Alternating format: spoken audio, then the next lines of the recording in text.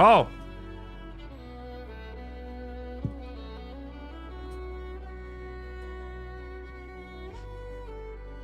Hello.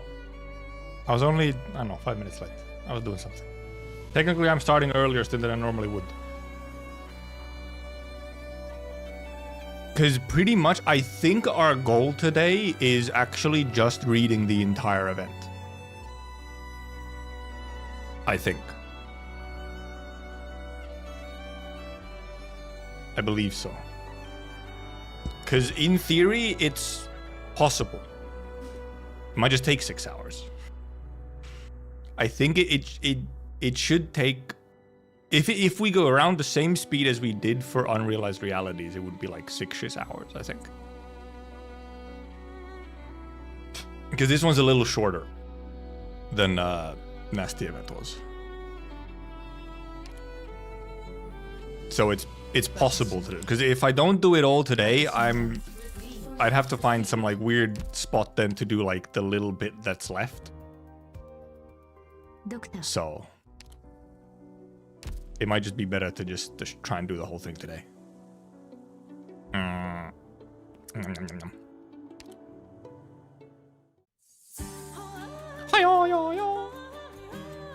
Mr. X Astra Street. Yes, of course. It's not that warm of a day, but it is humid. Also, right, dude. Google Play Games was fucking dead for almost 5 days. Well, as in, the only way that it matters, it was dead, which was that Arknights didn't work on Google Play Games for like, since Monday until today. Like today there was an update on Google Play Games for the game so that it works again. Kind of perfect timing so that it was today. Though, however, if they would have already fixed it yesterday, I would have done like a short bit of reading yesterday and then finished today. Instead, they only fixed it today. So here we are. But at least it was still fixed. Even though I did have a backup. If it wasn't fixed, I had something to do today. Which wouldn't have been Enfield because that shit doesn't update for another 2 hours. So that's tomorrow. Use better emulator. No. Third-party emulators can suck my ass. And no, I will not read on phone. Phone is maybe even worse.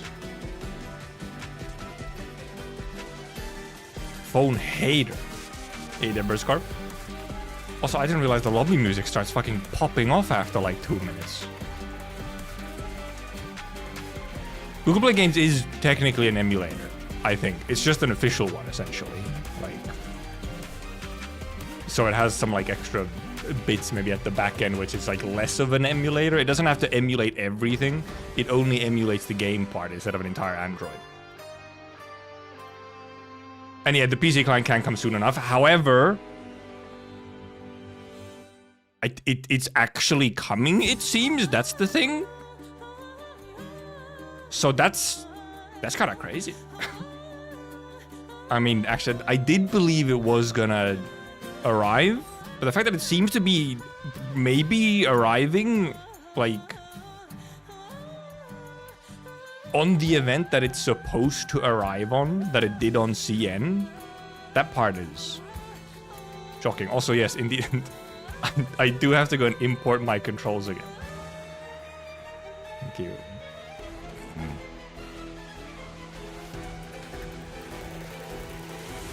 Now the question now that there's gonna be fun things of how well will it function? Will it just work normally? Like how well will they actually implement it all? Or do we, get a Yo-Star moment for the PC client?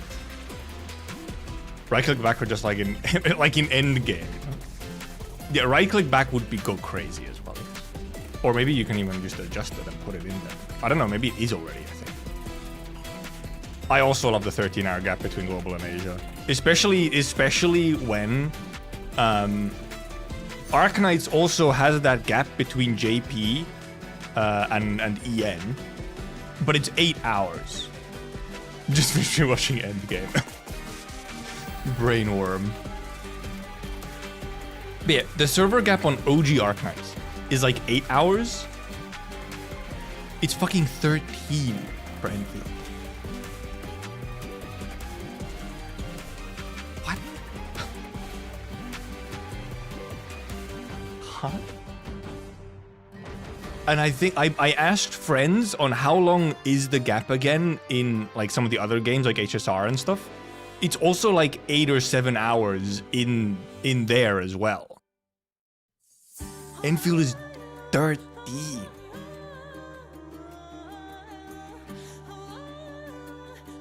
Maybe they're different though, they live like in another universe. Well, because that's essentially the same as CN. That's the thing. But also, it's just more so just that the Asian servers, first of all, the Asian servers are all just on the same, like, they're just all on the one. So JPKR and China, they're on the same update schedule. And it's only NA, EU, which are different. And usually NA, EU are also bunched into one. Except not always, actually. But usually I think their update times are still the same. But indeed, it's like 8-7 hours for most games. I still don't know why it's 8-7 hours for those either, but it's fucking 13 for Enfield, which is ridiculous. Because that shit takes forever. It's genuine. It's actually like an entire fucking day. There are 13 hours. You sleep for 8 hours, okay? So out of 24 hours, you sleep for 8. In theory, you know. Which leaves you with 16 hours of the day. 13 of those are used up by the server gap in Europe. In America, you sleep for part of the server gap. Like a good chunk of it. In the EU, you just sit here for the entire 13-hour server gap. I like how I'm ranting of this here instead of like tomorrow during Enfield. But it's because, you know, it's literally like still 2 hours until NAEU gets anything on Enfield. It's ridiculous. If it was 8 hours, it would have been out fucking 3 hours ago. And yeah, I'm reading event now because this happens to be a good day to read it, since indeed Enfield update isn't here for 2 hours. So we'd just be kind of doing whatever in Enfield for 2 hours. And I can instead do Enfield tomorrow, and I can... Because also tomorrow I should now have a recording thing earlier in the day, so I can't stream as long. So, but today I can, in theory, go as long as I need to just finish reading the whole event. So that's the idea, and we shouldn't like dilly-dally too much so that it don't actually take a bunch of extra time. Yeah, because apparently the Camille stuff, there's loads of lore in Camille's files and the story quest and everything, and NAEU is just sitting here for hours and hours, being like, oh. Spoilers on Twitter and everywhere else, but you know. Genuinely, yes. I saw Ebby tweet out of like, I kind of wish I would have just put my account on Asia. I can deal with the ping, but I'd like to get the fucking content. Same. It's almost like the ping isn't that big of a deal. But the 13-hour gap is ridiculous, and you can't just transfer over the account easily. Because I do wonder what my ping would be to Asian servers. It's probably ass, but like not that big of a deal probably. There's not many cases where it's an issue. So we'll see. But yeah, indeed, it's still very silly. So instead, today, we spent like 6 hours reading the event. Sell us server transfer. No, just let me do it. Just let me go like, hey, I want to change. Get me out of here. Get me out of NAEU curse. Because it's crazy how legitimately like almost the Asian times would just work better for me. Actually, because the thing is actually, I am quite literally, I live closer to the Asian time zone than I do to the fucking American one. That goes for most of Europe. For most of Europe, they're either as far from America as they are to the Asian time zone, or they're closer.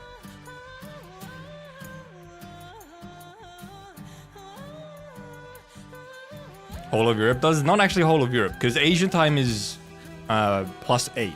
Is the server time is +8. NA or the West server time is -5. So if you're like UK, if you're the Western coast or Western Europe, you're closer to the American server time. And then if you go to the other end, you're quite literally closer to +8 than you are to -5. And yeah, this lobby music's crazy. And yeah, the fact that indeed we are one region, I'm pretty much think it's almost.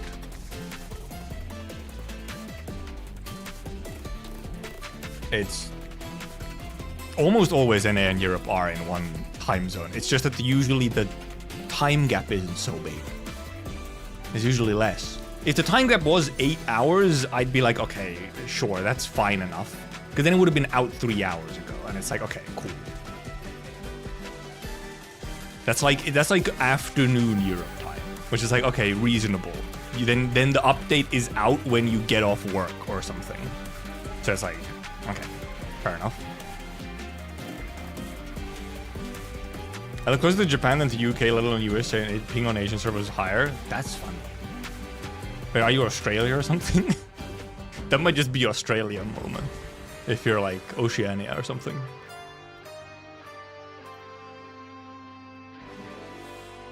Yeah, I think the servers are indeed Singapore, I think, yeah.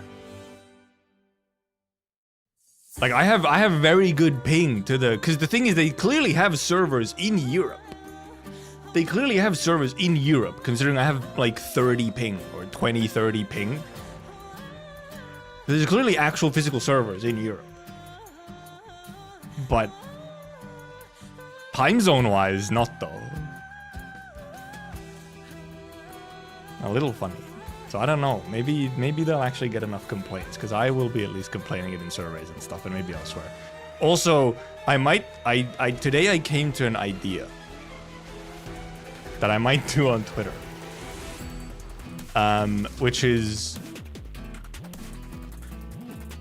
so when CC launched, I made this, right? I just made this real quick.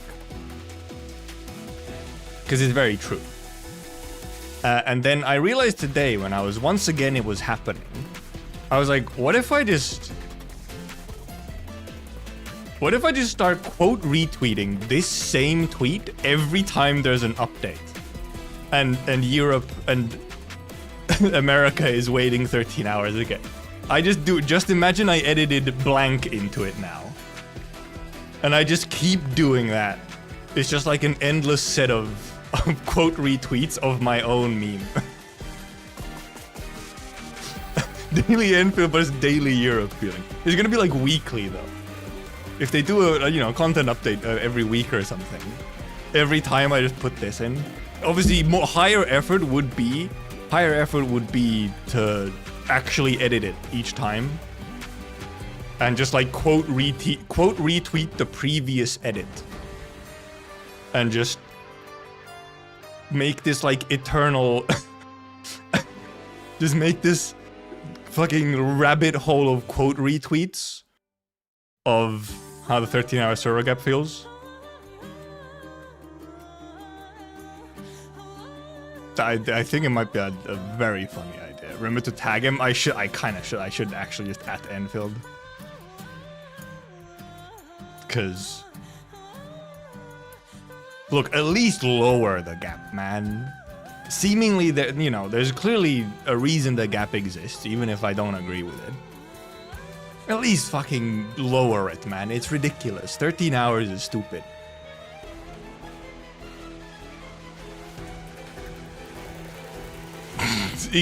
Still need to wait 2 hours. Oh my god, yeah. Yeah. Yeah. Like, that's the thing, dude. You're off work. You're like so off work. You're off work. You've had like dinner after work and everything. And like, oh, I'm completely free for the evening. There's still 2 hours until the update.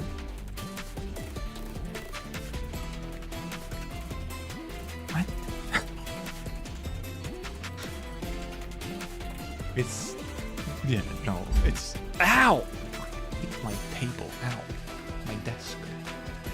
It's very silly. specifically, especially just the length of it. 13 hours is ridiculous. I can't get over it. Anyway, should we lock in and actually read? I have not done boss stage. So apparently, I know who the boss is. However. I didn't realize he was the boss, which is fun. 5-star boss. Boss became playable instantly and is a freebie 5-star. I also don't, other than probably like, you know, colonialism and stuff that happens, you know, that I would assume is in here. I don't know too much about what this is. Other than obviously the enemy, all the enemies are like some kind of, you know, like festivities going on and whatnot. Well, I leveled my Valkaris. I just didn't get to it. Well, well, first of all, this is the first day since Sunday that I've been allowed to play the game on my PC, okay? On mobile, if I'm on phone, I'm literally just, you know, I'm just gonna do the bare minimum that I have to. I guess true, you do get him sooner, so it's playable character interval. And then back down to playable. And also they put the tutorial right away. Fair enough. Okay, well, when I clear this, first of all, we might not be using the Minos team when we do the boss, because I have fucking nothing. Unless I put in Sargonians as well, I have nothing. Minos team in shambles. There's like 4 of them, and I have 2 of them leveled. So maybe I'll bring Sargonians and that will solve it, but...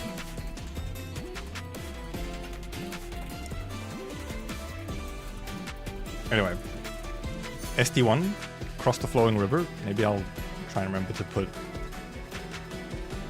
/marker. If I don't remember to do these. Valkaris does tell you not to put him in the mess. He's racist, but I think he may be possibly somewhat justified. To some extent. I assume that's gonna be part of the story. So, also, you know, TT, because clearly the Sargonians are invading them again. TT's going there.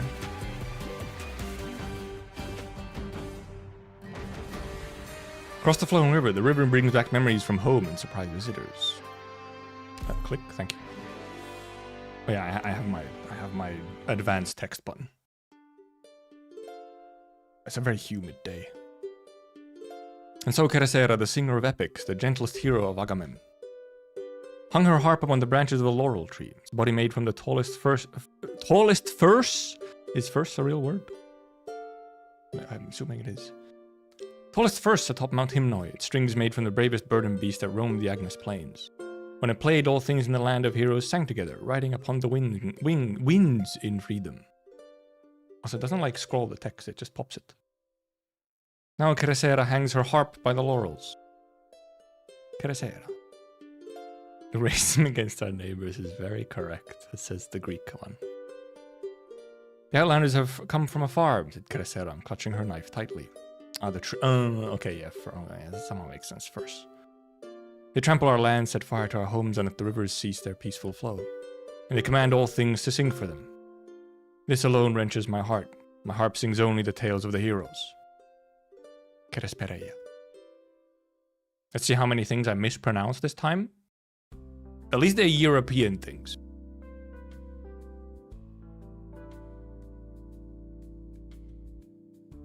But there's no specific mention in the records. Historians generally agree that Parishamala most favored Athenians out of the 3 great nomadic cities that Sargon built for Minos. Sargonian and Minoan engineers took great pains to preserve its signature feature as the mountain-rimmed garden when it was moved to a nomadic platform. Today you will see the same mountains and rivers as Keresera once did, upon entering Athenius through the mountain pass that Parishamala made it a point to preserve. This is a route that I highly recommend my readers. Oh, shut up. Just look at where your stupid book has led us. They're lost. Alright, cat. The cat. And this big, heavy piece of stupid crap we have to carry. Just the 2 of us. Cat. Take it easy, calm down, no hitting. I wasn't tired enough after walking for days on end. Do you want to talk, girl? Why did you decide, on a whim, to travel separately from the group? I would be lying in the Athenian flower fields and drinking floral liquor by now if it wasn't for you. It wasn't on a whim. I told you my father used to tell stories about a place called Minos on the other side of the Agnes River. Stories that left a deep impression on me. I told you it was an invaluable opportunity for diplomacy with Minos. I wanted to go to Athenius via Kerasera's old route and experience history. You didn't have to experience history with this thing. It's gotta be, what, over 50 kilos? Just the two of us to carry it? Trying to experience the Yanese idiom where you bear a bundle of logs to beg for forgiveness? It's a bundle of thorns. How biblical? The Yanese wouldn't appreciate you rewriting their idioms. That's not the point. Have you got anything in that skull of yours besides history books? Probably not. Alright, no hitting. I wasn't comfortable letting someone else handle it. It's the most valuable item in the Varjavandabad. I forgot about these. The Sargonian names are going to be the real issue. Varjavandabad Museum's collection. Important relic to the both Sargon and Minos. We came all this way. Give it back to the Minoans to build a new era of friendship between the two nations. So you haven't forgotten your mission. Yay. Clap, clap. You are lost. You are late and you have missed your appointment with the Astronomos of Athenius. Medjehtiqedti Nasutu Mashayar. Also known as Titi. Why is the cat doing like the Twitter thing? You are lost. You are late. And you have missed your appointment. Can't believe it. Astronomos cop. Oh. A pig. Well, the rest of the mission should be in the city by now, using the normal route. I'm sure Ben Hui will explain to the Astronomos. Ben Hui? The noble who thinks his cat's scat smells like roses. Okay. You're just acting dumb, or are you actually that dumb? Did you see that look on his face when he learned he was going to be your assistant in the mission? It's like you've stolen 50 carts of pure gold from him. No, Ben Hui is a very nice man. Taking on such an important mission so soon after I became the curator of Varjavandabad Museum made me... Anyway, Ben Hui helped a lot on this journey. Fine, suit yourself. I'm just tagging along as a tourist. Gotcha. Let's get going before we collapse from exhaustion. Yes. See? We're almost there. Look. Show us cool shot of city. Yes. Wow. Music. I've read a lot about Athenius, but to actually find myself here. See fields of flowers, floral liquor, and flower cakes. We're saved! The important bits. Minos, the land of 1,000 polis, separated from Sargon by a river. Here is Athenius, the first polis, the mountain-rimmed garden. Okay, a city of 1,000, the plural for polis. Okay. What's a polis? As a city that Titi has only ever known through historical records reveals itself, she lays eyes on a scene very different from the sands of Sargon. White walls, green fields, rivers weaving their way through mountains. The white walls is so Greek. That's real. I've been there. At some point, maybe even twice, or I think. Strange temples unabashedly announce themselves on the mountaintops and beside the rivers. If heroic epics are the rain that nourishes Minos, then these temples are the mushrooms that grow afterwards. No wonder this land has burst so many famous plays, philosophers, stories, and legends, which not even the sands could bury. Hey, why are you pushing me? I haven't even caught my breath yet. For days, Titi has been placating her beast aristocrat companion, trying to wear a mask of calm for this journey. Now, though, she's even more eager than Mio to get into the city. Let me move my window a little. See the ferry crossing down there? Click, please. It's frozen. Hurry now. Not a collective hallucination. Oh. The ferry, how Hades of them. How Acheron of them. Is that the one? Is that the Greek one? What's the name for the Greek river? The Greek name for the river. Should I help? The river is freezing. I see the ice floating on it. All you have is an oar.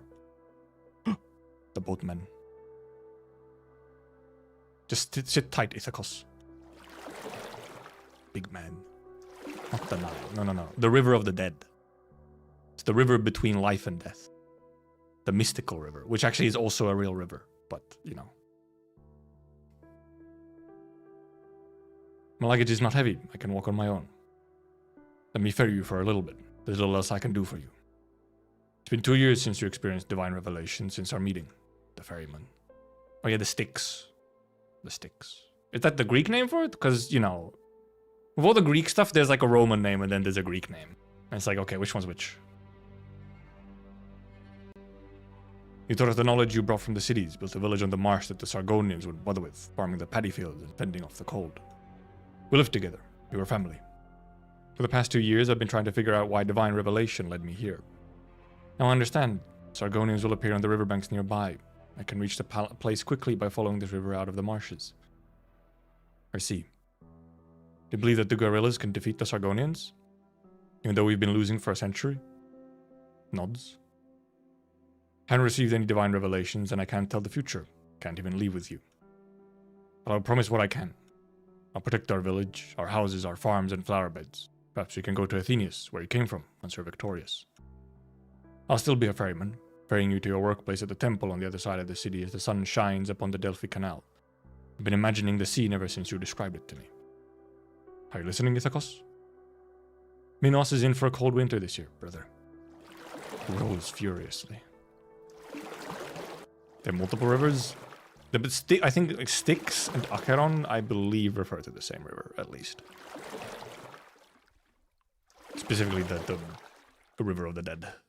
Or the river between life and death. Which is, you know, usually where the ferryman is also. The ferryman shakes his head. What was his response to Ithacos? For many years, he still could not remember. There you are, Master Xanthos. You're 10 minutes late. Never been late before, Lycaon. This is the first time. Ooh. I did see there does seem to be a lot of cool NPC designs in this one. Okay, is that a hard sea or a soft sea? Was there a chiton or a kiton? By the shore. Thought you might have dropped it yesterday when you left, or a thief might have stolen it only to decide it was too old and ragged to keep. Well, could I have imagined that you had gone for a morning swim? Swim. So out of habit, I folded and stowed your kiton. You cannot reproach me for it, for you had not informed me of your schedule. It is I who should reproach you, for the doctor has warned you to be careful. Thank you, Lycaon. Over the years I have taught you how to fight and ferry. You have handled my daily deeds wholeheartedly. Not reproaching you, simply have to leave early today, so tardiness weighs heavily on my mind. Changing the topic again. Wait, you going to the cemetery to visit Ithacus, my friend? He was only your age when we bid farewell. I never saw him again. Okay, it was a flashback indeed. I should say some words of comfort, but I find them beyond my ability. You should stay within your abilities. Rarely your place to go beyond them. The fruit farmers and workers at the first temple have been in conflict over boat assignments for days, asking the dockmaster, me, to arbitrate. This is what we should be putting our minds to. Let's go to the main crossing. It'll be a busy day. One moment, Master Xanthos. Astronomos requests your presence at this secondary crossing today to repair the boats that have broken down. I was hoping to see a bunch of NPC fan art. Instead, all I see is that damn statue. Dude, the statue has taken the community by storm. In many different ways. It is quite funny. No one in Athenius uses the word priority more than Lydia. What else did she say? Nothing. Is the Sargonian mission due to arrive today? I think so. Should I be grateful or angry that Lydia still remembers me? She should pull all the teeth out of my oars or simply throw me in jail so that I never get the chance to meet the Sargonian envoys coming to visit their old stomping grounds. He's got some racism. Excuse me, can we get a ride across? Oh no, the Sargonian. Too many people at the other crossings. We'll be late. He doesn't know? Don't tell him? Don't tell him you're Sargonian? They can probably maybe see from your outfit though. Overboard. More NPCs. Dignified woman. You said your ambassador has been delayed by certain circumstances? Also, nice suit. Like, modern, ancient Greek suit. I mean no offense, that is precisely the case. I beg your understanding, Astronomos. The Minoan vistas are beautiful, while Her Excellency is young and curious. She is bound to commit some youthful indiscretions. I say again, as Deputy Chief of Mission, and as the man invested with the titles of the ancient and exalted Sargonian House of Enshipa, I'm equally empowered to act on the Empire's behalf. Pompous noble. Modern ancient. That's how language work. Okay, this is Lydia, okay. Of course, I have the utmost confidence in you, Kyrios Ben Hui. When do the Athenians intend to hold the ceremony then? Kyrios is a title, or like a, you know, like ma'am, sir, or whatever. A way to refer to someone? Yeah, sir. Yeah, okay. Yeah. What ceremony? The exchange ceremony. Our two nations formally established diplomatic relations at the beginning of this year. Part of our cultural exchange, we are repatriating our relics of Keresera, the founding hero of Minos, to Athenius. In exchange, we will receive the technical legacy that the Sargonians left behind during the construction of Athenius, Corinne, and Lacedaemon. Surely I have not forgotten honored Astynomos. Of course not, Your Excellency. We stand now in the Astynomos office, instead of elsewhere, because of the non-aggression pact that was signed following the last major battle between our two nations in the Minoan borderlands. And how long ago was that? Sorry, I have been rather overworked lately. I'm sure you saw the vast construction sites and passionate craftsmen as you passed by the agora by the river when you entered the city. Yes. It's the rebuilding of the first temple. 1 in 5 Athenians are involved in the project. The first temple? As you said yourself, Keresera is the founding hero of Minos. Perhaps you've heard of her deeds. At the very beginning, she led refugees from scattered tribes out of war and plague and brought them to a garden encircled by mountains. Those who followed Keresera built the first temple of Minos here, and thus began the bloodline of heroes. After that came Athenius, in the land of 1,000 poleis. Also, I do like her horns. Big ears and big horns. And the horns are like really low down below the ears, which is unique. What is she? Oh, okay, well, I mean, okay, so what is she? She's gonna be some form of forte, but you know. That first temple was lost to the fires of war. Now it is being rebuilt by the people of Athenius themselves, but the significance is not lost on you. Understand. To obtain the stone needed to rebuild the temple, however, we've kept Athenius by Mount Hymnoi for an entire week. And it's apple season. Fresh apples need to be ferried out through the crossings, while unripe fruits needs plenty of sunlight. The quality of the apples will be compromised if the city does not move to an area with more sunlight soon. For you saw the fruit farmers gathered at the crossing. They love their fruit. Apple maxing. Yes, I did. People need to commemorate their heroes. Farmers need to ensure that their harvest is not ruined. I understand that an Astynomos does not have all that much power in the Minoan administrative system.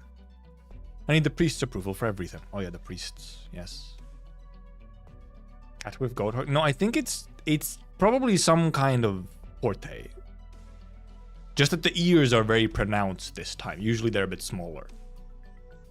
So it's maybe some specific forte where they have big ears. I confess that I'm rather overwhelmed right now. Perhaps looking for excuses has eaten up too much of your time. Or it could be, you know, a mythological creature. I would expect to maybe see some mythological creatures.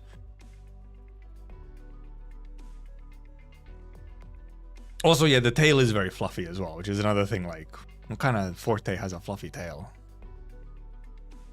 Your Excellency misunderstands.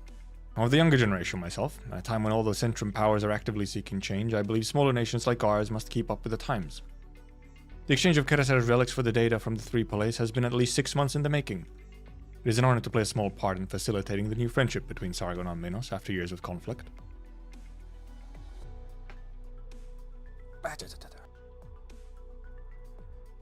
Chimeras in Greek mythology used to be goats with lion features. The horns aren't that goaty though. They're very... Are they goat-like? They're so like pointy and also very dark and black. I don't know. She could be some kind of, you know, somewhat half mythical. I'll see about that. I suggest you and your mission take some time to see the city. The Athenian sites are spectacular. Sure, you'll find it well worth your time. Perhaps you could even visit the site of the first temple's rebuilding. For all, it is Keresera's relics that you're returning. Maybe this was ordained by fate. Minoans love drama and philosophy. We enjoy the rigor of preparation and logical deduction. We also hope for pleasant surprises. As for the exchange, we will hold a formal ceremony in a couple of days. By Minoan tradition, ceremonial occasions begin with a play directed by the priests, employing the heroes to bless the occasion and ensure that everything goes smoothly. However, Athenius created the post of Astynomos 2 years ago to reduce the burden on the priests and simplify procedures. Okay, very new position. Therefore, I've already assigned someone to begin preparations. I trust the aide and Grammateus here will make comprehensive arrangements for you during your stay. Seek him out if you have any issues. Hekademos? there any specific pronunciation for the A with the thing on it? Here.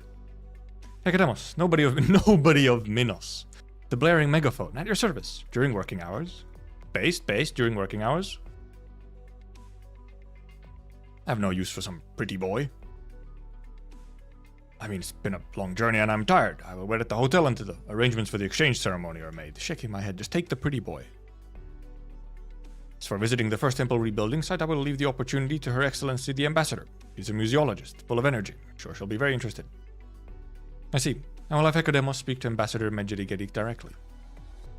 I look forward to what pleasant surprise you have to offer, Master Nomos. But I hope I don't learn you are stalling for time or hiding some ulterior motive. I could say the same to you, Kyrios Benhui. Benhui, rather, not Benhui, Benhui. Look out the window. Morning mist on the Delphi Canal is just beginning to dissipate. This peace wasn't easy to win. Hope we can all be honest with each other. What a shame that I didn't have the opportunity to see Kyria Masha here today.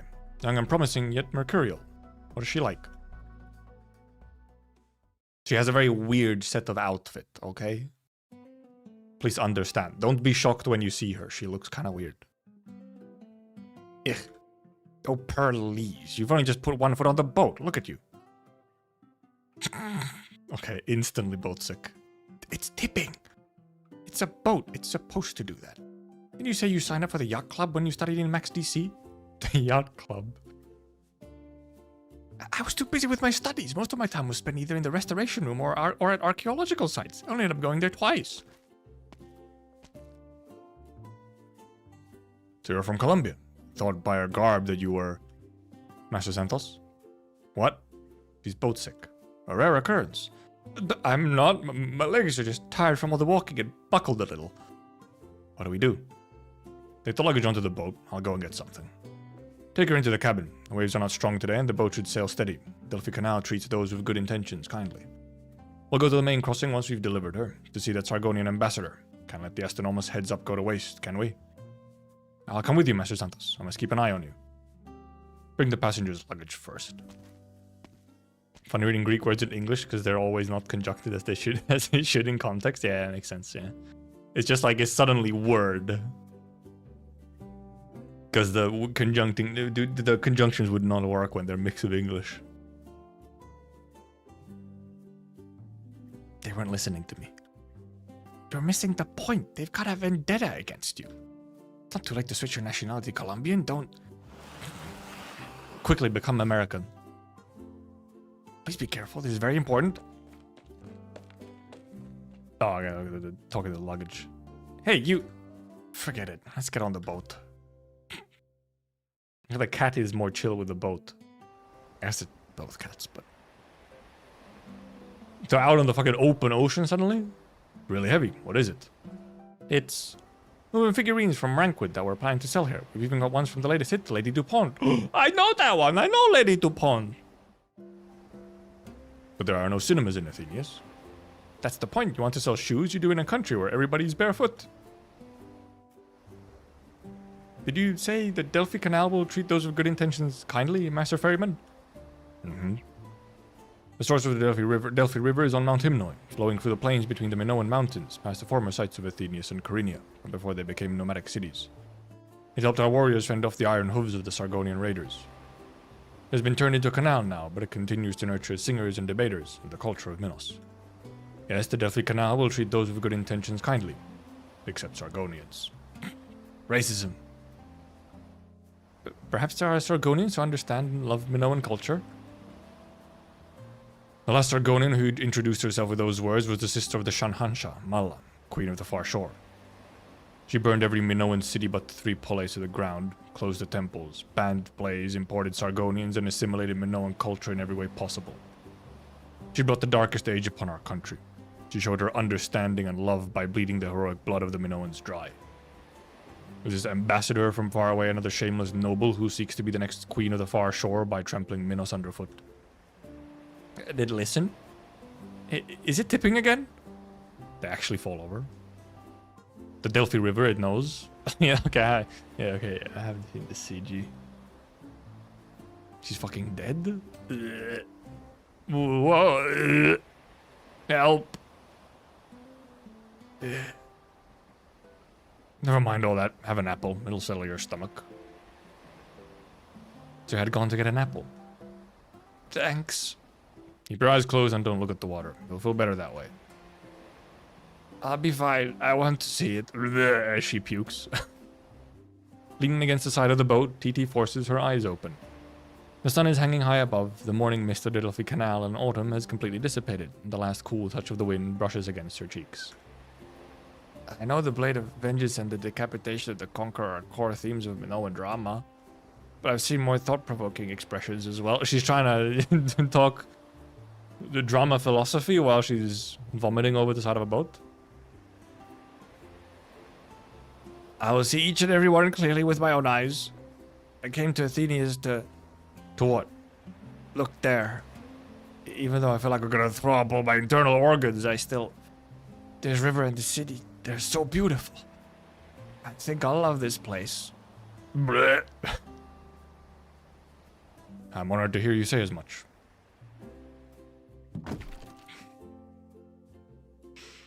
We're here. I wish you a joyful and safe trip at Minos. Rip TT. Rip TT. Hiya, my mama.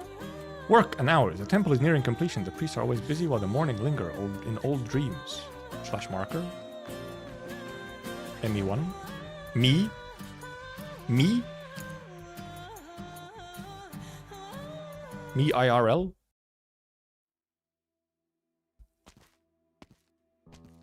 He looks like a statue. Depressed man. Me IRL indeed. I've been dreaming about the gorillas again, Cassandra. Big horn! Such massive horns you have, ma'am. This is the third time you've come to Endymion Temple to ask for a dream reading, Megas. You still dream of that night 7 years ago? Yes, okay, he's a veteran. We hid in the forest on that dark night. Sargodians surrounded the wood, hunting for us. Couldn't make a sound, let alone risk a light. Had to disassemble our weapons in pitch darkness. Screws, springs, originium components. I tied the parts of my arts units to my clothes and shoes, disguised as accessories. Fear had me so cold that I did not notice when an originium component had cut my palm open. Thought the wet stuff was sweat. When the sun rose, we walked past the Sargonians, disguised as lumberjacks from a nearby village, about a dozen in total. We'd be dead if they saw through our disguise. They sized us up. For a moment there, I thought the game was up. In my panic, I tripped over a tree root and plunged into the mud, face first. The Sargonian laughed and rapped on my shoulder with the hilt of his sword, disdainfully. But I was happy, and I knew we were safe. I keep dreaming about it. Do you think... Okay, so he's infected, first of all? Didn't they eat the infected out? But maybe this changed, because obviously, you know, that's what happened to Pallas. Also, I can't hope when I... Waiting to see Pallas? Also, yeah, that is a very clear choose engine, yeah. You want to know if it's a divine revelation? Last year I saw with my own eyes how the heroes spoke their will through you on the Agora. Think of their sub... Zeus. Ex-Zeus. No way, Greek. Thank you for the prime. You're the speaker of the heroes of Minos, and the only priest in Athenius who can tell divine revelation from a normal dream. God's will that I may take up arms again, then I will, no matter how much I fear. Please sit down. Your legs are trembling and your face is pale, says you. Heroes of Minos will not force their children back into a nightmare when they have already seen far too much of the horrors of war. You mean... I think you've misinterpreted the revelation, or it's, you know, PTSD. Wisdom and courage shine upon you and your friends in place of the twin moons who closed their eyes and delivered you in the morn, just as you woke up from dream to greet the beautiful Athenian dawn. The virtues of the heroes should be praised, but the pain that has lingered for 7 years has blinded you to the beautiful fruit that has ripened on the branches of fate. Pick it, for it is the hero's blessing upon you. Okay. A blessing on an ordinary Minoan like me? Our gods and heroes were once ordinary Minoans. Also, maybe he isn't infected. He didn't seem to be bothered about a Originium part slicing his hand, but... Thank you, Cassandra. Beginning to understand. I think the guy just has PTSD. Oh, the furry? There's been more furry NPCs recently as well. However, she looks a little, I don't know, undetailed? Somehow? Also, so many techwear pouches. I've come to relieve you, Cassandra. It's already time. So many visitors to the temple today. You have so much on your plate, not just with visitors to Endymion Temple, but also acting on behalf of the head priest of Kerasera's first temple in administrative duties while the position remains vacant. Thank you for the information. There's no need to worry about me, Folia. It is my calling to interpret revelation and speak on behalf of the gods. So you should know better than I do that the man's dream was mundane, not a divine revelation. Use more Columbian words. He may have post-traumatic stress disorder. That's what I said! That's what I said! He may have post-traumatic stress disorder. I know. Why didn't you tell him? Divine revelation should be an honor for any Minoan. There were only shame and fear in his eyes. He wants to receive guidance from the gods, but he fears that the nightmare is truly a revelation that he cannot refuse. If he believes in my interpretation more than he believes in himself, then I have a responsibility to make his life a little easier. Nothing else. I mean, you know, religious figures have, at least the good ones in history, religious figures have often also been kind of, you know, like therapists. They're like the mental health professionals, when mental health was not a thing.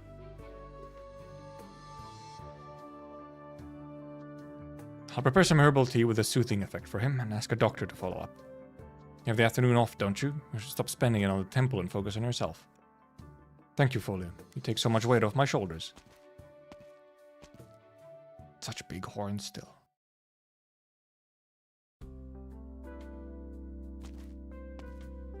And the pretty boy. I'm so very sorry, Hecademos. I dozed off as soon as I reached the hotel. I didn't realize I would make you wait for a full 3 hours. There's no need to worry, Kirima Shayer. Waiting is part of the job for the Astronomos Grammateos. You still look weak. Are you sure you want to visit the first temple right now? You can rest a little longer. Yes, I'm sure. If anything will bring me back to full strength right now, it's Kerasera's first temple. I understand the original site of the temple was where Kerasera, the founding hero of Minos, first received divine revelation in the mountains. They really like saying the founding hero of Minos. First temple that she built there became the genesis of Minos, not Genesis. When Sargon invaded Minos, they rebuilt the 3 great polis as nomadic cities, but Kerasera's war-torn first temple remained where it was. Now, after a century, Athenius is rebuilding this temple, giving me the opportunity to see the historical building in its original form. It's incredibly exciting. Surprisingly well-versed in Minoan history, and surprisingly honest. Unfortunately, the original plans of the first temple have been lost, and thus cannot be perfectly recreated. However, there's quite a bit of classical tradition in the way that they're rebuilding the temple. What do you mean? To revive the Minoan spirit, we must emulate the heroes who built Athenius and build the temple of our own accord. No modern tech. With those why does he have 6 wristwatches? Is he a scammer? I guess he just has to be on time. He has loads of wristwatches to have multiple times. If he's like a guide or something. Time is money. He's rich. He has so much time. Look at all those timepieces. Before the referendum took place, these words by the original proponent moved everyone's hearts. The vote on rebuilding the temple passed almost unanimously. No engineering blueprint, no staffing. Kerasera's first temple shall be built through the passion of the Minoan people and the veneration of the heroes that flows in their veins. Wow, a living example of the Minoan spontaneousness that has driven so much artistic achievement. Thank you. I hope it's completed soon. Rebuilding in the classical style. How interesting. The proponent of the rebuilding must be an ambitious hero beloved by the people. How can I describe that forte, lady? Why is she taking so much time to think? Did you ask a question you shouldn't have? Oh, was that her? My girl? Pallas? I mean, if I did, I'm sure Hecademos won't mind. He looks so nice after all. Maybe he's choosing his words carefully with a Minoan love of poetry. Give me 3 seconds, Kiria Mashayer. Okay. 3, 2, 1. Alright. You've thought of the answer? Now it's now 5 o'clock. My shift is over. Based. It's now 5 o'clock and my shift is over. Huh? I'll answer your question tomorrow when I'm back at work. Enjoy your visit. But we aren't even at the first temple yet. See those scaffolds? The street is a stone's throw away from the main entrance of the temple. I'm sure you can find your own way. Oh, wait. Now, if you'll excuse me, I have a drinking engagement with a friend. He'll kill me if I'm late. Goodbye. Holy based. I'm off. Man, my work ended. You know, I was worried that the Astronomos Grammateos would just take me around to see mundane tourist sites, leaving me with nothing to talk about when we get back. Got a way of smoothing things over for people, you know that. If you ask me, I think the deferential-looking Liberi kid just enjoyed a 3-hour break. True? He was just waiting there, getting paid? Well, no need to complain. Plenty of time. Let's check out the surrounding area. It's the land of heroes, after all. Maybe we'll walk out the door and straight into a heroic epic. I knew it. You came looking for adventure. Under the sun? That cannot wait? No way? Rats. I came to you when I left Grand Bazaar because I wanted a sugar mummy with money. Little did I know you were such a troublemaker. Damn. Wanted a sugar mummy. Gee, the cat wanted one, by the way. Implications? I think I did see screenshots of this. Just underlined, just sugar mummy. I just knew there was a sugar mummy line. Hey, wait for me. Silly cat. How cat-like. That is very cat-like. Cats are all just looking for a sugar mummy.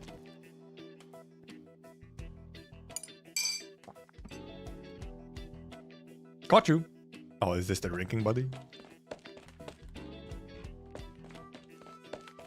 Also, I mean, I'm assuming probably, but Hecademos has, I don't know. His vibe gives off, you know, like somewhat maybe Hermes inspired.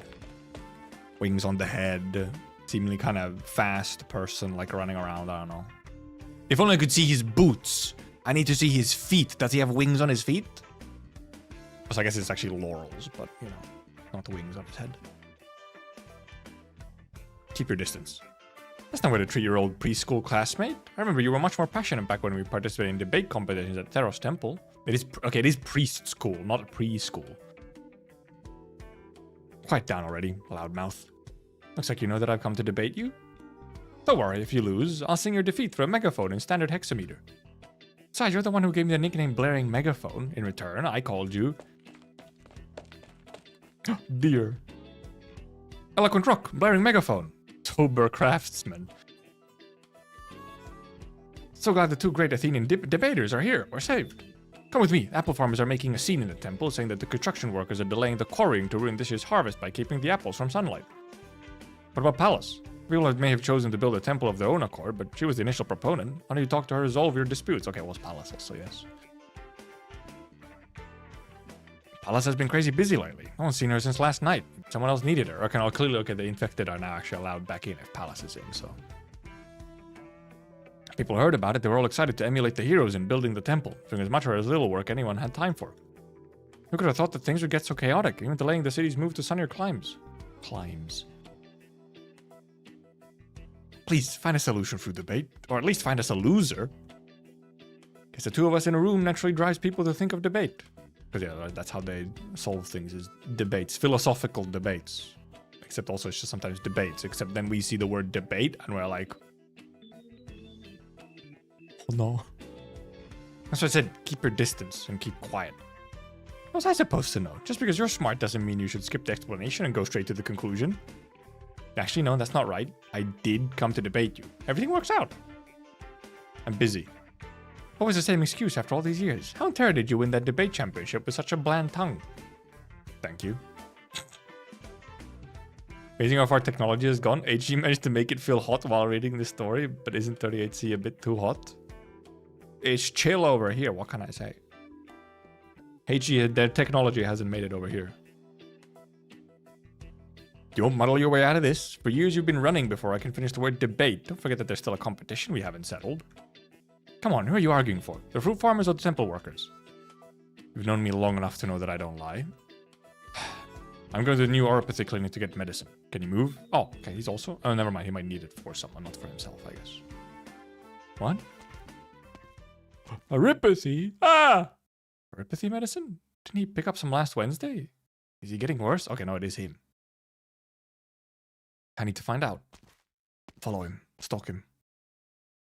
Oh, this debate is gonna summon her. Hey, don't go!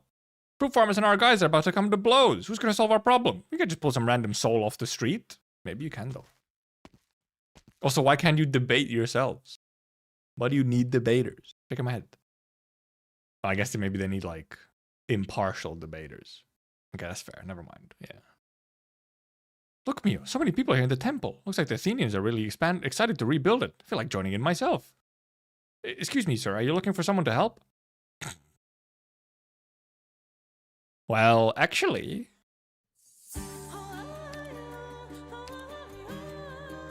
Would you like to debate about fruits and rocks? The temple is being rebuilt? The Parthenon? Are you moving or not? No. Are you moving or not? No. TT Pog? TT Pog? I'm pointing the wrong way. TT Pog?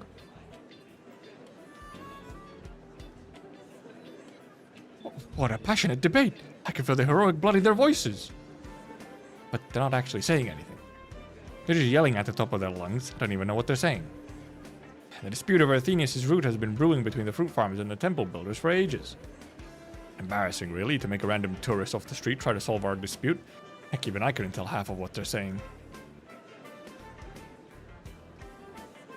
TT Smug? Holy TT Smug. You said you wanted to know what they're saying. Stop looking for trouble, TT. This random tourist off the street has an idea. Did a smile earlier. Hey, don't just wander in there. Things could get rough. Don't worry, she's a 6-star. That's also some smug. She's so small. The craftsmen rep and the militiamen arguing on behalf of the fruit farmers are not budging in the slightest, their faces red with anger. They fail to notice the pair of pointy black ears poking out from beneath the stone table. This guy got a cool helmet on.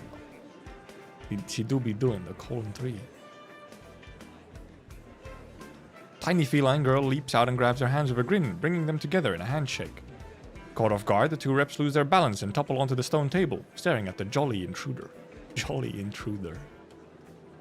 This sounds like a Dark Souls thing.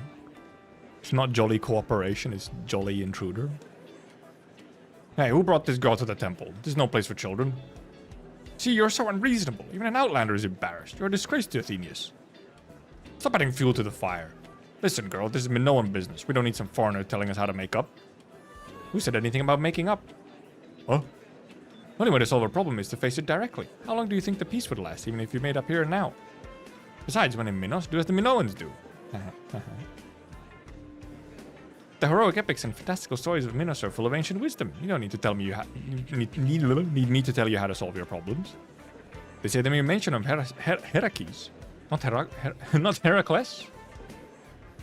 Heracles, the greatest Minoan warrior, sent enemies fleeing in terror. I guess they don't. I guess they, they don't actually want to use the exact name. I guess fair enough.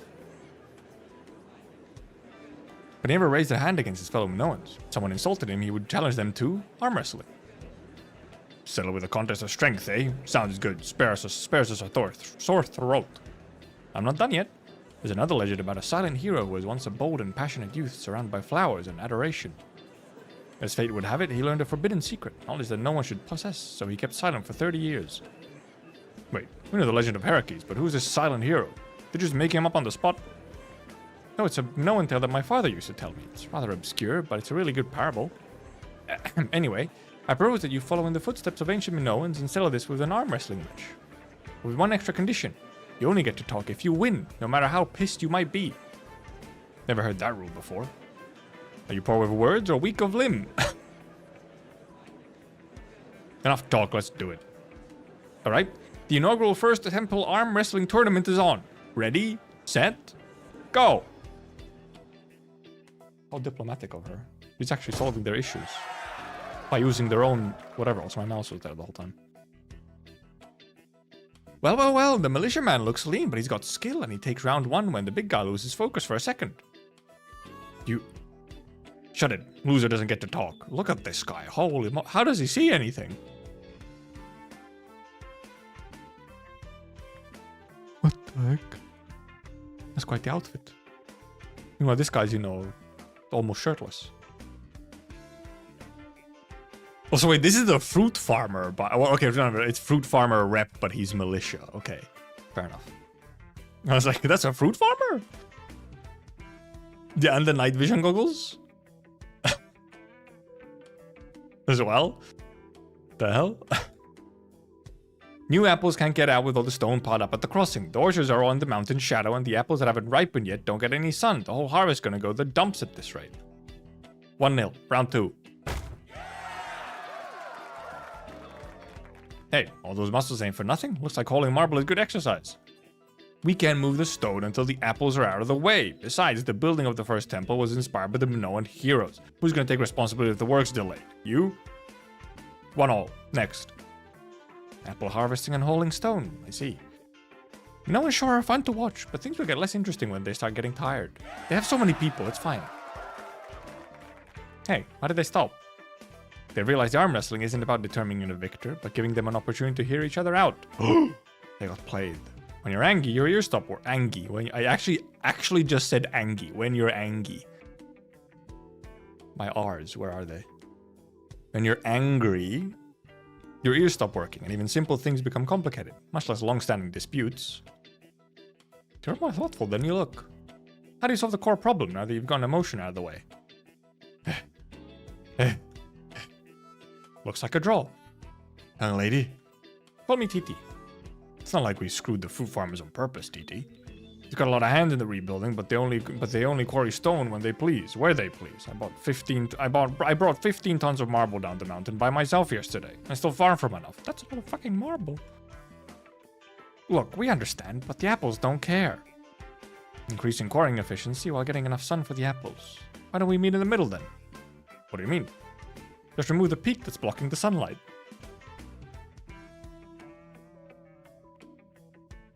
You're just gonna remove the mountain?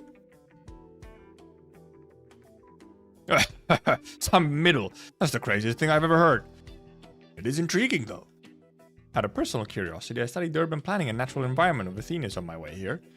The peak that's in the way of the sunlight is only a secondary peak, with soft soil at the top and a large marble layer underneath. It would make an excellent quarry. Do you mean we can get sunlight to the orchards by leveling the peak without having to change the city's route? Is that even possible?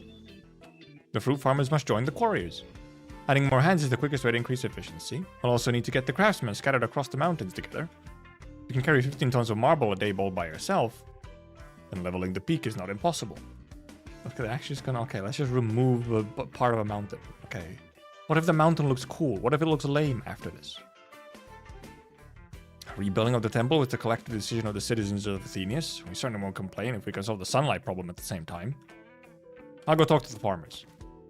Says the militia man who's fucking decked out in gear. Problem solved. All thanks to you, TT. Don't mention it. It looks amazing, even in its incomplete state. Now I'm even more curious about the one running this project. Speaking of which, we still have a problem. What is it? The original proponent of the first temple project, Pallas, went missing last night. Nah, she's probably just getting drunk somewhere, okay? Did some off-screen mining, removed mountain peak. Classic.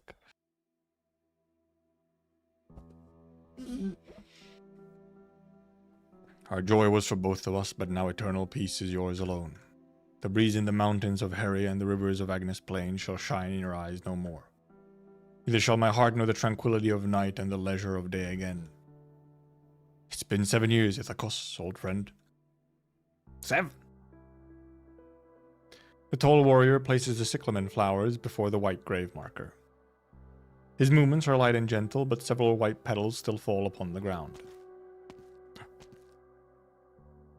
Cassandra, you're late. I'm simply passing through on my way to a bird and beast ranch with a view. You can find all the excuses you want, but you know you can't let it go. Neither can I. I haven't once visited an Endymion temple in your 5 years in Athenius. First and last time you came was when you brought Ithacus's bloody chitin. I don't need the guidance of the heroes. But you continue to dream the same dream. You blame yourself for sending Ithacus across the river, the battle where he died. The river runs only in my dreams now, since the Sargonians built a dam upstream. It brought the melting snow from Heria's peaks to my homeland, and it brought him. Ithacus was one of the few true friends that I had, one who was never concerned for who I am or what I can do.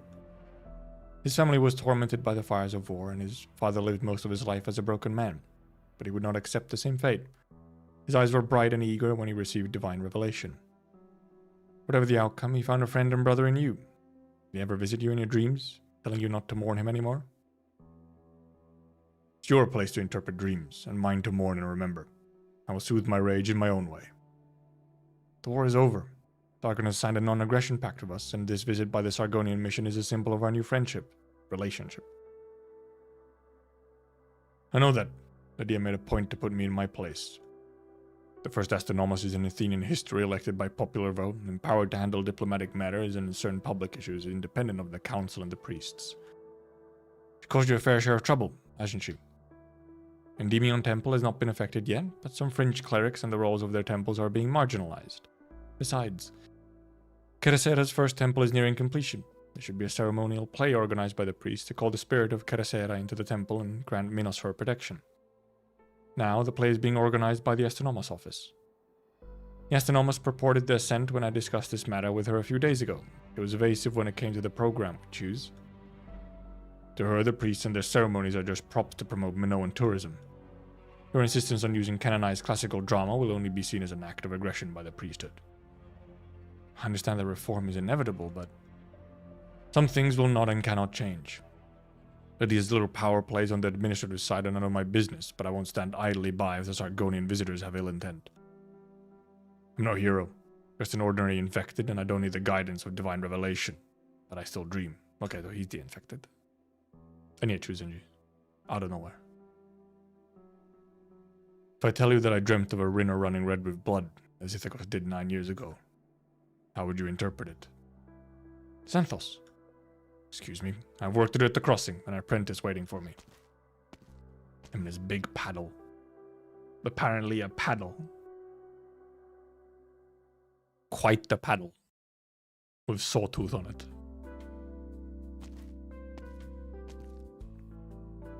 You're really too kind, Diddy. Not only did you solve a dispute with the fruit farmers, you're also helping us look for Pallas. It's nothing. Besides, I want to meet the one who came up with the temple project face to face. His Pallas was seen last seen at the crossing? Yes, she was sitting on the docks, drinking and muttering the direction of distant Mount Hymnoi. Yeah, she's just drunk somewhere.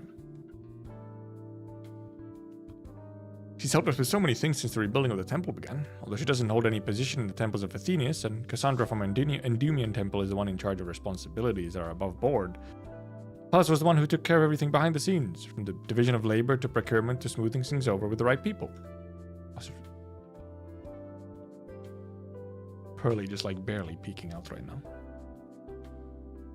I see. It's certainly concerning that someone so reliable would go missing all of a sudden.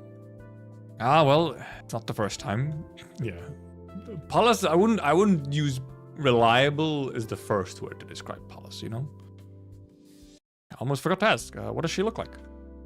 Small forte lady. Always seems like she's half asleep. She wears a little flower on her head. I do like the flower on her head. A little flower. That kind of 2 leaves and petals so red you can't see the wrinkles? Yes, how did you know? Does it look like that? The craftsman turns in the direction that TT is pointing to see a small red flower swaying gently in a pile of apples. Yes, it does, but that's one of the apple farmer's crates, isn't it? What's a flower doing there? Apples or flowers? Wait, there's something inside. Duck. Duck? What the fuck? Apple's gonna come at you? Yes, funny woman. It is as though the crate has just woken up, sending ripe apples pouring across the docks, falling into the clear waters of the Delphi Canal. The Forte slides out from the bed of fruit, rubbing her eyes at the sudden influx of bright sunlight. Pallas? Guys, no need for the boat, we found Pallas. This is Pallas, the people's hero, the proponent and reliable supervisor of the rebuilding plan? It's not quite what I imagined. What is it? Funny woman. The flower truly is just on her head. Titi approaches the young woman on the ground curiously. She examines the horns for signs of battle, trying to determine her weapon's instruction, whether it is able to support her unique Originium arts. She even has the urge to reach for the mysterious little flower to see if it is a boon from the Minoan heroes. But Titi senses nothing unusual, except the sweet scent of apples. The young woman seems to have woken up. Titi leans into her ear to hear what she's muttering. Mount Himnoi. The western peak. Level it to let the sunlight. But the farmers and workers what's missing. Yes, apple cider should be shared. Leveling the peak to solve the sunlight problem? So she came to the same conclusion I did. She's thinking about rebuilding the temple, even in her sleep. This is a hero has to be big and brawny. How could I forget that I'm in Minos, not Sargon? I do like Palace.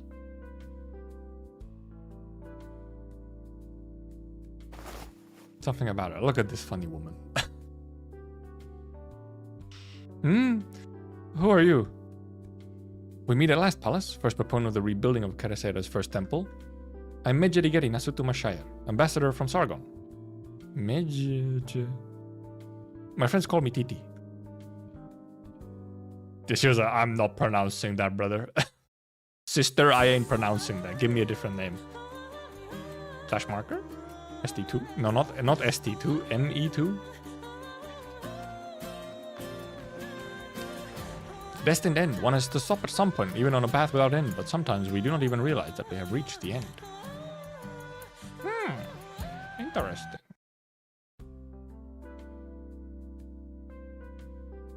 She's awake. Palace sprites, no way. More than just, her normal E1 sprite. You got the workers and farmers to calm down by having them arm wrestle as Heracles did. You're a clever one, TT. But you already found the solution last night. You just fell asleep in a pile of apples due to exhaustion. Shame about the apple cider. You were planning to treat the workers and farmers and get them to work together after they got a little tipsy, weren't you? Yes, get them drunk. That's when you discuss things. Correct, but it's being put to good use to treat an honored guest. No better medicine for boat sickness if you're still feeling it. Yamas. I don't have a drink. Yamas. It's drinking. Let's go. Oh, so sweet. This is good. Please, tell me honestly. Even though we had the same idea, was it perhaps inappropriate for me to interfere with the rebuilding of the first temple? Because you're the Sargonian ambassador? Because Sargon was... Just answer this question, TT. Do you think the White Mane King's conquest of Minos was necessary? No. Even though it distracted Sargonians from internal strife? The Empire needs to solve its own issues. Blaming it on innocent neighbors is a sign of incompetence. Well, I probably wouldn't be so frank back in Sargon. Fine words. Have another drink. Yamas. They had two different spellings for Yamas.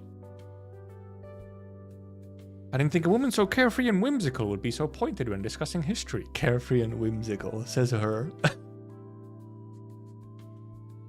As long as your answer comes from the heart and not concern for your own safety, I think we'll become very good friends. Priestess Pallas. Is this how you address a friend?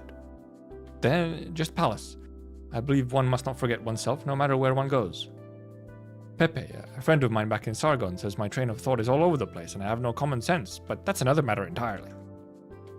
Looks like the Sargon Parishah has made a wise choice in picking you to lead the mission. Don't worry, the workers and farmers are very fond of you. We know a bad egg when we see one, and we don't hate all Sargonians, except some of them, maybe, Besides, at a time like this, simply participating in the rebuilding of the first temple is hardly crossing any lines as long as it helps solve problems. Look at that big, huge, drunk smile.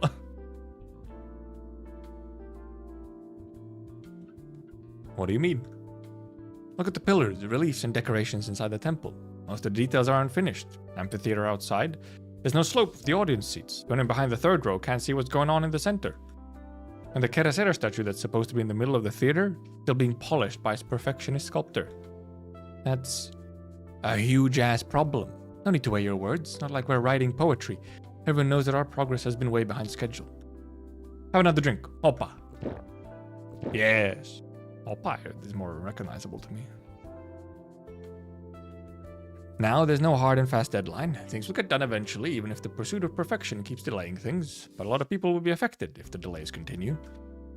Orchard harvests.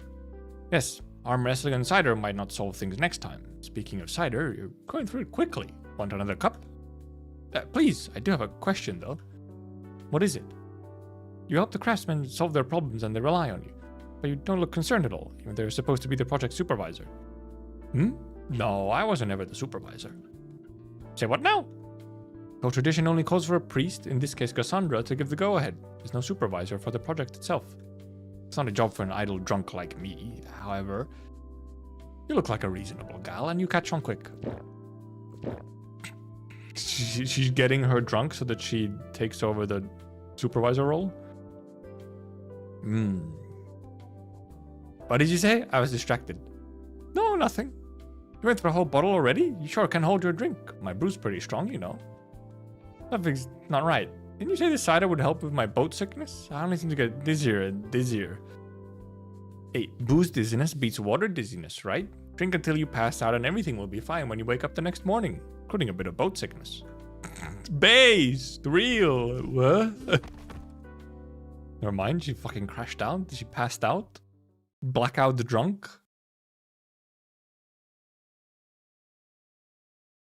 No, suddenly perfumer. I'm sorry, Father, Mother. I've been infected with veropathy. Line of work would never let an infected take over, so now I'm free to do what I want, right? I know I can't stay at home any longer. I'll move out as soon as I can. Don't worry about me. I'm able to take care of myself for now. I don't need to trouble my family for anything. But if it's alright, could you leave my flower garden where it is? They're just plants. Veropathy won't taint them. Please, let me say goodbye. Perfumer. The original Minos woman. Oh, Alter, yes. She grew up. It's been a long time since I last came back to Athenius. Did I forget the way? Public garden west of the Agora. Should be in the right place. Where's Cassandra? Did you think a member of the Athenian council would meet privately with a Rhodes Islander in a public place? A policewoman. Looks like you've been away for so long that you've forgotten how things work here. Lydia? It was you who wanted to see me? I heard you're the astronomos of Athenius now. I wanted to catch up with you sometime, but setting up the Rhodes Island branch office took so much time. I know. You've done a lot of things for the infected in the 2 months that you've been back in Athenius. You could hardly have found the time to come home. Come home? I don't plan on going home, Lydia. Don't worry, you wouldn't run into those vain relatives, even if you went back to the estate. Maybe the relationship between the family indeed isn't that great, huh? She did apparently want to get out of there. It seemed to, at least that's the vibe I got. What is it? 2 years ago, the Athapolo family declared bankruptcy and quit the herb business. The remaining family members have since moved out of Athenius. The herb business. Weed? I see. Looks like you really don't care anymore. Isn't much worth remembering about the place other than my garden. Your mother used to bring you to play with me in the garden. You came to our house after she passed away. Taught you about plants and their fragrances. You showed little interest, but you planted the blue baronias with me together, just like the ones here. You've really forgotten. Wait, don't tell me. This public garden. This is the flower bed where you studied and planted medicinal herbs. Your parents sold the land to the Athenian government to pay off their debts, soon after I became astronomos. Did you think they would protect it, or at the request of the daughter they exiled? You've changed, Lydia. So have you. Visiting the infected, contacting the healing priest, and even reaching out to Cassandra to make sure that veneration of traditional heroism by the infected would not get in the way of their treatment. And the procedure used to be your great weakness. Now you've learned to circumvent the parts of city administration where the power structure is yet unclear and go over the head of the new astronomos. Rhodes Island has taught her well. Of, you know, by the way, look, this is how you, like, game the system, okay? I see. You didn't come to reminisce about old times, and to prevent me from talking to the priests. To take the authority to establish and maintain the infected medical system from the Athenian council and give it to the astronomos. You picked up on that fast. Won't be the first time Rhodes Island has dealt with a power-hungry official. What Rhodes Island does in an unofficial capacity is none of my business, be it making visits or distributing medicine. You're already doing it without communication with the Astronomos. But you know that changes are coming to Minos, be it the rebuilding of the first temple, the visit of the Sarkonian mission, or the establishment of a neuropathy treatment system. The legends of the Minoan heroes are in our blood. Same traditions have also brought about convoluted governance, inefficient systems, and backward thinking. You know that better than anyone else. I want to say you can do whatever you want, as long as a neuropathy treatment system is established, and my patients get what they need.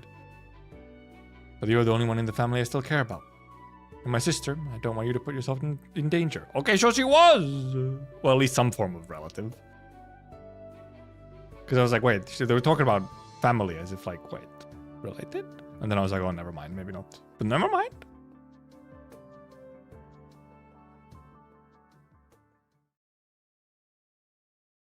Oh yeah, what race is Lena again? Perfumer again? Because you don't have horns. But she has funny ears. Oh, she's a Vulpo. Oh yeah, she's a funny Vulpo. Funky ears. Looks like our dear ambassador actually did go strolling off to visit the temple construction site. All's well, I suppose. She'll be a fine distraction while I dig into this Astronomos background. Is the ceremony really delayed, or is she intentionally stalling? Shows us any disrespect. Make the preparations. We're going to the Astronomos office.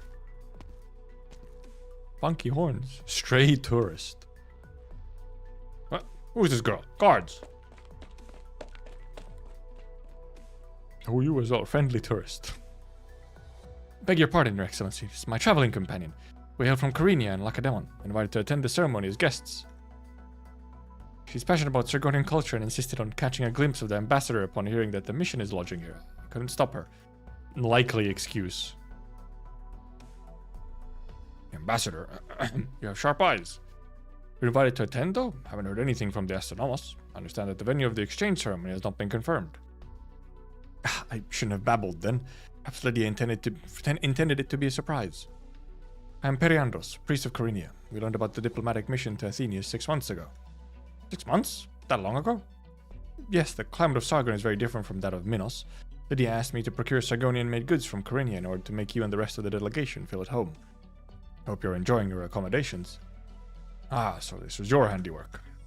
Lydia has devoted tremendous time and effort to ensuring that the ceremony is a success. Unfortunately, some of the fabric meant for the costumes for the play have yet to make their way to Hiereia, Cassandra, resulting in a significant delay. Did she mention anything? Hiereia. For a second there, I was like, Hierda? Which I mean, wonder. It just happens to be somewhat same source of name language. A play. Astronomos did mention that plays are part of every important occasion. But who is this Hiereia Cassandra? Thought this matter was entirely managed by the Astronomos office. It all makes sense now.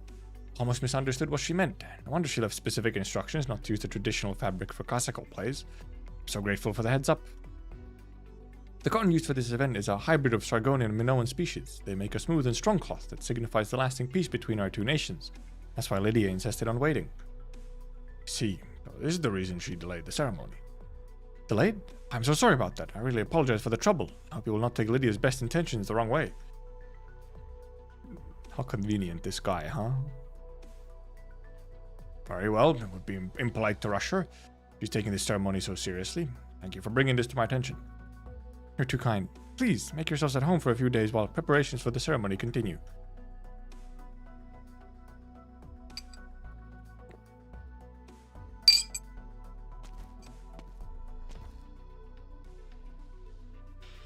Don't look at me like that. I came with you when you made the 3 rounds of the food stalls in the morning. Only fair that you should come with me here. How much of what you said was actually true? The Sargonian delegation has entered the city, and the Astronomos invited us to attend the ceremony. She didn't tell us anything about her arrangements. What choice do I have but to figure this out on my own? I assuaged his concerns for her, didn't I? Oh, okay, never mind. They're also not that much in the know, huh? The merchants of Karinia would not be famous throughout Terra if profit were the only thing on their minds. Famous throughout Terra, the first I hear of them, though. Now, it's not polite to say that out loud. Hope suddenly ended. Our 2 merchants. There's a bit of Camille with a dark green hair. She's dark green hair. Getting some Camille vibes. Say ya.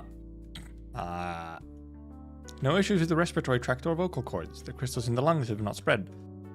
Meaning that when you came to the Rhodes Island office a few days ago and stared blankly at our medics, it wasn't because your condition prevented you from speaking. Looks like I didn't have to come personally. She's doing the...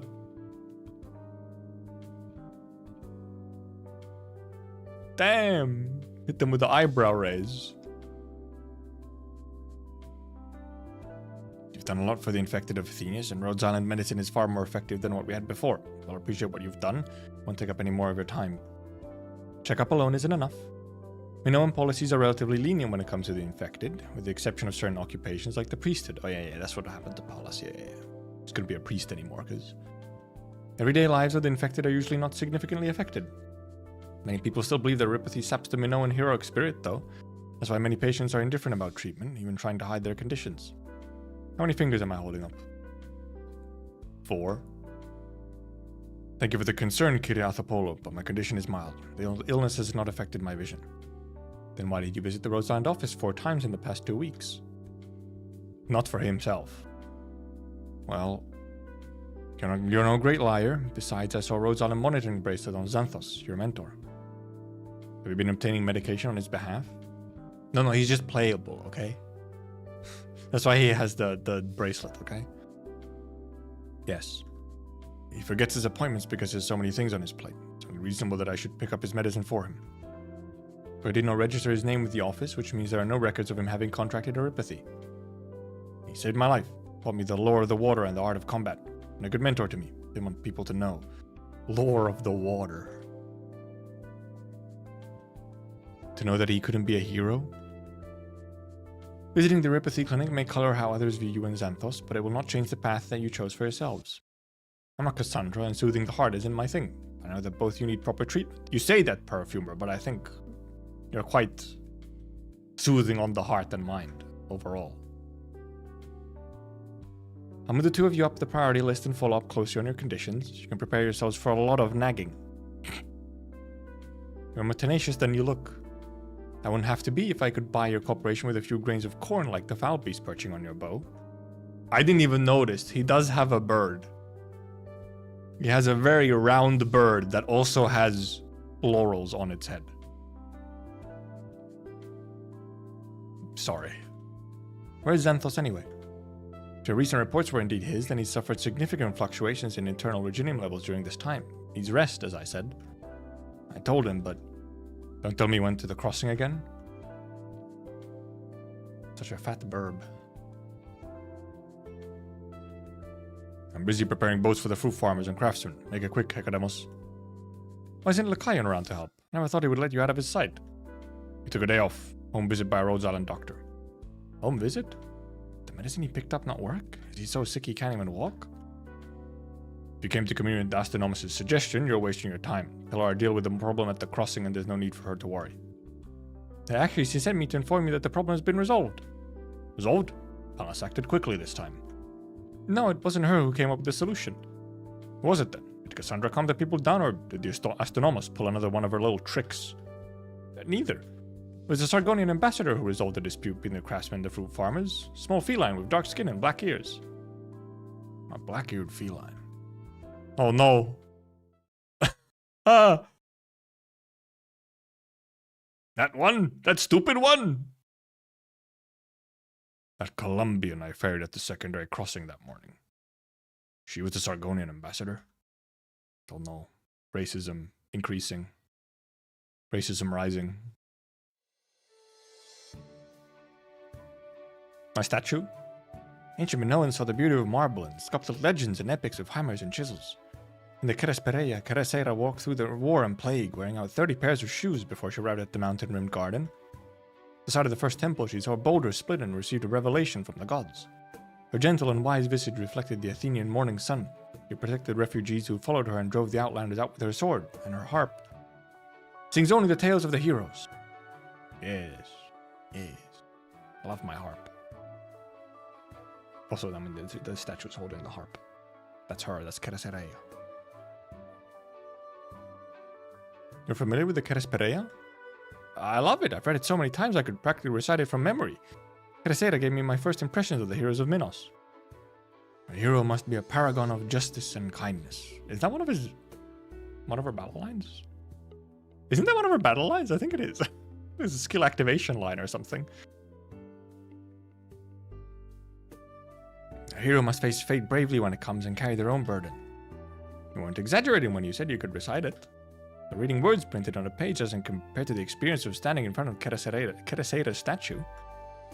If the sculptor exaggerated Keresera's miracles, even if those were not her original arts, perhaps it's this artistic license that makes it feel so alive. I can easily picture her standing on this fertile soil a century or 10 later. Do you think you'd be willing to wait a decade or more for Keresera's first temple to be completed to the standard of this statue? Not quite. I want to see as much as I can before the exchange is done and I have to leave Minos. So, Keresera's statue is complete and the amphitheater has proper steps now? Thanks in large part to your suggestion. Fruit farmers have been working even harder than the craftsmen in the quarries in order to get sunlight to the orchards as soon as possible. Stone meant for the temple is being used on the amphitheater first. I read about it in the books, but the Minoan love of theater is really something. Heroes come from the people, and the people aspire to become heroes, even if only in drama. Have you identified the inspiration for this statue? Keresera and the Outlander, chapter 11 of the Keresperea. It was adapted into a famous classical drama that is often used in temple ceremonies honoring the heroes. I've visited a few theaters in my time here, and I haven't seen it on the program anywhere. Are plays meant for religious ceremonies banned in normal theaters? No, Keresera and the Outlander is part of the standard classical repertoire. It has not been staged for a century, however, even in the temples. But century? Could it be... Yes, it was banned during the Sargonian occupation. The play's setting dates back to before the establishment of Minos as a nation. Outlanders refers to those not of the ancient Agamem kingdom in general. When the Sargonian Padishahs banned the play, the Outlander executed by Keresera took on a certain meaning. The ban is no more, but to play the Outlander in the play means playing a Sargonian, and no Athenian would be willing to do that. Are we going to have a play where she plays the Sargonian? What a shame. Perhaps, to the Minoans, plays are more than just entertainment and art. Be it the ban on performances or the burning of the theaters, the heroism inherent in the story and legend depicted by the plays is not so easily forgotten. Even if no one performs it and the music accompanying the play can no longer be heard on the streets, any Athenian can still recite its most famous scenes. It's enough. No. What is it? The first temple was destroyed by war, and the Keresera and the Outlander was banned. No denying that Sargon has brought great pain to Minos. The Padishah's order to return the Minoan relic is not so much compensation as political posturing. My role as a Sargonian ambassador is just to escort the relic to its destination. I'm not from an influential family, nor do I have a distinguished career. There isn't much I can do. I'm still the curator of the Vajjavandabad Museum. Knowledge will not betray me. Vajjavandabad. The relic I'm bringing is associated with Keresera, and its great significance to Minos. It should not be a mere political bargaining chip. You have an entire museum of this stuff. How do you bring all of it? Titi looks up at the statue of Keresera with her harp, beautiful and awe-inspiring. She seems to hear the harp sing a song that only the heroes are meant to hear, and see the familiar stories and legends flash before her eyes. The amphitheater is barely finished. The scaffolds and tarps have yet to be taken away. In them, however, Titi feels something special. Something that belongs only to Minos, written in the epics, carved into marble by the stonemasons. Something that has endured and still stands tall even after a century of oppression. I want to hold the exchange ceremony here. Really? That's an interesting idea, but matters concerning Keresera's first temple must be discussed with the temple priests. Cassandra, what brings you here today? It's her temple, maybe? Forgive me for interrupting. There is something that I must discuss with Pallas in private, Your Excellency.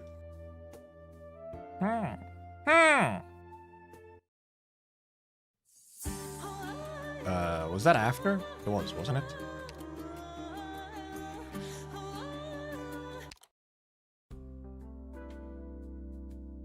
Yes.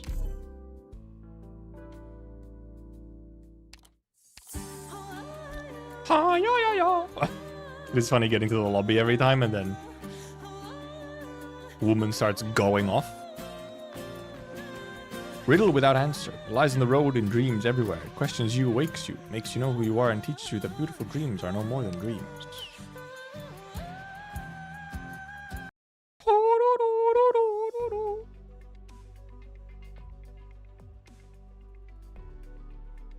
It's the first time you've shown since that young acolyte of yours glared at me last week. It's not easy managing Endymion Temple and the rebuilding of the first temple at the same time. Bully is just worried that I'm overworked. He knows we've been friends since our preschool days. Which made it all the harder to accept that I brought you trouble as soon as I got back, I guess. Alice, we were both in trouble when you showed up in Endymion Temple to have your dream interpreted as an ordinary Minoan, instead of using the priest's passage 6 months ago. Most cases, divine revelation can be classified into certain common categories, whether it came in the form of a dream or a sudden vision. I know. We've learned them by heart at school, so ordinary priests without special talents could guide those who received revelations. The vision that you brought was not found in any classic tale. No doubt that it was a powerful revelation, which made me very uneasy. Don't worry, we'll find a way. You shouldn't have quit priesthood. You might have been able to find help. I believe she wasn't allowed to? Yeah. And hide my condition, continuing to be the legendary goddess of victory on the border? I didn't want to complicate things, even if another has taken up the title. Besides, the heroes came a long way to call me back. I had to be honest with myself. Looks like Rhodes Island has treated you well. Of course, did I ever tell you that I founded a Minoan League on Rhodes Island? You talking about the event? Are there so many Minoans who left home to seek treatment? There's like 5 of them. Whoa! Erato and Vulcan mentioned! There are plenty, although Erato and Vulcan are the only true Minoans in the League. The others in it are in it because they have spiritual fascination with our country. Actual Erato Vulcan mention. Whoa. I'll introduce them when we have a chance. They're all full of heroic spirit, great passion for poetry, art, and brewing. So you founded a drinking league. That's one way to put it. It's not quite the same as having you around, though. You may not hold your drink particularly well, but no one in our year brewed better than you. Remember how you tied up your sleeves and pounded the grapes like a seasoned winemaker at the intercollegiate conference? You looked amazing. The most important, make booze. I see you have a craving. What happened to the formula I gave you? I lost it when I went to Akroti. I finally escaped my torment when my Sarkar's bodyguard gave me the recipe for the secret brew of Kazdal. Dude, I lost the recipe for my booze. I never worried you would have trouble making friends. First the Sarkar's bodyguard, now the Sargonian ambassador. You heard about the fruit farmers and the craftsmen. They can be trusted. I don't doubt Kyria Mashire's cleverness or her friendly outlook towards our country, but her position remains sensitive. If I didn't stop you, would you have put her in charge of the play that we already discussed, in addition to the venue of the exchange ceremony? Is it that you trust her too much, or... You're frowning again, Cassandra. I just let myself get a little lazy, having been away from priesthood for so long. You would have never become a legend in the Borderlands if you were the type to shirk responsibility. I don't mind taking charge of the rebuilding project on your behalf. I just think it's a shame. You're better at dealing with people and the craftsmen trust you. But you made the proposal to the people so they could return to heroic tradition and remember the heroic spirit.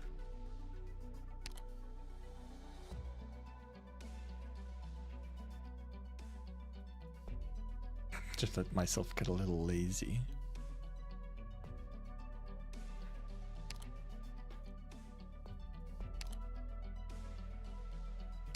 I did.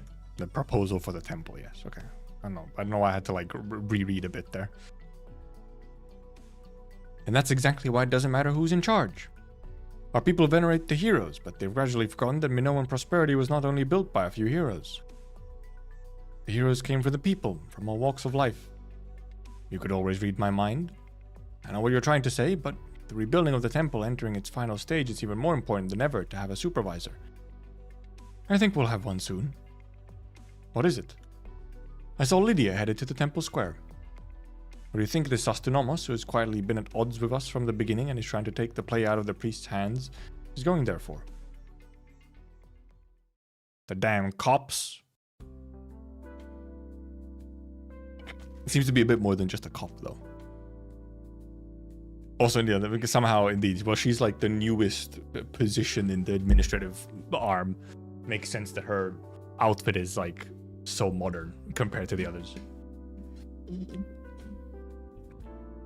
We meet at last, Your Excellency, Ambassador Mashire. And who might you be?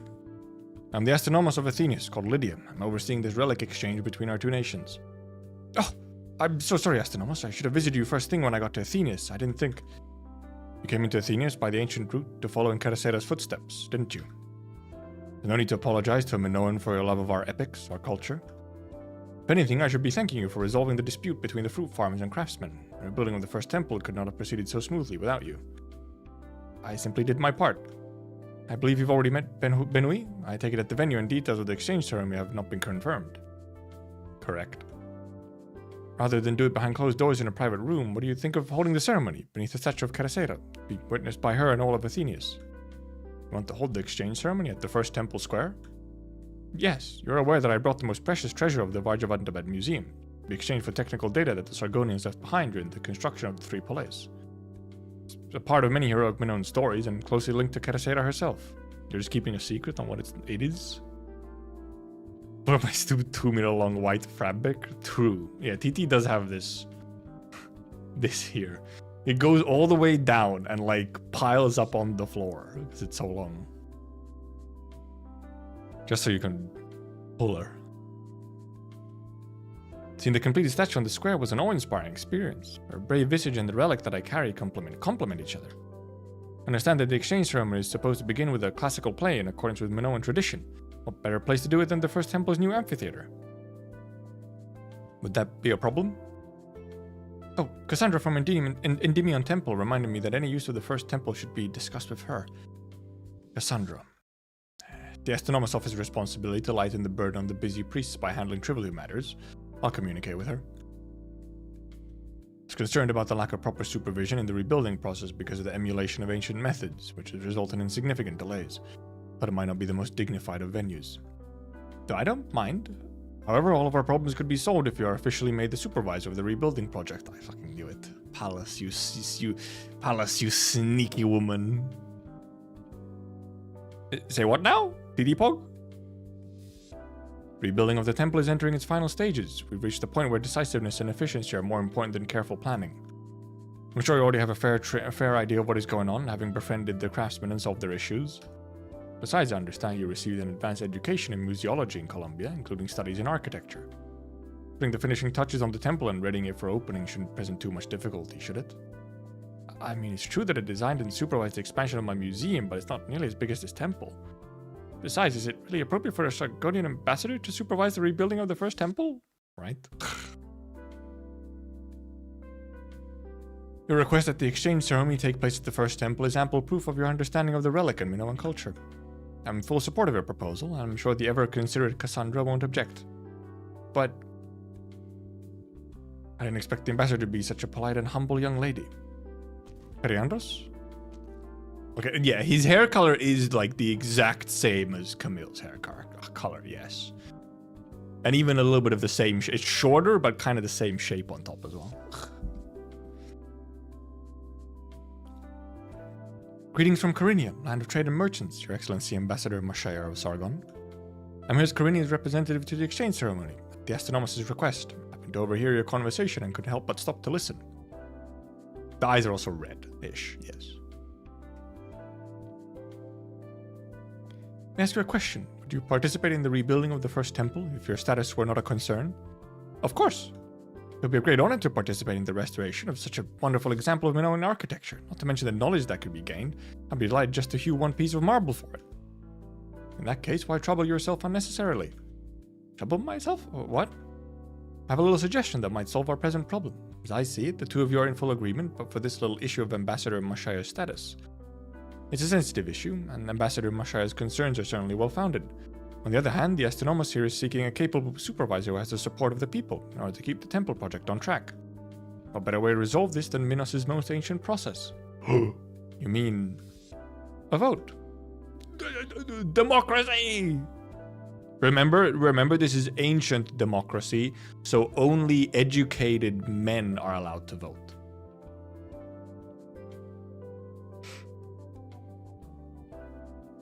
A referendum held in the first temple square let the citizens of Athenius participating in the rebuilding decide whether to accept Ambassador Mashaya's supervision or not. It is true though, it is a good point. But yeah, like, you know, ancient Greek democracies was not quite just, oh, everyone gets to vote. She's really the Sargonian ambassador. Travesty. The theater of Caracera's first temple was not built to host a diplomatic farce. As Sargonian said, she brought a relic in exchange for the technical data from the 3 polis. Maybe the cargo didn't feel like movie figurines. The shape, the weight, and its relevance to Caracera. Could it be?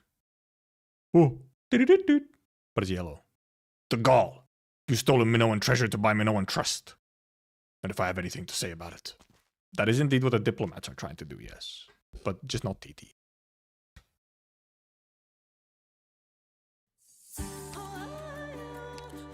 Anyway, his racism, it's rising. Oh, nighttime. I've seen this woman as well. Drunk NPC woman. Cute. Hair so incredibly purple. But so happy. Drunken craftsman. Craftswoman? Or, well, I assume so at least. Great Caracera, gentle and brave, not even the night can hide your splendor. You brought us a wise duo to solve our troubles and help us build your temple. Insects sing the song of your harp, your laurel is woven into the shape of victory and the moonlight. Oh, sorry, it's not moonlight that shines upon you, but the spotlights that we installed last week.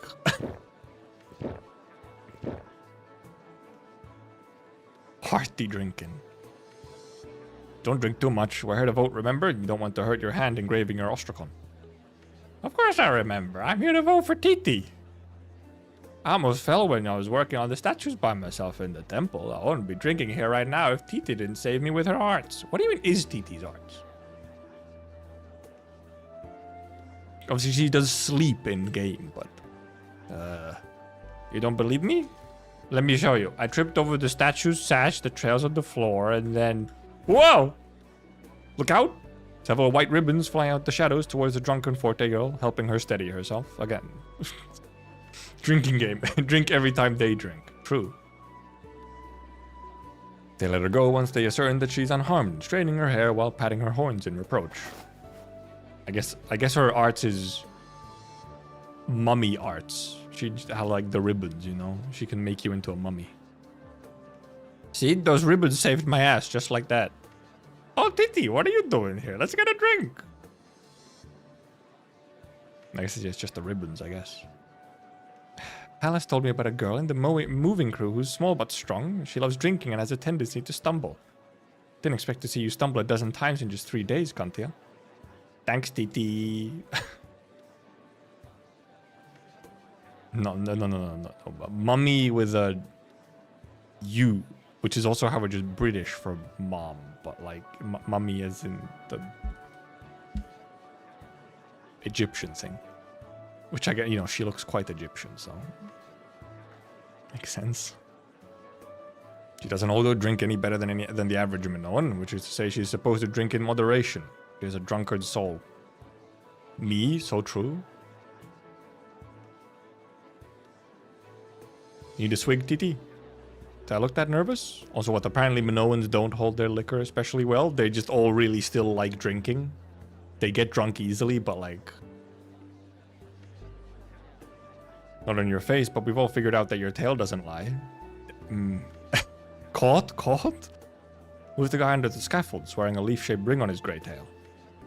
Seraphim from the paint crew. He's only motivated when working with big, muscular dudes. Nobody believes him when he says he's just lazy. I think he's gay. I think he's just gay. He's only motivated when working with big, muscular dudes? Interesting. How Greek of you.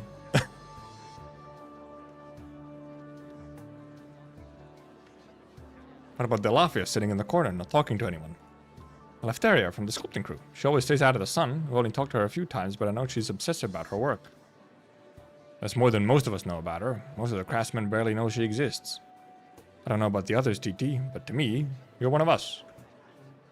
Thanks, Manos.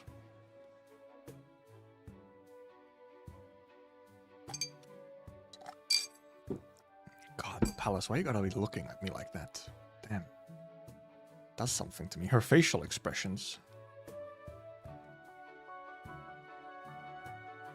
Anyone else getting hot in here? Shouldn't you be comforting your friend? She looks nervous. Comforting people is your job, Cassandra of Endymion Temple. What Titi needs now is not the reassurance of her friend, but the support of the Minoans participating in the temple project. Kyria Mashire has been reciting her speech silently before those two craftsmen struck up a conversation with her. She subconsciously clutches her tail whenever she trips over a word. Twice she accidentally grabbed her little pet instead, much to its annoyance. Ain't C and Palace ain't helping. You've been observing her carefully. I think you like her. This alone is not enough to prove that she's worthy of trust. I just didn't want to surrender my own judgment to prejudice. Didn't take you long to decide that she was the best choice to supervise the project. I trust your judgment. Tonight, there's no shadow of confusion in those reflected in Kerasera's eyes. Everyone has made their decision. They do not need the words of heroes to guide their way. I have some personal matters to attend to. Excuse me. You're going? Yes, it almost might take the absence of the supervising priest from the voting as a form of protest. My Ostrakon is already in the box. Besides, Lydia has no need for such blatant excuses if she wants to pick a bone with the priesthood. If the exchange ceremony takes place at the first temple, then the ceremonial play to honor the heroes. I'll talk to Lydia again and at least get her to defer to the priest when it comes to choosing the play. That's all for another day. Let's hope tonight's vote goes smoothly. I have a feeling Mr. Varkaris or something might appear. So what was this? Was this 3 after? Yes. Based on my experiences these past few days, once we solve the issue with the stone, I believe the structure is essentially complete and ready to welcome visitors. It'll be ready to open in a few days once we put on the finishing touches and complete the inspections according to plan. There won't be too much work to do to set up the exchange ceremony on the square. We just need to clear some room for the ceremony itself and have a separate area for logistics. We don't need to change anything with the rest of the building. It'll be ready to open once construction is complete. I'll create an actionable proposal based on my knowledge and experience overseeing construction projects. No, TT, that's boring. We don't want to hear that. We want to hear about passion and love and theater. If I'm elected, we will work together to complete the wonder that is Kerasera's first temple. Yeah. He does look a little sussy, though. Like, you know, his face is like, he's a little sussy. With his eyes covering it, with his hair covering his eyes, and his red eyes, and his very, like... He has a guileful face. Such a lovely sight. Seems his Kyria Mashire has made a lot of friends in a short time. Undoubtedly it'll be a massive boon to the friendships between our two countries, not to mention the temple project if she's elected. What do you want? I'm not sure what you mean. I'm here to attend the ceremony at your invitation. The son of Corinia's merchants just happens to pass by as I'm talking to the Sargonian ambassador and casually drops a solution to the problem at hand that leads to tonight's vote. Was this all Kerasera's will? Why not? Tradition dictates that any Minoan who has received the hero's blessing must visit a temple the following day to declare it before a priest. But you will not see Kyria Cassandra no matter what, no matter how close the Astronomos office is to Endymion Temple, will you? You're crossing the line here, Periandros. It's funny because the special letters for them are like bigger than all other letters. They're like it's like a different font and kerning for the special letters. Look how much bigger this U is just because it has the little thingy on top. And it's not even bigger just because it has the thing on top. The actual U part is also just bigger. Shaking my head.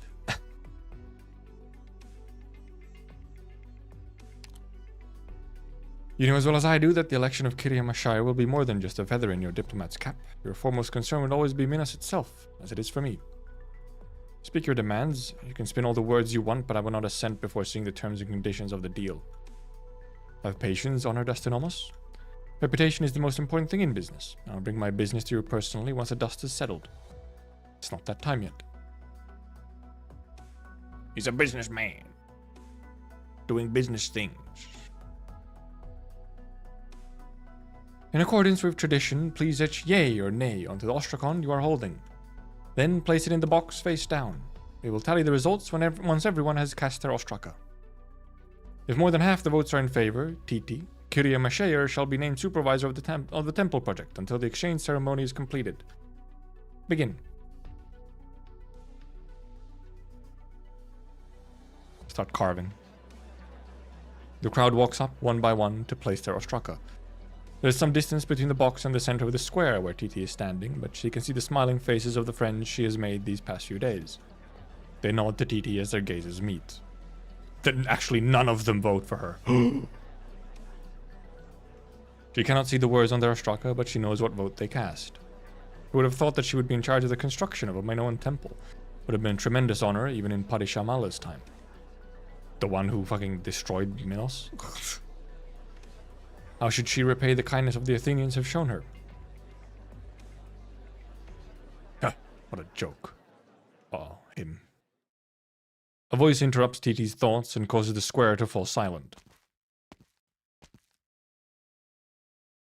Is this the year 1100 or 1100, I guess? 1100? Or maybe we were at the turn of the millennium and the Sargonians had come back to rule us. Oh, sorry, there's some PTSD, okay? Look, please understand, PTSD. The war is over, Megas. For you, maybe, not for me. I hated Sargonians continue to hound me in my darkest dreams. Wish I were as forgetful as you. Our heroes tell me in my dreams that I must not forget. Did a priest interpret that for you? No, but these recurring dreams are the heroes' voices. I alone know their will. Yeah, okay, he's really losing it. He needs a doctor. Ugh. I will never smile and work alongside a Sargonian. I will not stand for it no matter what good things you may say the Sargonian has done. Fair. TT watches as the Minoan passes in front of her without so much as casting a glance her way. He tosses his ostrakon as he passes by the box. Hits the side and falls onto the ground, rolling a few times before settling face up. The ostrakon is blank. TT realizes that his hatred of Sargonians is such that he would not dignify this vote by participating.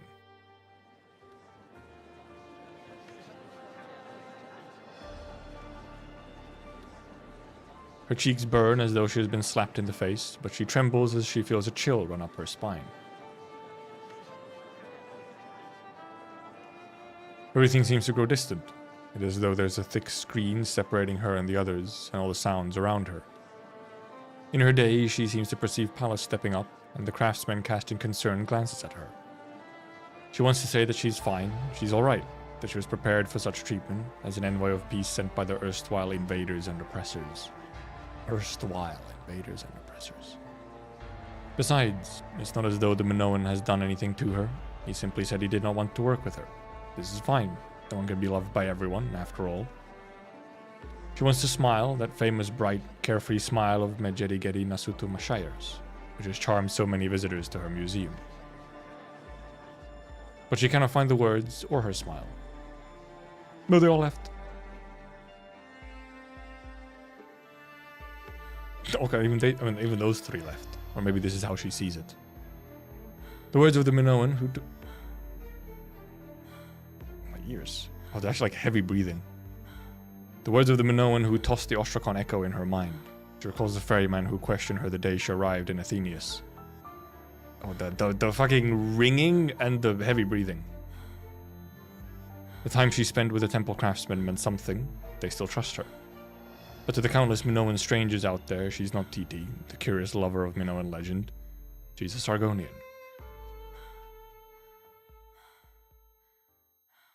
Oh, badge. Everyone's gone and the lights are out. How long are you planning to keep yourself curled up here? That Forte girl and the craftsman were worried sick about you. What are we gonna do? Tell them to go on holiday while you fix the temple overnight with your hands and ribbons? That'll make things square, will it? I've been circling your feet and winking at you for ages. It never occurred to you to look down. Never noticed that something wasn't quite right. Did not notice that that a-hole deputy excusing himself from the voting ceremony and distancing himself from the whole thing. Did you notice the words ulterior motives written all over that astronomos? No, just couldn't resist jumping into the grave that's been dug just for you.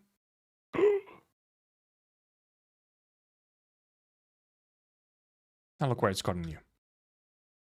Really? You're crying over that? I can't even tell you how many times I've seen it in the city of gold, where licking boots and stamping on faces is as much as a part of everyday life as eating and shitting. Damn, this cat got some words on it.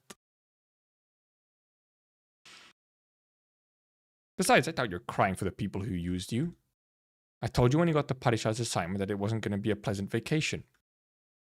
Scars of history that run deep, the Minoans who are still recovering from the pain, and your position as the ambassador of Sargon all serve to remind you that it was not just an exchange of relics that you have to deal with.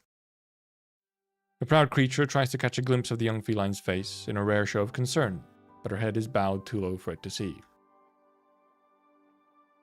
Mio sighs and pokes Titi's hand with its head, cuddling around her and gestures for her to pet it. Furry makes one happy. Your words. I give you special permission to stroke my tail, fluff the hair on my back, or wipe your tears on either. Actually, I take back the last one. I hate getting wet. Why did I even pick a troublemaking little thing like you? I'm on consolation duty. If I am really so fragile, you wouldn't have picked me when you left the Grand Bazaar, would you? This is one time to lift your mood. Don't you dare get carried away. Thanks, Mio. It was supposed to be more like Mio, which is like, cat sound. Not Mio. Feeling better? Yes, some people voted for me. It means they trust me and have hopes for me. Manos called me one of them. People don't always get along, even in the same family. I'm in a country that was deeply hurt by Sargon in the past, and not so distant past, by the way. Like, it's not like, oh, the last time they were at war was 100 years ago. No. It was 7 years ago. Or possibly even earlier, or like even less time ago. Like, girl, you were alive the last time Sargon was fucking up Minos. Or in some kind of scuffle, at least. Not a hero of legend. Can't miraculously solve everything with a song, a poem, or a speech. What I can do is to get Kerasera's first temple completed as soon as possible and return to the Minoans, to Kerasera, the things that belong to Minos. Moonlight shines upon the Kerasera's complexion. Wearing a laurel wreath with her hand on her harp, she gazes into the infinite distance. Titi stands beneath the marble statue, bathing in the same silent moonlight as Kerasera. She closes her eyes and makes a wish. Yeah, like they're still sending raiding parties to just harass him. Like, yeah, that's the thing, is that this isn't even scuffles and stuff that happened a while ago. No, this shit's recent. This shit's real recent.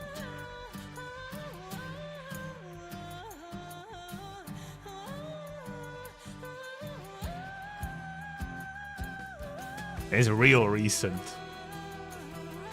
So actually, most of those, pretty much everyone who was there has been alive when the last time that Sargon has been raiding them in some form or another. Even if, yes, many of them have maybe been like, okay, but we'd rather just have peace and whatnot. We don't actually want war. But I'll go get something to in my glass.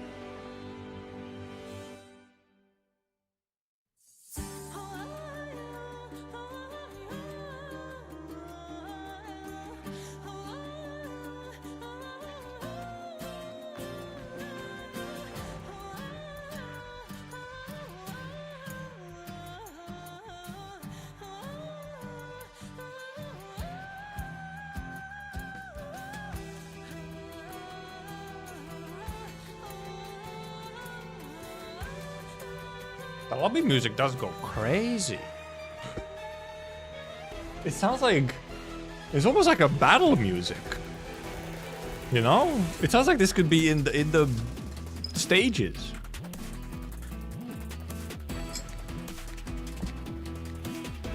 Hell, even the boss. Maybe there's the keynote there, because it's not like, oh, but you know, like on the stage, because you know, it's like drama and theater.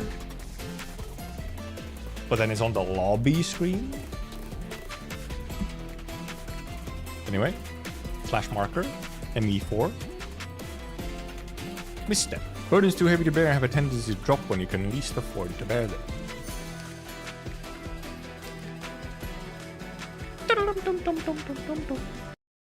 It is fucking people jam. And so Cresseira, the singer of epics, the gentlest hero of Agamem, hung her harp upon the branches of the laurel tree. His body made from the tallest firs atop Mount Himnoi, its strings made from the bravest burden beast that roamed the Agnes plains. When it played, all things in the land of heroes sang together, riding upon the winds in freedom. No wonder you came up with the idea of holding the exchange ceremony on the temple square when you saw the completed statue of Cresseira. You brought Cresseira's true harp, one that used to be displayed in the first temple of old Athenius. Sargon had that shit this entire time? Like, they're probably most culturally important relic to have ever existed? They had that shit all this time still. I guess this is the start of indeed returning the stuff, but like, dang, you know. That's some London museum type shit. Yes. Legend has it that Cresseira was inspired to carve a massive harp from mountain rocks and the firs after hearing the mountains tell their stories beneath Mount Himnoi. Yeah, fir. Okay, a fir is a type of tree. Yeah, it's just the plural of fir, which is a type of tree. Yes, okay. I don't know why I was not parsing that as a, you know, tree.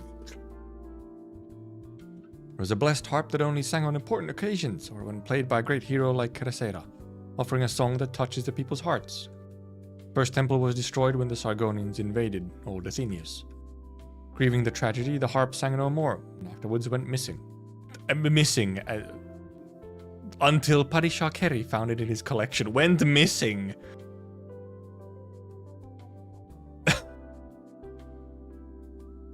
I don't know how it ended up in Sargon. Perhaps a Sargonian soldier looted it from old Athenius and sold it to the Padishah's ancestor. I don't think anyone alive in Athenius has ever seen the original harp. Only people who know anything about the harp are a few priests well versed with ancient text, or oribenders like Cassandra who directly communicate with the heroes. Oribenders? Like Airbender and so on, but originally? Does it still make a sound? Yes, we performed an inspection on the strings. They're a little aged, but still in playing condition. How? Those are some good strings, man. I see. Perhaps the silence of the harp was simply a metaphor, as is often the case in Minoan stories. What? No way. Your mythology was not completely placed on actual fact? Shocking.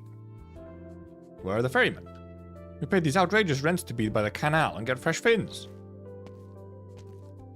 Are you supposed to be a fisher, by the way? You with your bow, which, by the way, you know, is a fucking harp.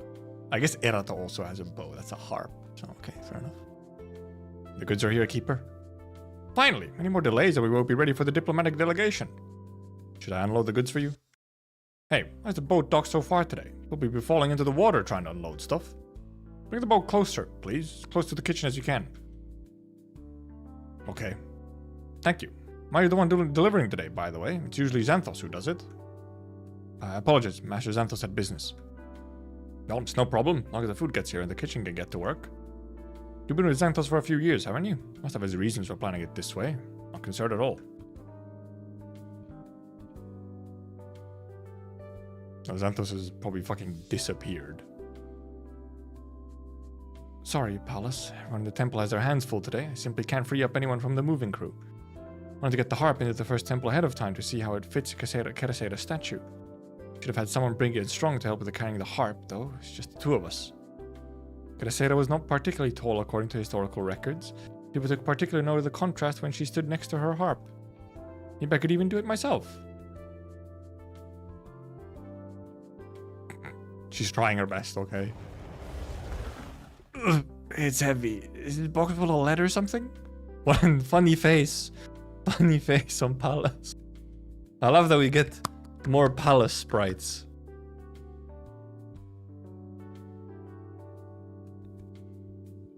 Well, we entered Athenians by the ancient route, which is pretty rough. We couldn't risk any damage to the relic.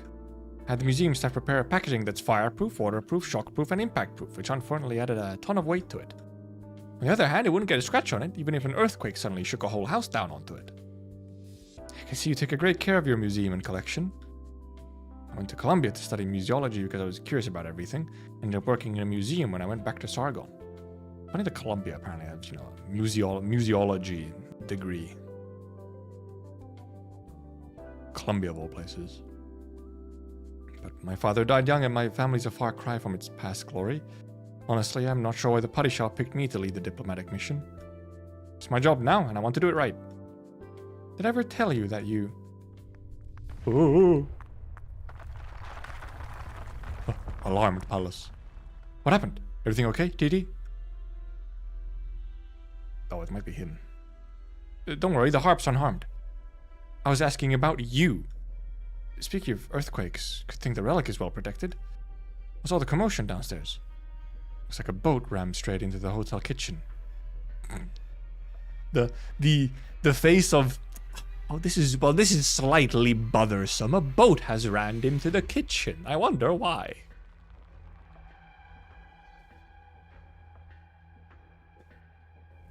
Gee, I wonder whose boat it could be.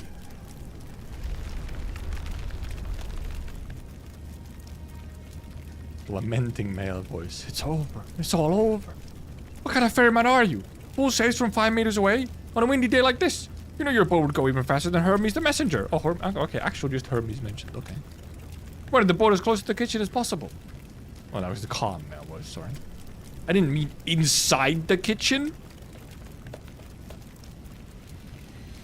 What are you up to? What's his name? Look, something. Make way, make way. Peace officers already dispersing onlookers. Don't crowd around like this. I need to see what happened. Lucaon? Okay. Did you do this on purpose, Lucaon, or like...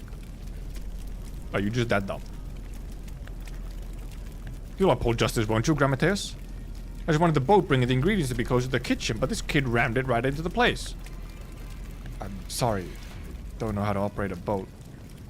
What do you think you're fooling? You've been studying with Xanthos at the crossing every day for years. Nah, that makes total sense. He wouldn't let him. Theoretical knowledge does not equal practical skill. Why you... Enough. I can testify that this man never passed a single chariot racing test back in preschool. Doesn't explain how he didn't see his huge stop time, does it? The boat ran right through the fence. Didn't see? Is Euripides spread to his perceptual system? Is that why Lena made a home visit the other day? Did he just guess correctly that he has 4 fingers, that he had 4 fingers up? Lucaon, why do you look like you think I'm gonna die soon? No, don't say that, even if it's true. Excuse me, Grammateus, I know the two of you used to be classmates, but you're here as an official, and my kitchen has suffered significant damage. Okay, what's just here? This is your coin purse? I'll pay for the damage, take what you need. He's rich? Who's telling you to pay for me? You never got a proper job since you left preschool. I know Xanthos takes care of your room and board, but I don't have much money saved. Don't worry about it. Spend your money on treatment. Don't forget you still owe me a debate. I'm fine, really. Coughing. An acute attack? Doctor, I need a doctor over here. No, it's the smoke, yeah. Just the smoke, you idiot. Go get someone to fight the fire, Grammateus. Look more like a pout face. But yeah, that's the thing. It's like a pouting face of like, damn, this is so slightly bothersome. Look at their cheeks, though. They're so round and squishy. The fire is getting stronger. Looks like the boat hit the kitchen stove. What's with all the smoke? We need to get out. Get away from the smoke, but the harp. The harp's well protected. I see the office is already organizing people to fight the fire. It should be under control soon. Besides, the stairs are too narrow. The harp will get in the way of other people evacuating. Besides... Alright, Palace? You're right, we need to leave. We can come back when the smoke's gone. Let's go. Oh no. Guys, I think the harp might not be as safe as they think. Fire? Oh no, no, no, my luggage is still in my room. Hello, peace officer. Hello. Dripped out, kinda. The sunglasses? Don't worry, the fire's in the first floor kitchen. It's not gonna spread to the guest room upstairs. Should we then put out the fire and the smoke to disperse? Stop crowding and clear the area around the door. There's still people coming down from upstairs. Sir, now's not the time to go inside. Oh, I wonder who the sir is, huh? Feeling better, Palace? I'm fine. I just inhaled some smoke. Just, you know, small issue. We should be good to go back in the room in 10 minutes. I'll help you take the harp to the first temple, just in case anything else happens. Thanks. Oh, sorry, it's so crowded here. Hey, Palace, did that guy look familiar to you? Who? Do you hear that? That kid at the crossing was the one who rammed the boat into the kitchen. Usually looks pretty smart, but I guess he's as dumb as it gets when it comes to piloting a boat. Or Xanthos? He's the one who usually delivers goods. Too busy, maybe? Not like him to get an experienced apprentice get into trouble on his own. True. I remember now. It was Xanthos, the ferryman, who ran into me just now. How do you not recognize that guy instantly? He's fucking huge and has, like, you know, a particular set of clothing. Xanthos, are you sure? If at the time comes to the hotel, why would he let an inexperienced apprentice steer the boat and cause an accident? Wait a second. I have a bad feeling about this. As do I. Indeed. Guys, I wonder, is the harp still there? What do you think?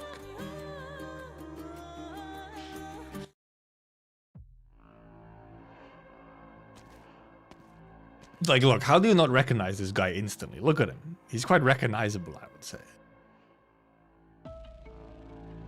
Room of the Sargonian ambassador. It's the relic that was stolen a century ago. The tall Minoan peers at the massive wooden box as he starts the motor on his serrated oar, repurposing the tool that he uses to cross the river to pick the lock open. Pick it? Excuse me? How do you use that to...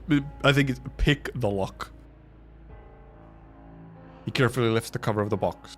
The instrument of Kerasera, which should have come home long ago, is safely packaged in a dust cover. Kerasera's harp must not be used as a bargaining chip by the Sargonian hypocrites to be shut away in this pretentious, suffocating box. It was to make it safe? Okay, never mind. He didn't. I thought he already got the harp and left. Put the harp down, Xanthos. The people praise you for proposing the rebuilding of the first temple as soon as you return to Athenia's palace. I voted in favor of myself. Thank you. But you should not have cozied up to the Sargonians. You instructed your apprentice to ramp the hotel kitchen and cause a fire, letting you sneak in to steal an artifact of great diplomatic significance to our two countries. It's an ill-advised act. Streets outside the hotel are packed with people. Can't possibly escape with the harp. I mean, if you just run away, he seems capable. Jumping out the window? This is the 4th floor. We're directly above the kitchen. The boat that rammed the kitchen wasn't just a distraction. It's his escape. He had this planned. The door would take too much time. How about you give me a ride? Wisdom. You give me a ride, huh?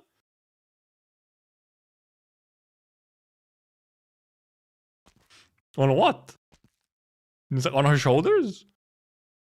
Fire's under control, Grammateus. As for the hotel's losses, I report the incident to the astronomer's office per official procedures. As for the damage to the kitchen, I've already settled up with the innkeeper. Now, I see. We'll station someone here to make sure no one's trying to take advantage of the chaos. For instance, what is it? Look up! Big guy flies from above. Hecademos looks up. A pair of forte horns, pitch black under the sunlight like the twin moons, flies over the head of the crowd, their owner landing upon a haystack on the accident boat before leaping off the boat and fleeing along the river. A few seconds later, a white figure leaps from the window off the end of a silver chain. The black feline's landing is softened by several cloth ribbons surrounding her. Right, silver chain, that's palaces. Xanthos the ferryman? And the Sargonian ambassador? What's that huge thing Xanthos is carrying on his back? Don't tell me. You're right, officer. Someone is trying to take advantage of the chaos. Understood. Quarter the scene and impound that boat. Send someone to follow Kiria Masher and bring Xanthos into custody. There's like, oh, Xanthos, he's getting up to shenanigans. This music, of all musics? Harvest is done. We'll need your help again packing the apples in crates. No problem. You guys helped a lot with the stone for the temple, after all.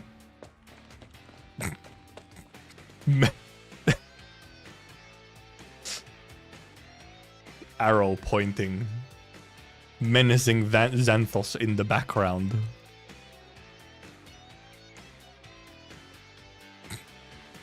He's so... Look at him. What's the meme? Epic gay couple menacing Xanthos in the background.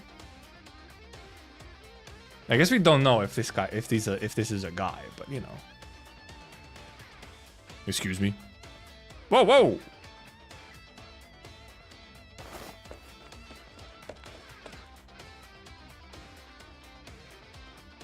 Xanthos? What's the hurry? Is that TT chasing after him? Hey, Thanos, make way. Thanos! This is a race? Where's the finish line? Also, one of them is named Thanos. Quite the name to have. You know?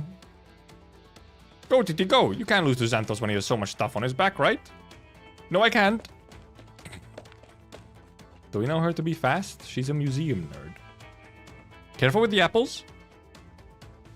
This guy and his apples. He has an apple cart. It's not... Oh, no, my cabbages. It's... Oh, no, my apples. This Argonian is persistent. But this is as far as you go. Xanthos, the river's just ahead. The harp is out of its waterproof packaging. The water will ruin it.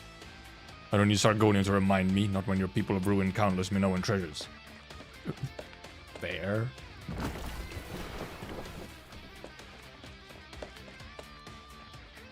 Xanthos! Wait, what's that sound? It's a boat under the pier? It's carefully planned. It was an impulsive act. Quite clearly, yes. No, don't go! Arse-controlled ribbons fly toward the package on Xanthos' shoulder.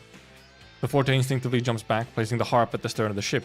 The ribbons wind themselves around his arm, helping TT jump onto the boat. Oh, never mind. It's fucking over for her. Xanthos swaying beneath my feet. We need to clear the air between us. Let's talk about this on dry land, shall we? I have nothing to say to a Sargonian. Let me apologize then. It's over for her. She's gonna puke. The two keep their eyes fixed on each other, one at the bow and the other at the stern. Xanthos clutches his oar and starts his motor, while TT begins to glow with the light of her Originium arts. Ribbons fly from her clothes, grabbing the harp and pulling it towards the bow.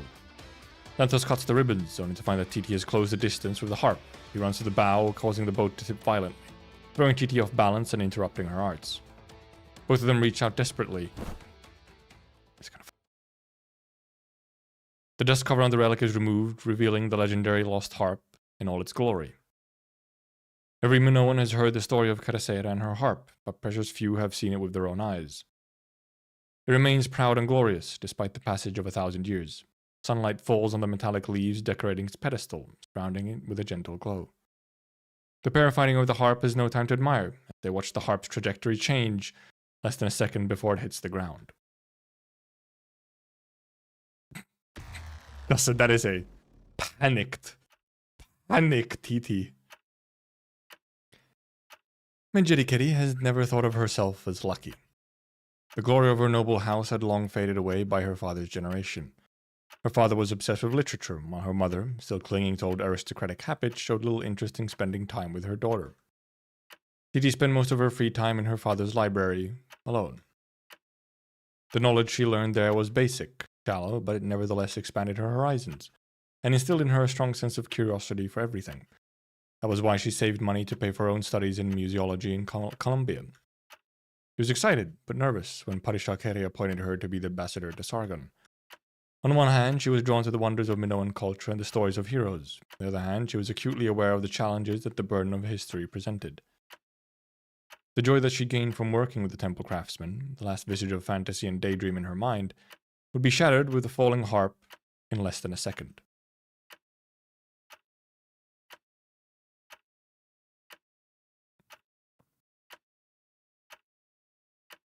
truly we are. Well, we're in time stop mode. Xanthos was not so arrogant as to think that his plan to take the harp back from the Sargonians was flawless. He might go to jail, or have a neuropathy attack while carrying out the plan. He did not care that he was risking his life on something that would seem ridiculous to most. To him, the only place where he would find peace was the battle on the border where Ithacus went 5 years ago. Now, wasn't it 7 years? I thought it was 9 years ago. Did I get that right? It was 9 and 7. He died 7 years ago, and he went there 9 years ago, wasn't it? Why is it 5 suddenly? There's no point in asking the meaning of anything that has happened since. But the trickery of fate is even more cruel than in the heroic legends. Xanthos thought of many ends for himself, but never this one. The precious harp is about to hit the ground, and there's nothing Xanthos can do about it. Should he be angry, sad, fearful, or simply laugh at his own helplessness? The emotions that fate has impounded have returned to his empty chest. The tall Minoan warrior sees everything flash before his eyes. So he's actually just gonna die. Fate, the emotions that fate has impounded have returned to his empty chest. By the way, crazy fucking line. Fate came over with, like, you know, a car, that impounding a car, but it's, I'm taking your emotions, okay? You gotta pay to get these back. No, I guess he's paying in a way. The breeze of the Delphi Canal brushes against Xanthos' back. It was never felt so cold. He cannot help but tremble. He can see the Sargonian woman's face. It is deathly pale. He knows that his own face is the same. Okay, someone's gonna rescue the harp though, right? Surely.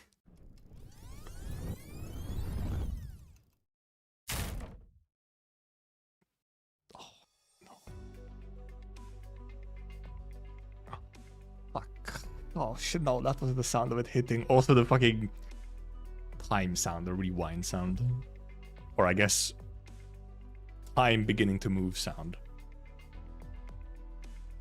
We've arrested Xanthos and the ferryman and his apprentice Lycaon on charges of robbery, Your Excellency. I sincerely apologize for the damages you've suffered. That's not my place to ask, but could the damaged item be... Thank you for your concern, officer. The item that was damaged was a personal effect and not particularly valuable. It was Xanthos the ferryman who ferried me across the river when I first came to Athenius. This was simply a minor misunderstanding. You can send the onlookers on their way. Just lie. Yes, Your Excellency. If you do not intend to pursue this matter any further, then we will take the 2 suspects and proceed in accordance with the law. You too, thank Kirima Share for her magnanimity. Magnanimity.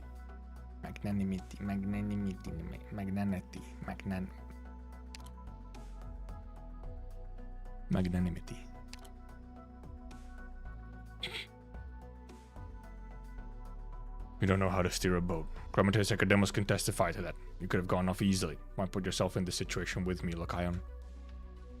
You instructed me to provide a distraction on the boat because you know I'm not a poor liar, Master Xanthos. I knew about your plan and took action to help you. Must accept responsibility with you. Also, the boat wasn't... Well, I guess it was still kind of an escape thing, but it wasn't supposed to crash into the kitchen. Besides, I do not think that what you did was unreasonable.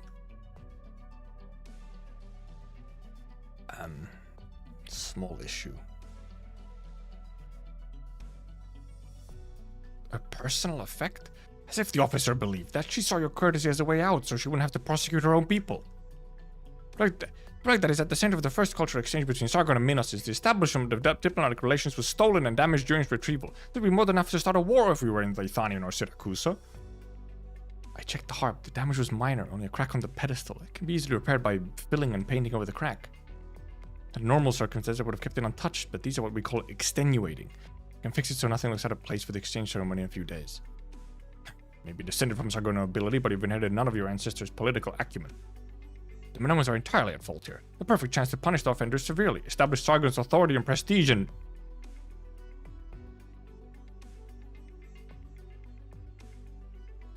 I don't like you, old man.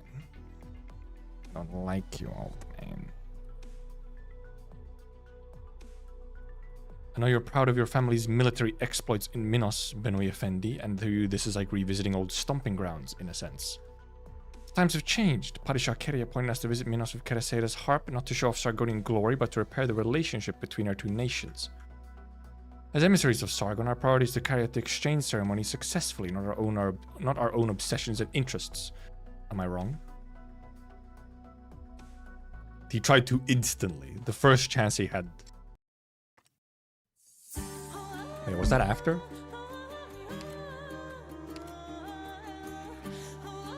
I keep forgetting. Yes, okay. Also, this time, let's not accidentally skip one of the readings. I got a comment on the Unrealized Realities VOD. I got a comment. I had accidentally skipped one of them.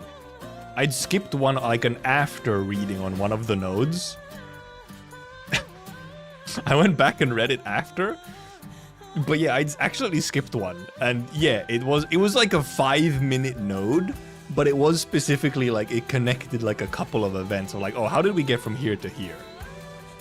Which, when I also look back at it, I was like, at the start of the next node, I was like, oh, how did we get here? Because you fucking skipped one node, idiot. But yeah, so that was a little silly. I don't know. It never happened before. This never happened before. I'm usually so careful with it. So that was the first time it's ever happened, but it was a little funny.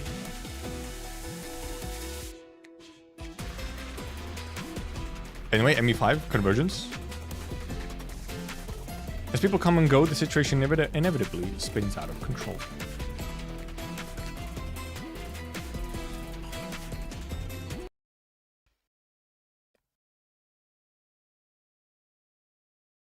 Sleepy cat. Big sleep.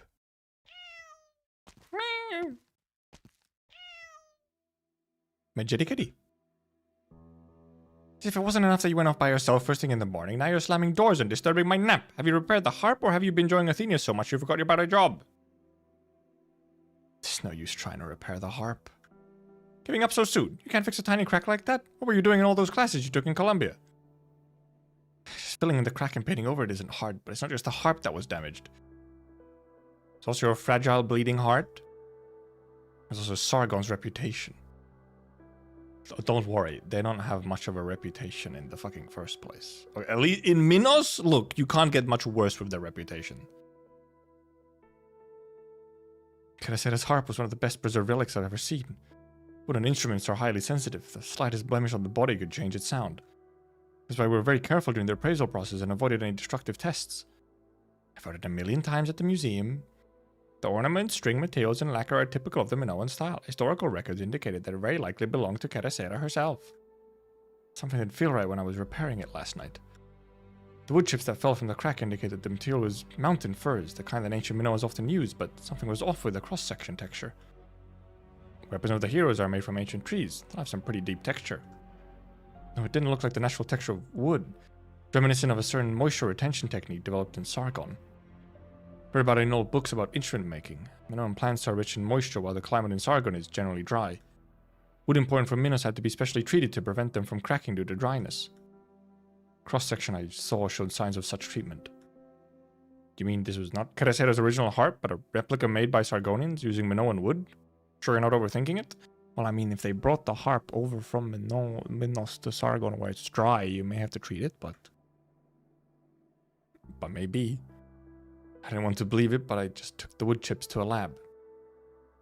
Testing revealed the presence of Sargonian resin dating back about 100 years.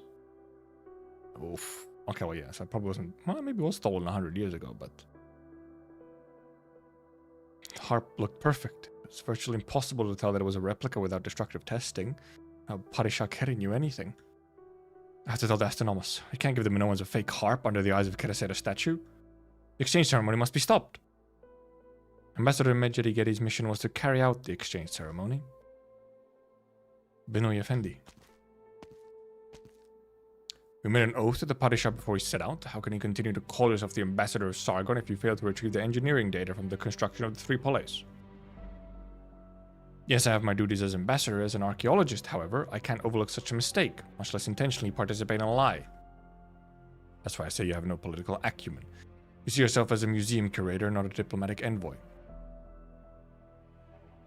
The important thing about the relic exchange ceremony is not the relic, but the exchange. Who cares if the harp is a replica? It still makes a sound. Want to offer up a fake harp at the ceremony? Absolutely not. What was your bright idea, Medjehtiqedti? That authentic harp and a ceremony right around the corner? In the halls of Menat Hamait, you told Padishah that you loved the legends of Minos and wanted to see true heroism with your own eyes. Your idea of heroism clinging to your obsessions and bringing shame to your country at the very first cultural exchange between Sargon and Minos since the establishment of diplomatic relations. Fucking... real fucking thick coming from you, my guy, who took the first chance possible to be like, oh no, we should fucking show them we're better and we should take over them and establish dominance. Have you and your useless father wanted the same?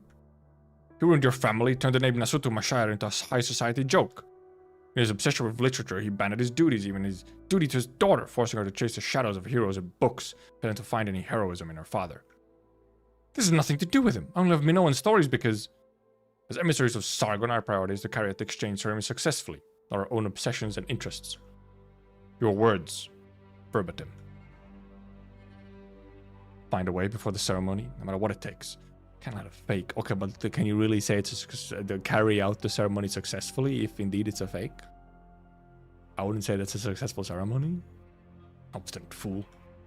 Very well, you can meditate while I act on your behalf and carry out the duty that the Sargonian ambassador was supposed to perform. It's not as if it changes anything. To the astronomers and the guest, you're nothing more than a curious girl, an enthusiastic volunteer for the temple project while I negotiate with the astronomers. I am, for all due intents and purposes, the true ambassador of Sargon. What a shitter.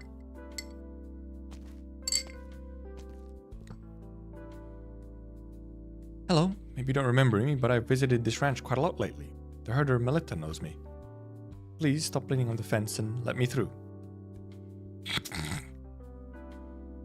Look at the funny hat. You got a hat. Open, sleepy eyes. It's not my intention to interrupt your nap. Perhaps you'll enjoy this grass. The dew is still fresh on it. I also brought some berries. Negotiating with a cow. Well, I'm out of bribes. In that case, would you like a dream interpretation? Kyrios? Maybe Kyria? Brush his teeth on the fence. Cauliflower is a girl. Berries are too sweet for her and grass isn't filling enough. You need carrots to draw her attention. Well, I forgot more furries! So many furries.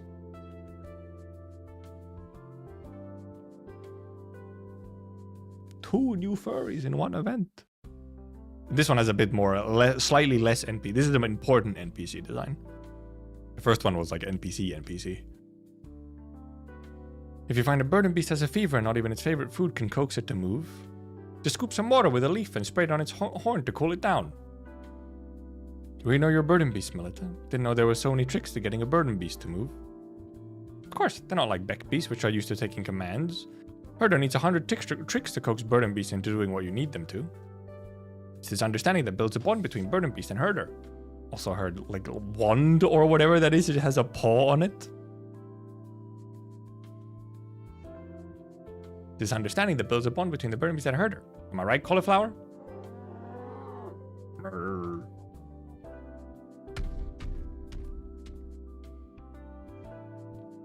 Maybe it's a talent to know one more way to get bird and beasts to move than other than other herders.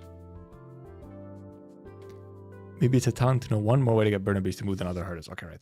Also, by the more other thing is also that both the new furries have been the girls. They've been women, because you know we have a fair amount of male furries or scalies, but female furries and scalies are rarer. And I know there's also another one coming at some point. I'm not sure exactly when. In a future event, there's another one. There's like I think it's a wolf.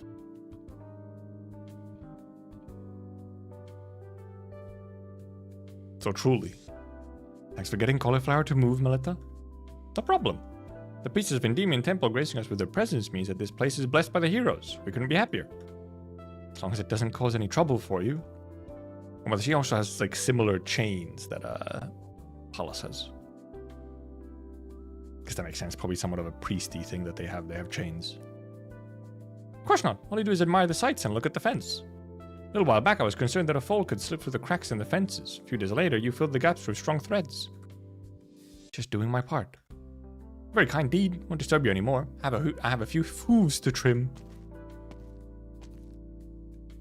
But where are the horses? I guess they just use burden beasts for everything. They're both cows and a horse. Cassandra leans toward the filled fence, where delicate threads stand in regular intervals, gleaming in the sun. She plucks one of the threads, hearing nothing except the breeze blow over the pasture. Of course it wouldn't make a sound. Not even a burden beast running into it did. There isn't much time. When will you sing again? Trying to make a harp out of a fence? You good there, woman? I know what you're here for, curious Benui. Rest assured that the relationship between our two nations is the highest priority. A little incident will not be allowed to affect it. A little incident?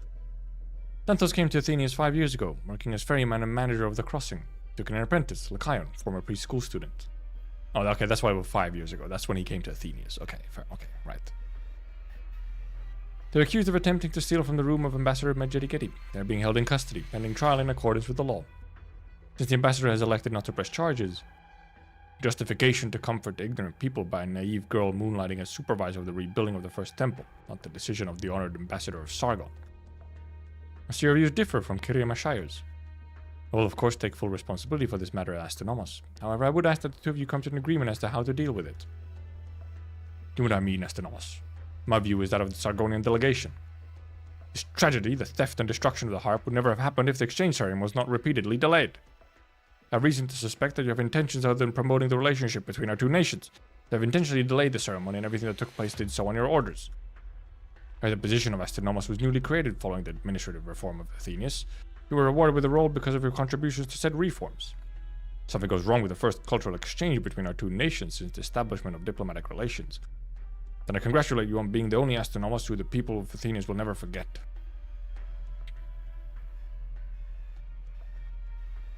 Indeed, it wouldn't be forgotten. The exchange ceremony is certainly my most important task. I admit I was negligent for not arriving at the scene promptly due to a busy schedule. In that case, how do you define this incident, this theft and destruction of the harp? The brutal, barbaric, ignorant, baseless hatred of the perpetrators, the robbery and destruction of the symbol of friendship between Sargon and Minos was a most despicable act. My 30 years overseeing culture in Menat Sargon has received many letters from Minos requesting the return of the cultural artifacts that were removed during the occupation. Can these plunderers of Minos' natural treasure be severely punished if you Minoans truly value it so much? Yeah, but they, plundered it for themselves. The Minoans took it back. They will be tried according to Minoan law. As far as the punishment is concerned, though, I have no intention of leaving the impression that Sargon is trying to bully the people of Athenius. We are emissaries of peace, after all. Oh, sure you are. You especially. It's a most sensitive time, however. Just because Sargon and Minos signed a truce 5 years ago doesn't mean that all is peaceful and well. Okay, it was 5 years ago only that they signed the peace. Or truce, not even peace. The Padishahs are used to solving problems with force of arms. I would not give them a reason to get angry, if I were you. Dantos and Lycaon conspired to steal and deface a national treasure and sabotage the exchange ceremony. Their actions are tantamount to treason. They will be put on death row immediately. Fuck, it worked. Don't listen to him. Thank you, Astynomos. I look forward to the exchange ceremony in a few days. Get in.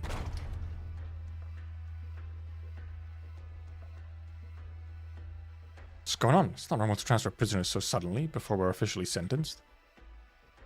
The more furries! That's the third one! This one is NPC though. A lot of purple highlights though. I'm just following orders. Move quietly and behave yourselves. Maybe there'll be a chance for clemency. No, apparently not. Really believe the Sargonian ambassador will protect the Minoans who tried to steal the harp? First time chatter, more furries, clap. That's 3 new furries! Yeah, one of them looked like potentially playable. It's clearly a more advanced design. Heard what she said to the officer. Would have been easiest to make the accusations while everyone was watching, but she didn't do it. You can never tell what someone is thinking. There's been an official assessment of the damage, put pressure on the Astynomos and peace officers. Many things that the Sargonian delegate can do. Death row, eh? We're getting the royal treatment. You should regret it, Lycaon. Destroying a hotel kitchen is nothing compared to the charges we now face. All the more reason we had to take what's ours back from the bandits. Harp of Kerasera sings only for the stories of heroes. I will not and must not sing for a false peace. I know your past, Master Xanthos. I may not have experienced war for myself, but I respect your decision. I can't let you risk everything by yourself, having known about your plan. You saved my life 2 years ago. It's your classmate from preschool, Academos, who carried you down from the archery range after you were injured by an originium shard. I just took in a former student who wasn't willing to continue in the priesthood, that's all. Or allowed to, even. An infected can never become a priest. It's divine work, meaning with the heroes and guiding the way for the people. I couldn't do it. As for Hecademos, all he wants is someone to debate him. So he actually kind of did save your life, and you're like, that guy. My childhood friend. Don't fool yourself, Lycaon. It'll only make the pain worse when you finally have to face it. Master Xanthos? My friend brought technology from the nomadic cities when he came to my homeland after receiving divine revelation. He built a village in the barren swamps with us. People in the village respect him a lot, but he always had a dark look on his face late at night. I lied to myself and tried to convince him that the river in his dreams wasn't red with blood. It was red because of iron that the river brought from upstream, and that the revelation was supposed to bring him to us. But he didn't believe it. He was prepared to go to war from the beginning. I was fooling myself. Hoarse voice. There's another prisoner just sitting in a corner listening to them. River, huh? And people these days are foolish enough to fight the Sargonians to death because of a dream like that. And the two of you are here because you stole things from the Sargonians. The Harp of Kerasera belongs to the Minoans. Even less worth it. Holy old man! What truly belongs to the Minoans these days, after Sargonians invaded 100 years ago? He's gonna start yapping? He's gonna philosophize on them?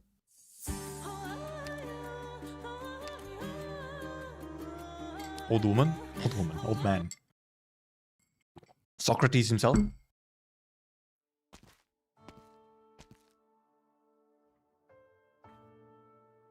Hey, you're the one who invited me? Say something.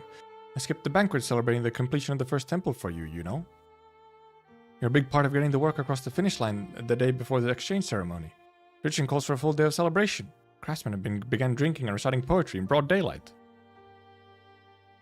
And all of them hold their drink well. Guess the peace officers will have their hands full tonight. Kanta from the moving crew, right? She was taken to you after you helped her a few times. Yes, yeah, saved her a couple times. Yeah, it's been like a dream, coming to Athenius. Right you are. First day in Athenius, you solved the dispute between the fruit farmers and craftsmen. Then you became the supervisor of the final phase of the temple rebuilding project. And you chased Xanthos over multiple blocks after the harp was stolen. Way more interesting than just escorting a relic, isn't it?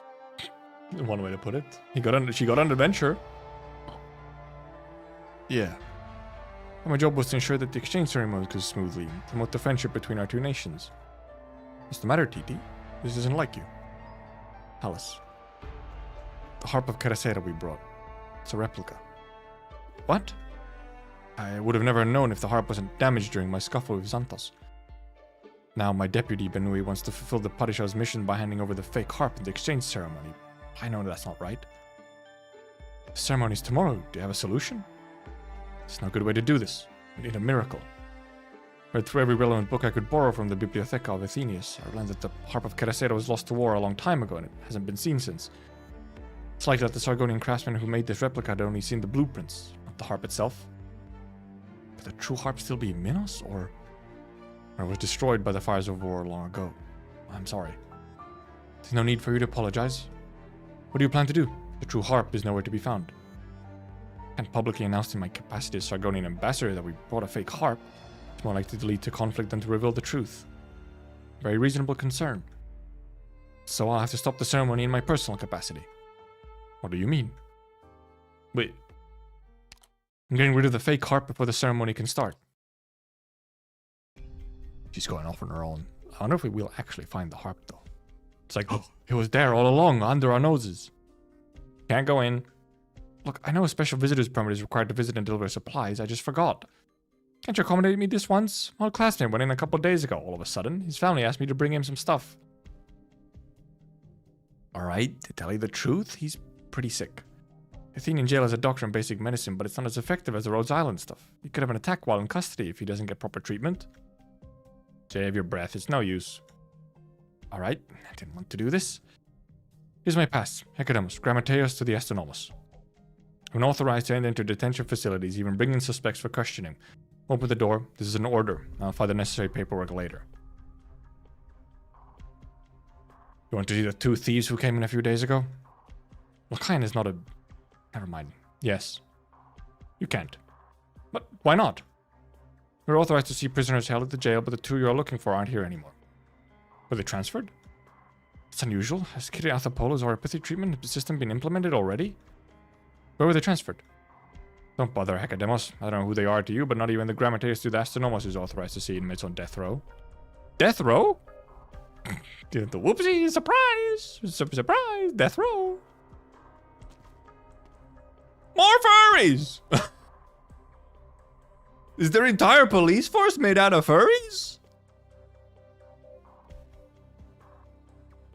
And that one farmer. Sorry, Korea. And actually, no, this is a clerk. This is a priest clerk, like the other one. So all of their clerks, their priestal clerks, and all of their police officers, or most of them, are furries. Interesting.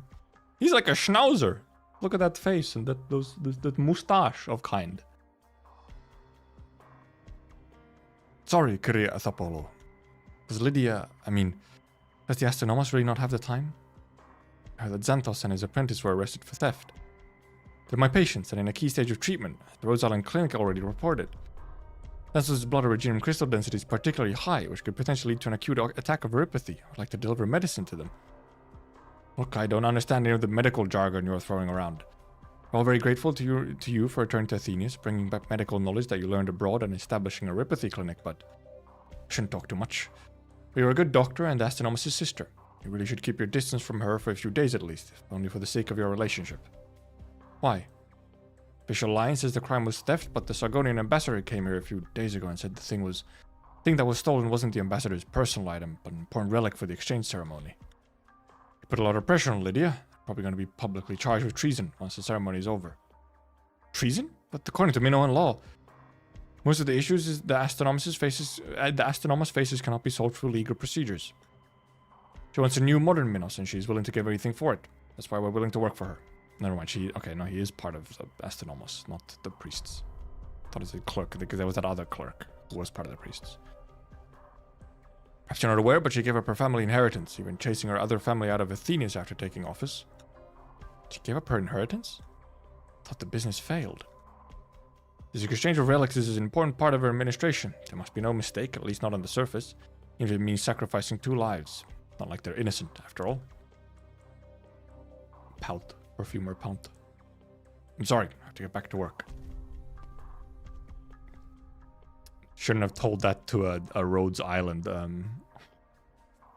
operator. They don't play by the rules. They play in the weird gaps between the rules, and she's probably gonna start doing something now. What is Lydia? Well, she wouldn't meet with me, and I doubt I can convince her even if we did meet. Xanthos and Lycaon need to be tried fairly. Can't let Lydia make a mistake like this. What do? Oh, hello, Hecademos. Sorry, I was lost in thought. Kyriathopolo? Yes, they meet. They shall start scheming. Yeah, this event has a lot of good NPC designs. So many good designs. You've been staring out the window, Astronomos. Apologies here, Cassandra. Why not let Kyriathopolo in? I have to discuss the establishment of a neuropathy treatment system with her anyway. No? Thought you wanted to get extra help to plead the case of the 2 infected who were arrested a few days ago. You know that ferryman Xanthos quite well. I believe you were the one who found him at the found him the job at the crossing. The peace officers will deal with his theft. Neither of us need to worry about it. I'm afraid I don't have the luxury. If this incident affects the trust between us and Sargon, then this incident will become more than a simple theft. What? It's my own business. Nothing to do with the priestess of Endymion Temple. Back on topic here, Cassandra. The opening play for tomorrow's exchange ceremony has been decided. There's to be King Perseus, a popular classic across Terra. All the priests need to do is attend. There'll be no need for complicated rituals. few weeks ago, I came to discuss the priest-directed ceremonial play for the completion of the Kerasera First Temple. I've not seen you at the Astronomus office since. I apologize, my schedule is a busy one, I certainly remember. The exchange ceremony also requires an opening play, and we can kill 2 foul beasts with 1 stone this way. Need not bother the priests, however. Excuse me, but the rebuilding of the Kerasera First Temple is a symbol of the people's spirit. Now that it is complete, tradition calls for a proper ceremony to invite the heroes to enter the temple and give Minos their blessings. Council is not trying to usurp their administrative power, and the exchange ceremony does fall within your responsibility. However, Minoan drama began as a ritualistic performance. Every single detail is carefully arranged, from the props to the program to the performance. Not enough to simply put on a popular play. Immortal legend, witness of the oracle, heroic relic. Oracle? Do not think that I am completely ignorant of traditional ceremony, or that I am one of those radicals who calls for every tradition to be abolished. But even if you have your choice of the program and control over the troop, there's still something missing from the traditional ritual that you want, isn't there? The Sargonian mission brought Kerasera's harp. Oh, you do recognize the relic's ritual significance. What do you mean? I'm neither an archaeologist nor a historian. As Astronomus, however, I understand every priest who sits on the council, including you. We're the head priestess of Endymion Temple and endowed with the divine gift of speaking on behalf of the heroes. Knowledge of the heroic epics puts most scholars to shame. Yet you showed no interest in about the harp of Kerasera that the Sargonian mission brought with them. You didn't even ask her to see it. I don't know why exactly, but I can tell that the harp of the Sargonian mission brought was not the heroic relic that you knew. Ceremonial play could not have been performed to begin with. No, I already... Nothing against the council here, Cassandra. If you present the legitimate heroic relic for the ceremony, I'll be more than happy to give the choice of play back to you. Oh, so she knew that that harp was not real, probably, and now, thus, Astronomus also knows. Or Lydia. In the past century, however, the temples have mostly used crude replicas in place of true relics for ceremonies. I don't need to tell you that the link between us and the heroes is weakening. As a modern state, Minos can no longer rely on ancient legends to unite our people's spirits. No need to worry, however. Temples and the priests will continue to exist. You can continue to contribute to historical research and tourism. Tourism, yes! She knows what the real one is. I think she just knows, I guess, she knows more about the real one, so that she's like... That was after. I'm checking. I'm checking, like, everyone now. I'm assuming she just somehow knows the harp better, so she, like...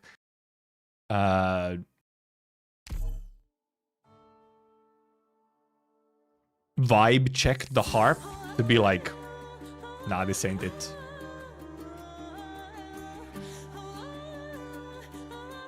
Poem of Remembrance. Legend covered in dust. The past unforgotten. Poems that linger in your ears. Already at 6. Wow. Now, this is going fairly fast. 6. ST2. 7. 8. Presumably ST3. ... It's getting late, Pallas. We should split up and make our own preparations. Are you really sure about this, TT? Oh, Pallas is going along with it. Okay. Yes, ever since Benui learned the harp was fake, he has it under guard by our retinue. He's not letting me get anywhere near it. Definitely going to post more guards tonight so nothing unexpected happens. It'll be a different story tomorrow when the exchange ceremony takes place. Have to leave it exposed in public, which is where we'll find our chance. Right. But what comes next? Next, Sargonian government will probably give a formal apology about the whole affair while sending more diplomats to discuss things with the Astronomus in private. On the outside, it will look like Sargonian mission taking Minoan national treasure and fleeing, but the people in charge of both nations will know that all they lost was a fake. That's not what my question was about, TT. I want to know what will happen to you. Me? I'll take the fake harp and Myo and leave via the ancient route. And go back to Menat Hamait. Padishah Keri's guards would definitely chase me across the entire city. But we do get caught, and it doesn't matter if it's by Benui or Padishah Keri. Either one would most likely eliminate any inconvenient evidence, then push the blame onto Minos. I'll have to keep running, and then would Sargon's lofty nobles not dare look too deeply into this burglary without authorization. What I will carry away with me is not just a fake harp, but the truth as well. Is that how she ends up at Rose Island? Permanently running away? Never saw the replica though. I guess she just knew what the relic was, I guess. Like, I don't know, she just vibe checked it or some shit. Yeah, even though those, yeah, she didn't actually see it directly. Unless she saw it now after it was revealed and already damaged. I don't know. Titi. Look, no trying to talk me out of it. I'm all for better ideas, believe me. I don't really want to carry a big heavy harp around Terra either. Go home, Palace. Let me be alone for a while. I'll see you tomorrow morning. Fine.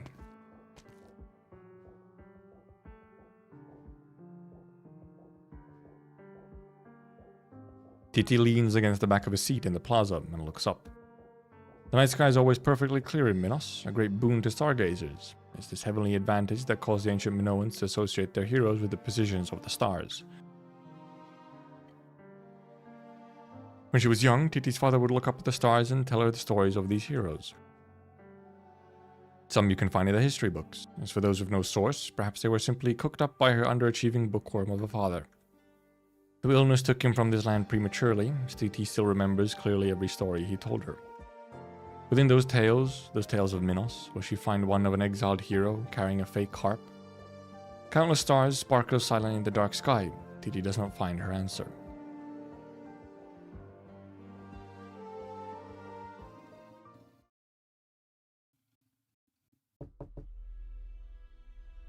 It's late. I clocked out a long time ago. Whatever it is, it can wait until my shift tomorrow. Is I Grammateus? Cassandra? Oh, she has golden apple. I just realized. The apple of Eden? No way. Forgive me, I know you are resting at the moment. May I ask you why you've deigned to visit me in the middle of the night? I wish to know if the astronomist has told you anything regarding the theft involving Master Xanthos and his apprentice. I'd called upon the astronomist's office earlier to discuss the ceremonial play with her, and when I mentioned the case from a few days ago, she became evasive. The astronomist most likely has her own concerns. It's the exchange ceremony tomorrow, after all. She not only has to deal with the entire process, but also the Sargonian delegation. Therein lies my worries. If the delegation were to ask for the case to be re-examined in the name of bilateral trust, as the astronomist is in charge of diplomacy, Lydia could hardly refuse.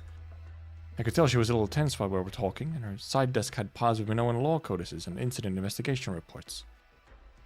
She most likely is already having her hand twisted by the envoy. This means the charges against Xanthos and his apprentice will only become more severe and... If it were not for your schoolmate's oripathy nearing a crisis point, I do not believe there would be a Vulpo tail behind your sofa's armrest. Scene caught? We finally meet Lenath Apollo, head of the Rose Island branch office. Yes, Cassandra. Xanthos and Lakain are her patients. She simply wished to give them their medicine while they're jailed, so she came to me for help. Came to you for help? As for any ordinary jailing, she should have no difficulty in sending medicine to convicts if she so wished. Seems my conjectures were not too far from the mark. Lydia really is going to punish those too heavily to satisfy Sargon's demands. They've most likely already been moved to death row. I never thought you had a Cassandra, dream interpreter of Endymion Temple, would be so skilled in reasoning. Why not? Clone up was part of the thing that started the Trojan Wall. Trojan Wall? War. Full of Discord. Oh no, the apple that makes you use Discord. You should know, Hecademos, that not even the astronomos Grammateus can visit prisoners on death row. Unless you entertain some very dangerous ideas, such as a jailbreak. It's Mansfield Break all over again? I can't have Lakain and his master dying in prison from a oripathy attack. They might have done wrong, but the punishment is too severe. You have not visited me tonight, Cassandra, and do not know about the sentencing on this case. Could I ask you to help us keep things discreet? While the heroes are up in the sky watching us, they would not sit idly by and allow something so ridiculous to happen. Are you doing this to save lives as well, Lena? I am. I want to save my patients and save my sister. I understand she has her ambitions as astronomist, but she has burdens to bear too, and she cannot keep making mistakes. Eyes of the people will be on the exchange ceremony tomorrow. Already obtained the prison blueprints through personal connections and have a route. As long as we get them out, even if it's just to jab an emergency inhibitor into them, it'll be worth it.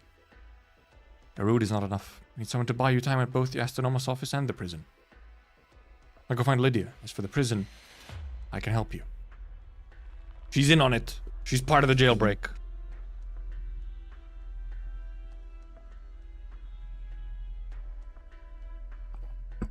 Curious, you said nothing truly belongs to the Minoans, but how can that be? The burning beasts we heard. Seen them before? Scarves and veils draped on their heads we use to control what they see. They're not a Sargonian invention. They did look a little Sargonian. I am afraid you are off on the symbology of those scars. Those are actually... Try to give me something like they're a subtle reference to the scars that the Sargonians forced us to wear during the occupation. What difference is there between ridicule and praise? They both have marks they have left on Minoan culture. Fail to see how you can conflate the two. Still being stubborn, are you? Then I speak of the ground beneath our feet. More than 100 years ago, Minos spread its roots, drinking deep of this paradise of rivers. But now? Parishamal, queen of the far shore, gathered the engineers of Sargon and Minos alongside countless laborers. Only 3 pulleys atop steel tracks. Venus is far, far away from its former resting place. It is true they did, indeed. The Sargonians apparently were the ones who put the cities onto nomadic cities. That's obviously sophistry. And if the Sargonians had not come, we would have eventually moved our cities onto nomadic plates ourselves. It's an inevitable march of technology. Yes, well said. We spent time at Theros Temple, boy. However, there is one point you have overlooked. The very language we are using in this debate right now is mixed. The old tongue of Minos was eroded away during the occupation. Modern Minoan language the priests worked so hard to assemble. How many words do you think were taken from the nation you so hate? Enough! You do not understand the man's meaning, Lakayon. There's no removing the scars of war. Truce does not mean everything is in the past. We can no longer fight for the Minos in our hearts, for it no longer exists. You with the helmet are actually somewhat interesting. Judging by your age, you could not have experienced the occupation yourself, but your words reveal a deep understanding of the period. Do not waste precious time guessing at the history of strangers. I'm just a tramp who doesn't care if he dies on the street or in prison. I once had a decent son, but he was stolen away by his dreams. Dreams? One morning, 9 years ago, he ran out of his room, shaking me out of my hangover, telling me he had dreamed of a river that he should set off. Oh, wait. Dad? A river running red with blood. They don't have to visit the priests of Endymion Temple to understand its meaning. If that boy was not trying to get away from me, then he was thirsting for battle. He forgot what our ancestors had experienced and forgot why his father is a useless, drunken gambler. Fine revelation. River red with blood. Even behind the mask, you can see his eyes going big. You are Ithakos' father? Old man. He's in jail? I guess he's maybe there often if he's a drunk gambler. The heck? Wait a minute. This is a street from Leithania. Checking my head. Titi, why are you back so late? Thought you were busy fleeing from justice. You might actually have to flee from justice, Mule. Be what? Spent all that time walking about to come up with this brilliant plan and you want me to suffer alongside you? Take the fake harp far, far away. Place all the wrongs on one person's theft. It's the best way to resolve this I can think of. Certainly not the best way, but it's definitively the most Medjehtiqedti way. Huh? 3 weeks ago, when the delegation left Sargon, you said you wanted to experience the route Kadasera took when going to Athenius for the first time, so you followed the ancient route, even though it was a massive pain. You could see Benoi's guards talking shit about you, but you didn't want to make a scene and you were worried they wouldn't treat the relic right, so you took that big heavy harp with you, by yourself. There was a time a few months ago in Menat Hamait when you were helping that Pepe girl out of a bind. You went and poured an entire jug of wine all over yourself. You both know you spent a long time grumbling to me about that afterwards, saying stuff like how a curator's salary is enough for all that dry cleaning. You didn't blame Beppe. After all, you believe this is what friends should do for each other. I guess that was a couple months ago. Fair enough. If all your best ideas keep ending up with you taking on the burden yourself, then you should just quit already. Well, she needs this cat sometimes to scold her. What's so funny, huh? Nothing. It's just that after hearing your words, I'm even more convinced I'm doing the right thing. Like how Xanthos and Lakayan did not wish for a relic that is rightfully Minos' to be used as a diplomatic bargaining chip, but they stole it, bearing all the consequences. I might not understand their true intents, but I believe their deeds are worthy of being recorded in the tales of the heroes. Right now, I'm just a copycat. I don't dare assume I understand what makes someone a hero, but I want to write my own tale. Even if I can't be considered a real hero, the protagonist of the story can only run away. I expected you to come to such a realization, Kirima Shire. Cassandra? This is before, right? Check in every now and then. Do you not blame Xanthos and his apprentice who attempted to steal the harp? If it were not for their meddling, your cultural exchange would have gone smoothly. even if what you have is but a fake. How could I blame them? I have a feeling Benoit will try to seize the initiative to pressure the astronomers into handing down an unjust sentence. There's those two who reveal the truth. I'm always adding like a should into there. If I can shift the focus of the issue onto myself by stealing the fake and free both Xanthos and Lucaia, then it'll all be worth it. Wait, how do you know the harp the Sargonian delegation brought is a replica?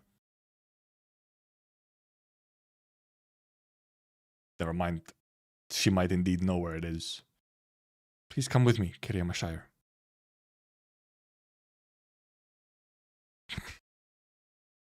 Okay, no, she might be in the know. She might know some things. Like, of course it was a fucking fake. I have it. I have the real one. You sure about leaving the village? I'll be off at first light tomorrow. Oh, music. Fields have already been replowed. There's plenty of seeds and grain, and the storehouse has also been fixed. As for the ferrying, I've taught a few of the young ones. Don't worry. I'm worried about you, Xanthos. You never left the marsh before. Now you want to run off to the distance and all to find a stranger? Ithacus is my brother. He's helped us all out before. It's been an entire year. Maybe he's already headed back to Athenius. That's where he was from. It makes sense. Things he agreed to do, he will do. As the war is over, he will return. He promised me. Yeah, unless he's fucking dead. Have you ever considered if he's already... He went off to fight the Sargonians. And I shall avenge him. I shall avenge the Minoans. Wow, music, man. Northern Mountains, Minos. Why is there a TV in the Northern Mountains? More furries! Hey, don't get so worked up. You've got the wrong guy. I'm really not your Ithacus or whatever it was. One getting worked up is you, friend. I made her recognize the armor you wear. Well, yeah, they probably all have similar armor. Or not. It belonged to Ithacus, my brother. Before he left, every family in our village donated leather and iron for it. I was the one who made that set of armor presentable and forged him his weapon. Forgive me, I've been battling for so long now. Big battles, small ones, and it's a long time since I had some proper sleep. My mind's... Here, there's just some calming herbal tea in the pot. Slurp, slurp. Can you tell me who you got this armor from? Another gorilla friend. We ran into a skirmish. Took an arrow, and before he died, he gave it to me. The armor changes hands many times. But his name wasn't Ithacus. See all these marks on the armor? It passed through a lot of hands to get that many. You might not know this, but we gorillas aren't like the Sargonian army. We're not well supplied. Everyone gathers up weapons, armor, and food, which get given out depending on the mission's priority. I can tell you that the fallen gorilla's unit number, and that'll get you where you need to be. Oh, right, let me give you the armor back first. Keep it. I'm still of use to you. Just telling me the way is enough, friend. If you insist, are you sure you want to search the mountains? These mountains are our stomping grounds, and where we battle Sargonians. Then I'll join you. You ever seen a battlefield before? For all this, I had only ever held oars and farm tools. We have no other choice, do we? He becomes a gorilla. Sorry, I don't really remember the smiling, long-haired forte you mentioned. As for these boots, I got given them when I joined the gorillas. According to the friend who gave me, they belonged to a middle-aged guy who was missing a chunk out of his left horn. There's a hole in them. Sorry, they're a little small for me. I haven't had the time to mend them. The Sargonians have been chasing us in this entire time. If you hadn't shown up to support us in the nick of time... Sit down. Huh? I'll help you mend them. He's just going around fixing the... Yeah, they're still using the TV background. They really are. Actual Chapter 0 background. Or like close to it. Launch background. Asai-kala. Wow, you've got big hands, but they're nimble. How long have you been one of us? 4 months. Came here to find someone at first. Keep the boots. Fighting, marching, hiding, reorganizing. You bleed, you die. Or you wipe your sword, then you jump into the next battle. Days like these are long ones. Where's the man who gave you these boots? Just point me the way, friend. He's going around, meeting all the people. Following the journey of the armor.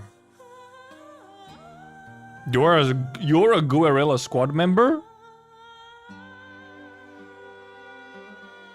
This twink? Also, first time we see this sprite. I knew this letter card on the corner of the shield meant something. You're saying it's short for Ithacus, and you card it? She spent a half a year wandering the battlefield, staying with pretty much every one of our bands just to find this guy? Seems you don't have much you can tell me either. Sorry, Xanthos. Also, I don't plan on giving the shield back to you. Look at just how many blade marks are on it. These black marks. Lagorniars can barely make a dent in it. I need to keep it. Let me protect more of our friends. Maybe even keep me alive long enough to go home one day. If that is the case, and I couldn't be happier. Let the name Ithacus stay by our side. Let our blood, our eyes, be witness to our victory. This very part, my friend. Just point to me the way. It's all I ask. His journey. Cool journey. Try changing hands. Ithacus was left-handed, which I kept in mind when I made this arts unit for him. Knew it. There's something felt off about the power levels. It's already been a whole year, Xanthos. Time flies, as swift as a melted river. You're already the most famous gorilla in the mountains. You fought the most fights, walked the most battlefields. Everybody sings of your heroism. Are you gonna keep searching for your brother? I have no reason to stop. Like how you will not turn and leave the battlefield. You're right. Your accent. You're from Lacedaemon? Sure am. Well, more specifically, my hometown is on the route to the nomadic city follows. The river valley. Absolutely beautiful in spring. I've just told you about my hometown. Village Ithacus and I founded together. You should tell me more about yours. We've been losing this war for over 100 years.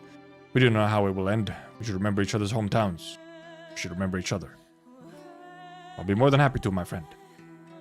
I'll continue my search tomorrow. Just point me the way, friend. Just point me the way, becoming our new quote.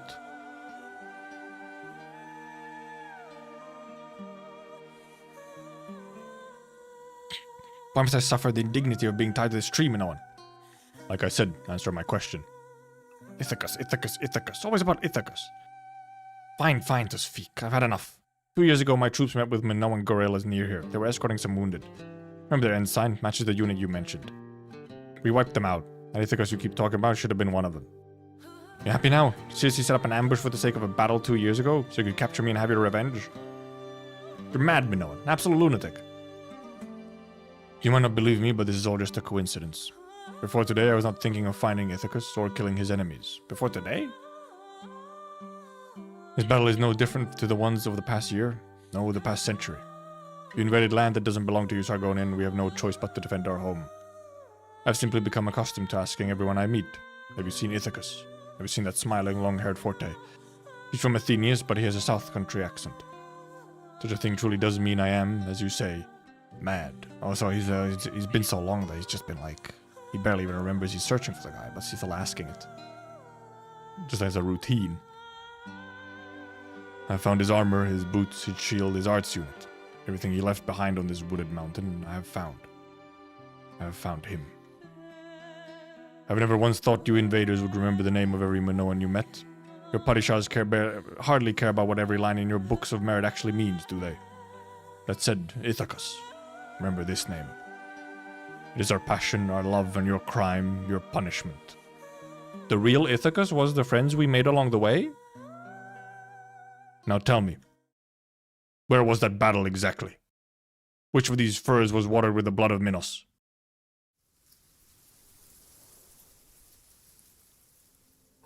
Xanthos looks up and sees countless Minoan firs standing tall.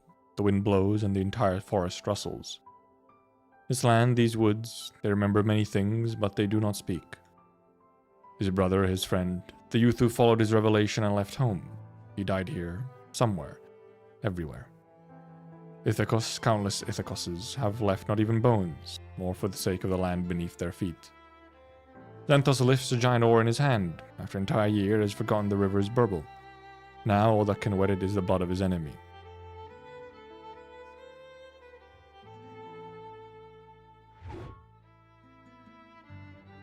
Rip prisoner?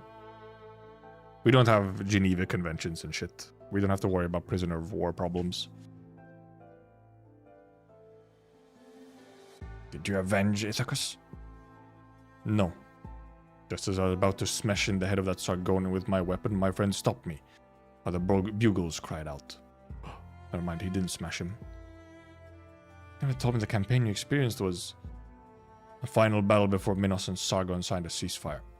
Minos, which had lost for 100 years, had finally won. I mean, it's just a ceasefire, like, you know, type of victory, a Pyrrhic victory.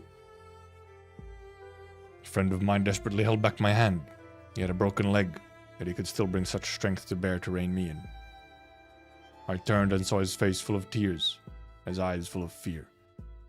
Not towards the Sargonians, but towards me. I knew what he was so afraid of. He was afraid I would destroy this hard-won peace. He was afraid I would bring about new conflict, that I would extend this cruel war. He was afraid he would become like Ithacus, forever unable to return home. My pent-up rage and grief had nowhere to go. All I could do was watch that Sargonian officer kneel on the ground, numbly listening to the bugles, same numbness I felt. It was that moment I knew the war will rage on in our bodies. It had begun and it could never end. Yep, that's some, you know, war veteran PTSD shit. In his case especially, where indeed his revenge was stopped at like the last second. You're right. The Minos in my heart no longer exists. It died on the battlefield many years ago, alongside the Ithacoses. I would not allow the enemy to defile our land again, not even if they had built this city. Not even if they had built this city. So the textbooks say that nowadays? What do you mean? Ithacus went to your village so full of passion, unlike me. He must have taught you many building techniques. Indeed, he renovated nearly every important building in the village. These techniques were passed down from his ancestors. In the occupation, my own grandfather was pressed into service by the Sargonians to build the nomadic cities, thanks to his mastery of engineering. What? The mobility layer of this Athenius might just be his handiwork. Forgive me, I was far too rude to you earlier. Do not bow your head for that, boy. I'm not the engineer who built the nomadic cities. I don't have proof of how much our ancestors toiled building Athenius. All that data was taken away by the Sargonians. Sargonians wanted the Minoan engineers' data? Why? An engineer's notes will always have something more than just jargon and modification blueprints. He had to keep track of the quantities of building materials while coordinating transport and construction teams, so he was a meticulous planner of manpower and remembered the names of every worker. Not Sargonian workers, but the names of those from Minos, where they came from. Now the Sargonians forced him to do their bidding. Minoan workers? As I recall, the current mainstream thinking is that Parishamala did not use any Minoan workers or heavy labor while the three polis were being built. Ah, I see. Propaganda. I mean to say, history was not written by us, not even our final victory. There's evidence of wrongdoing, evidence that should be shared with the public. Do you remember where these engineers' notes are? Or should I know? That's the Sargonians. Now, but those Sargonians are probably dead by now. What if the notes are inside of the fake replica harp? And because then they get the, oh, the Minoans built the cities as well, like they built the temple just now. Holy shit. Imagine. I mean, that's first of all the implication in the first place. Is, oh, actually the Minoans actually built a lot of the cities, even if they were... The labor was actually done by the Minoans, even if the Sargonians came in and like made them do it.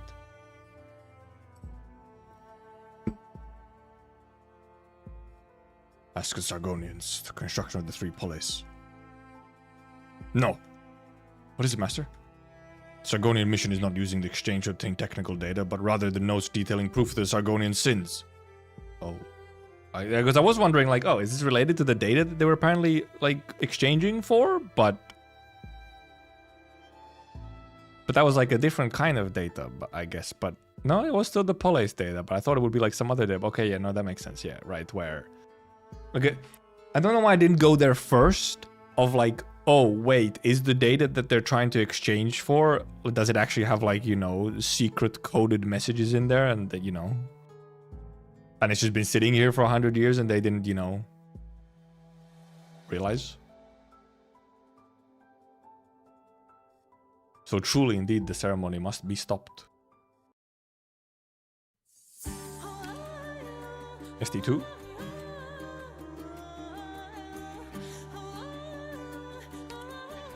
Voiceless Knight, miracles do not happen on their own, even when you leave things in the hands of fate. Your heart is yours alone to discover.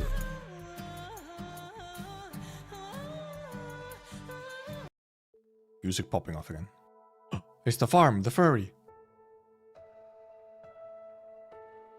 This is the true harp of Keresera. The fence? The priestess of Endymion reaches out her hand to brush away a corner of the fence running around the burden beast pasture, pulling out a few overgrown blades of grass, revealing a harp built into the fence itself. Whoa! The simple instrument has nearly become one with the pasture. Not far away, the burden beast leisurely munched on the radishes the priestess had brought along, humming in satisfaction. Its coloration is darkened, the paint of the base is mottled, and the decorative elements are still there. The surface have burden beast bite and hoof polishing marks. Nothing looks like an ornament in the corner of the field. I shouldn't question you, but I find it rather hard to believe. You are a specialist in your field, and no doubt you have a repertoire of techniques and standards to confirm it.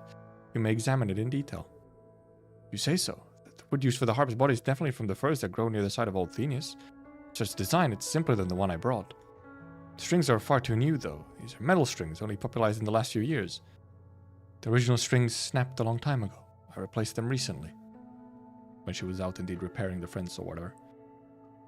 I had also tried using traditional beast gut strings, but no matter the type, the result was always the same. Legend has it that the day old Athenius fell, Keresera's harp fell silent, never to sound again.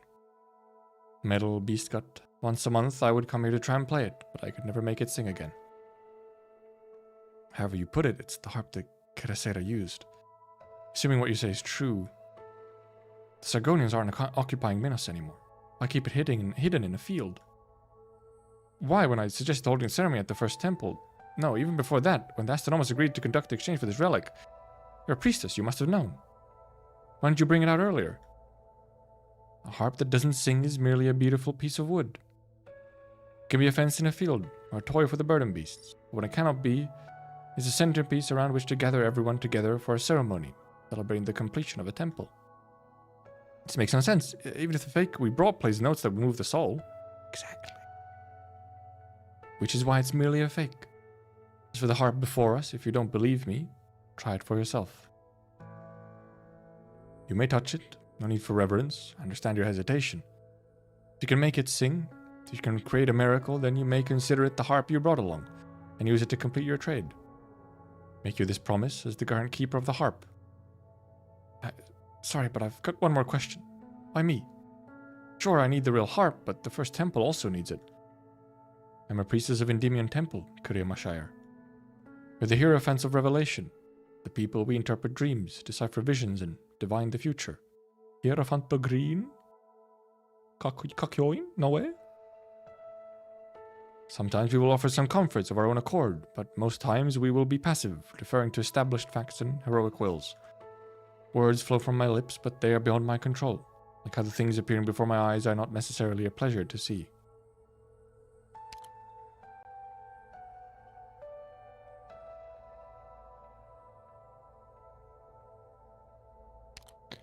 We might call coincidence fate, but when true fate approaches, all our witticisms and pontification lose their meaning.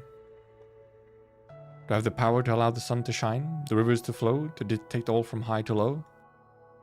You carry the harp of Keresera, counterfeit though it may be, and it has appeared in Athenius. This can only be an omen. The events of the past few days stand as proof. But what is most important is your character.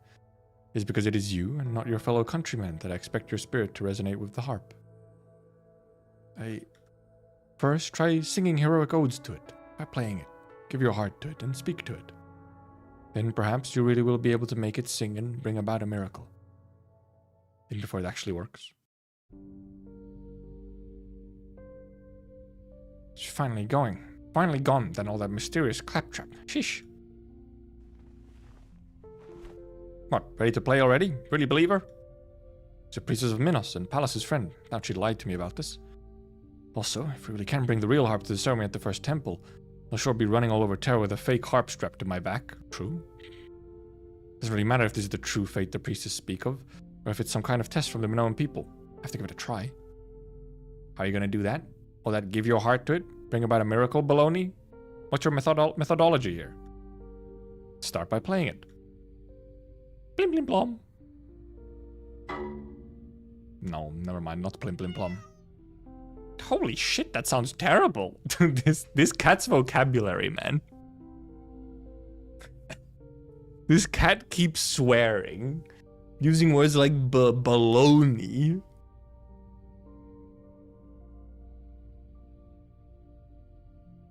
Funny cat, man. Not good. No matter what I try, it only makes these dull sounds. The harp structure damage? This kind of handheld harp doesn't have a sound box. The issue is probably elsewhere. Probably tried adjusting the tension of the strings, but no effect. Could be a problem with some delicate internal component. I don't have any tools to take it apart, inspect it, and reassemble it right now. Reassemble it? It's just kind of like just a piece of wood. What a pain in the ass. Think we got back to stealing that fake harp. Worst comes to worst, I'll help you steal it. Stealing it doesn't mean having to traipse around Terra. Well, we can still do that if you want. You go to your Pepe girl for some funding. And the real harp is right in front of me. Making that choice now would be like running away. We can call it a tactical relocation if you prefer. Since I was little, the heroes of the tales my father told me, they never ran away. She's just ignoring the cat. She's completely ignoring Myo, who is just like saying the funniest things.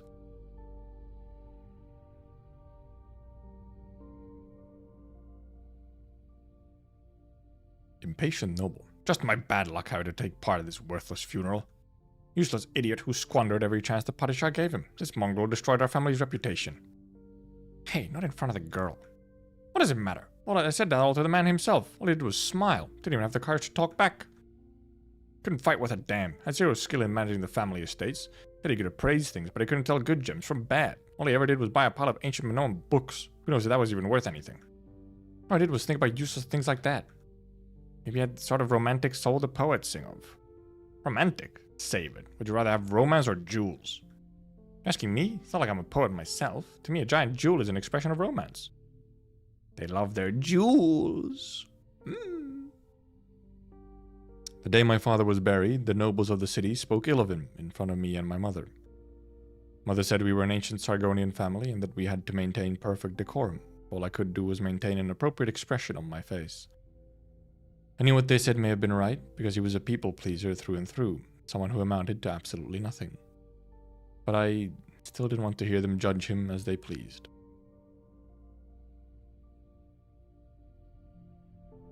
Heroes of the Minoan tales my father told me were brave, never shirking from their duties. They meet all sorts of obstacles on their journey, but they were always determined, forever confronting the challenges they had to confront. Yes, the 12 works of Heracles. I already knew why, my father. He was a weak man. Why did he love these stories? This passion of his, why did it never change him or how he treated people? I simply don't understand. Look, don't shoot the messenger here, but maybe some puny humans yearn for the things they don't have. Maybe. I've always remembered how clear and steady his voice was as he told me these stories. I love those stories too. Those heroes, gentle, strong, resolute, always walking their own paths. That's how I imagined them. Must be some greater purpose or ideal, otherwise I don't know what meaning there is in life. Don't worry, no, that's a big question, don't worry about it. A hero must face fate bravely when it comes and carry their own burden. Like a harp? She blinks. Father's stories always had lines like that. She fell as Okashipi. Those tales, Siopi, the hero who suffered in silence, keeping her secrets. Kerasera, Heracles. I need to think of a way. She fell asleep. She eepy. So eepy. It's cauliflower. Okay, the harp really is it's just there. It's just there on the fence. When she sits out in the field, racking her brains, Titty falls into slumber. She dreams, a dream where she is but 7 or 8. Thank God I wasn't 6 or 7. Her father was already ill at the time. With one cold hand he held her, while with the other he flipped through the tome atop his knee, slowly reciting from it. He never bought her children's books or choose books specifically for her. He simply went with what he liked, but it didn't matter because TT liked those stories too. Look at that sleepy cat as well. That's truly a cat. That is a very well sleeping cat. Where it's like belly up and everything. Within those tales, the silent healer Siope does not speak a word for 30 years, all to keep a secret. Karasera, refusing to perform for Outlanders, hangs her harp atop a laurel tree. Perhaps it is the filter of dreams at work, but her father seems to tower over her. Slightly stooped back of her memories, now ramrod straight, his voice one of undeniable confidence. All of us have a chance to become a hero. When your duty falls upon you, you need only take it up with courage, TT. Really? Can I? How can you be so sure? It's been so long since she last saw her father. She wants to ask him these questions, but it's only a dream, and he refuses to bend to her will. In the end, she could not ask what she wished to ask. The gentle light of the twin moons falls upon the pasture and upon the girl. The land is painted in silver. A breeze blows, curling up the girl's ribbons, lifting the burden beast's headscarves. Even the antiquated, marred harp takes on a gentle radiance under the moonlight.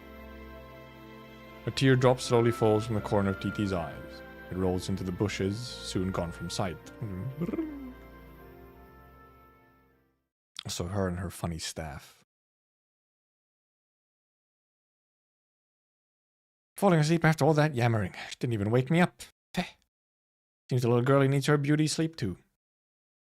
Hey, what's with the crying? It was all about that stiff upper lip, always saying you won't cry, and now you're letting me catch you in the act. Need to keep some evidence for later. Terminal, photo mode. How the hell do you use this thing? The cat is learning to use phone, oh no. Ah, press here.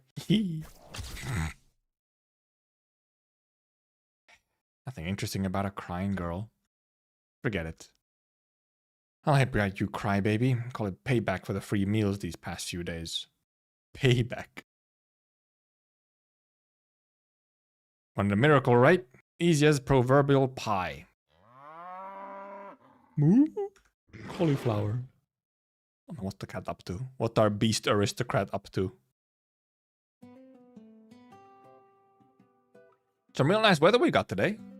But I heard the burden beast to the mountain pastures first, and since it's such a lovely day, I better repair the fence.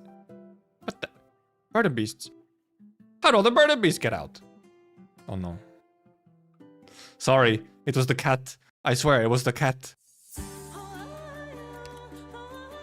The cat has stolen the fence. Flash marker. ME7. Stampede! You never know what will come stampeding in from a distance, sending carefully laid plans flying and scattering handshakes and goodbyes. Oh, okay, never mind. Okay, so... sorry, no, the burden beast didn't escape as a result of taking the fence. No, this was all planned. Okay, we're just gonna stampede the burden beast into the city. With the harp, I'm assuming. Repathy suppressants for 2. Few days have passed since the last injection. Give them a shot as soon as you can to see them, as soon as you can see them to prevent an acute attack. Alright, yeah, we didn't have the jailbreak yet. We were talking to old man. The rest are standard medicine. This is a painkiller. These improve cardiovascular function. This is for blood pressure. This is for regulating blood oxygen levels. Xanthus seems to be hiding his illness and may be unwilling to take medicine. Take it anyway. Make him carry it any way you can. Repathy suppressant is mandatory. Rest depends on him. Alright, this is all for Xanthos. What about Lakion? Lakion? Suppression injections are the only thing that can be done at this current stage. It's that bad? It's not so bad. No need to worry. There's water and cheese pita for the three in his bag. For 3. Right, for him as well. I'm not going on a picnic. Bring it anyway. You might get hungry. Mom? She's mom? Mom. Don't worry, I also got you some good stuff. This box contains soporific incense pills, just in case. Make sure you stand upwind when you use it, or you'll put yourself to sleep. Curiatha Polo. I thought we had already made the arrangements? Cassandra has obtained the schedule of the jailer shifts. Astronomus offers a duplicate key for the jail door and shackles, and I made my own duplicate. It was careless of Lydia to leave them on the table. Careless? Hasn't been a prison breakout in ages, so security isn't particularly strict. I'll find the right time, go in, get them out. Shouldn't run into any issues. There's no need to be overly nervous. I know, it's what happens afterwards that I'm thinking about. Wonder why you can't distract Lydia? Or are you worried about your future? I'm the one who's actually carrying out the prison break. Lydia is likely to find out about your participation. I may just obstruct your company's efforts to develop your Athenian office. Xanthos and Alkain are my patients, even though one of them isn't the most cooperative. When I made the decision to become a doctor, I also made the decision that I would not leave any patient behind. Some things that have to be done no matter the price. It's Lydia whom I'm really worried about. I need to talk to her. Don't worry about me, but you? Don't worry about me. Also, don't worry about Rhodes Island. Look, Rhodes Island is like, they're so chill, generally speaking. They're like, no, it's okay. It's okay, Perfumer, you did the right thing. We'll help you out. We'll bail you out if shit goes bad. There's nothing left for me here. The only reason I didn't quit was that I was waiting for Lydia to fire me so that I could collect my severance. Based. He's so based. Not getting it is my only regret. I'm more excited than anxious about leaving this nomadic city for broader horizons. Okay, right. Okay, indeed, they're leaving. The plan is to leave the city. I heard you were once forced to leave Athenius, Kyriath Apollo. Perhaps you understand the feeling. Yes, I do. The situation now is much like mine back then. Things will get better for you, I promise. Big smile. Big smile. Just as it got better for me.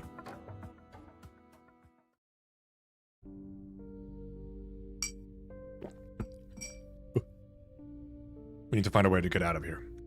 We can't just sit here and wait. Yes, we need to get Lena to look at you. Your health. My health is not important. The relic exchange ceremony takes place this afternoon. If the Sargonians are allowed to take the engineering notes from the three poleis, they will be able to dictate how the history is told. This must be stopped. Hold it, Xanthos. You have Eurypathy. Many on the Sargonian border contracted the disease in the conflict just like you. Yes. Many lost their homes, their livelihoods. You found your footing after coming to Athenius. You got a new life. Why do you want to get involved in such things? Maybe it's because I have Eurypathy. I don't have much time left. I spend what little I have on things that are more meaningful.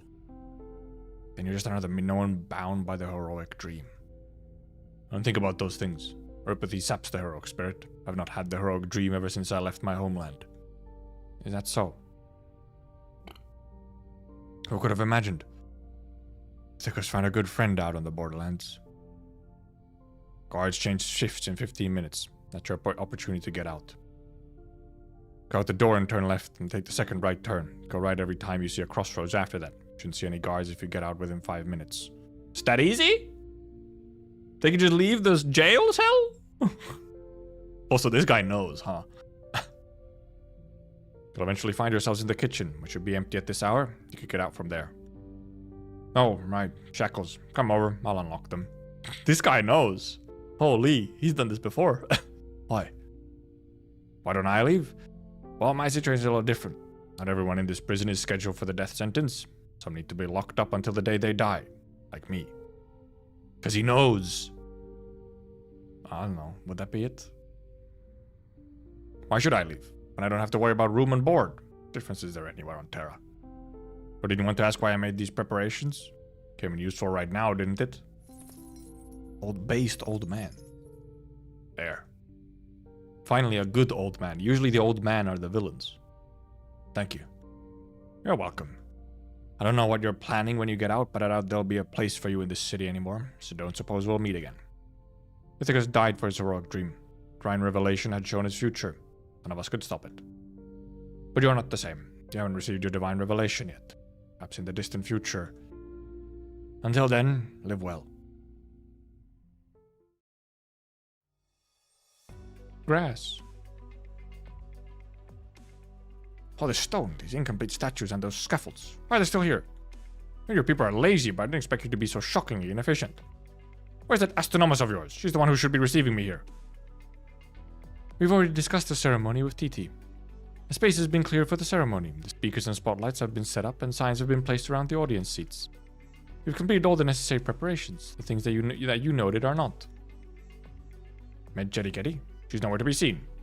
I'm in charge of the Sargonian mission now, and it's my needs you must attend to. I think that your preparations are entirely inadequate for a ceremony as important as the exchange of relics between Sargon and Minos. As you said, it is an important ceremony, and we will do everything in our power in the remaining time to make the venue as perfect as possible. However, I must also put a question to you. What is the condition of the relic that you are handing over, which is of paramount importance to Minoans and the First Temple, the Harp of Kerasera? I heard that it suffered a serious fall a few days ago at the dock, and that your delegation intends to repair it. The repair is complete. And I'm curious, while I don't know how your Padishah and Lydia came to such an agreement, does the agreement include an appraisal as well? You're overstepping, Pallas. We have an accord with the Astronomers. This will be a massive occasion. Be informed that the priest from Lacedaemon and Corinia will be in attendance as well. But we haven't seen the smaller blue one from Corinia, like, ever since the first time. There's unprecedented publicity for you and your temple. You should focus your full of efforts on the preparations. You don't need to worry about anything else. You're right, then. Look forward to the event in the afternoon. Ageist? Look, it's just true. The boomers are usually evil, okay?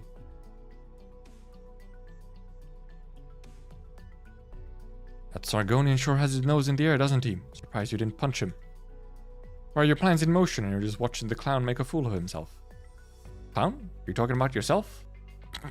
You've been in Athenians a little too long, Corinian. The apples that the Athenian orchards are exporting to Corinia have already been packaged into boxes. Why are you still here?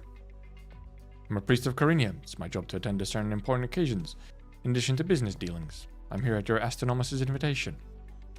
Besides, to Corinian, a transaction that has already been settled belongs in the past. Important thing is to seek opportunity for the future. Is that why you keep sniffing around like a musk beast in a ditch? What favors did Lydia promise you? Anything you won't sell for the right price? Your dignity? Your conscience? Even your soul? Everything is for sale, if you can afford it. Okay, a little based, he just admits it. Rather than pay so much attention to me, I suggest you spend it on the people who are not here.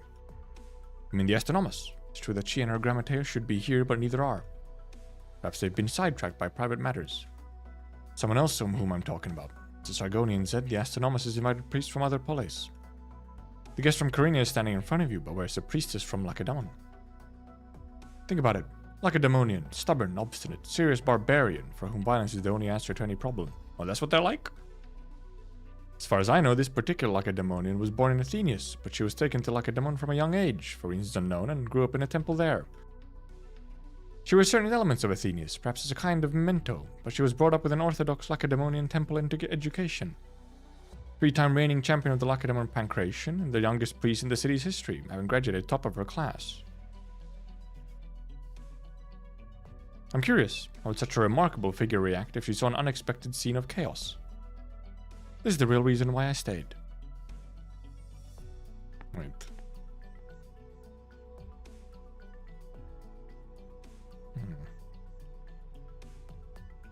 What was he talking about? Was he implying certain things?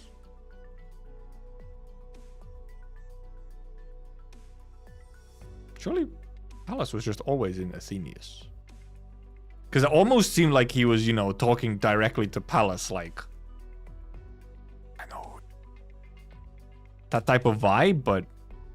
I guess we'll see. Or it could be the woman, I don't know. Good timing. Take over me for a moment. We need someone here who can be in charge. I'd better find Titi. Coaxed a little bit of information out of the Sargonian deputy. Apparently her plan to steal the harp was unsuccessful. I'm worried for her.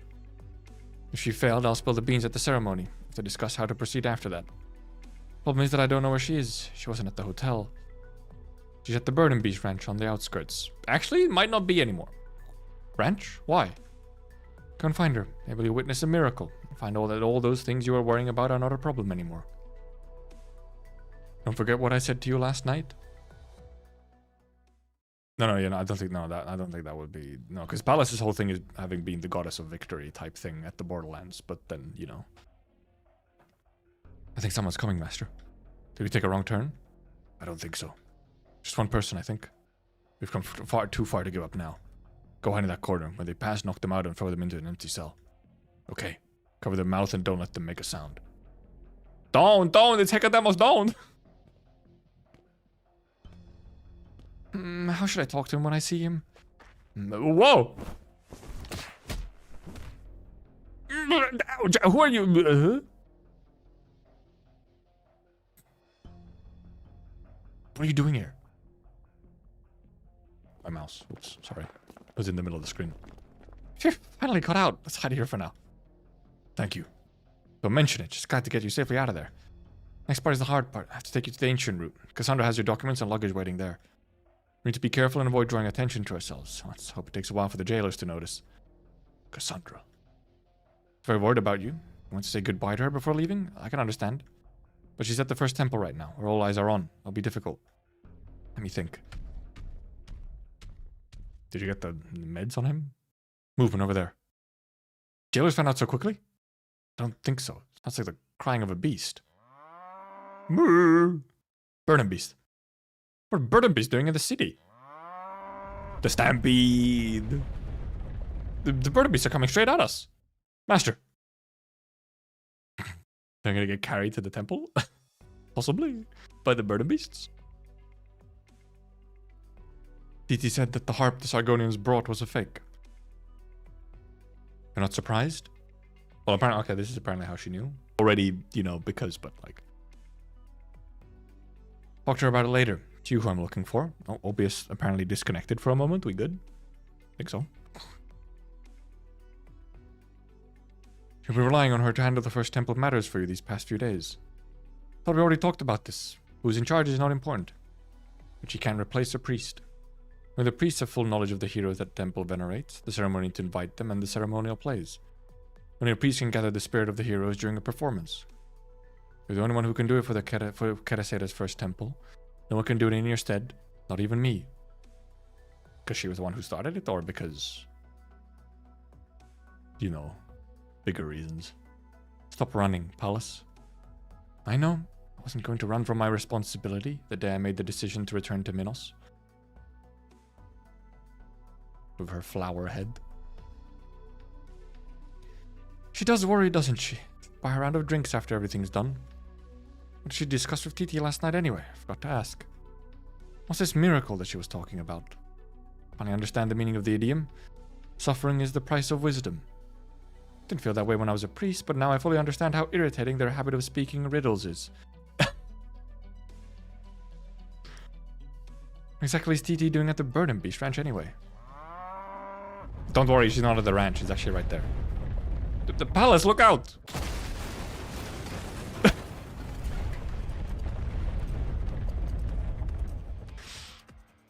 It began as a distant growl as Pallas rides at a steady pace on the street. Wait, oh, is that like a... oh, that's like a scooter or something she was on? Is that what that is? Like a fucking Segway. Then she sees the distant movement close in rapidly, becoming a herd of rampaging burden beasts. Dozens of burden beasts charge through the streets with unstoppable momentum, leaving peace officers and herders in the dust, sending pedestrians and stalls flying. They wear the scarf of the burden beast ranch on the outskirts. Where Cassandra said Titi was at? Something seems to have frightened these normally docile creatures, as they form a tidal wave that rushes in the opposite direction from the ranch. Thank you, cat. Burden beast at the rear of the stampede. There's something on its horn. Is that a harp? Could it be Keresera's? Is this the miracle that Cassandra was talking about?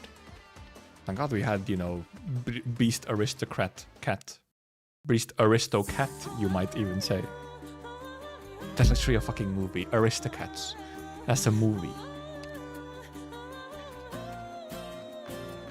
The pun was already made. Fuck. I wasn't original. That's just a movie. Aristocats. Shit.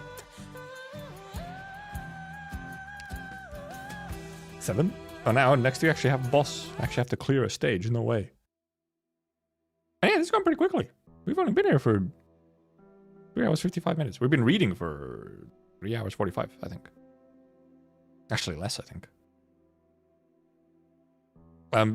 Perfumer, you're kind of poking your sister in the eye right now. Not gonna lie. Fucking poked her eye out, man. What the hell? Why'd you do that?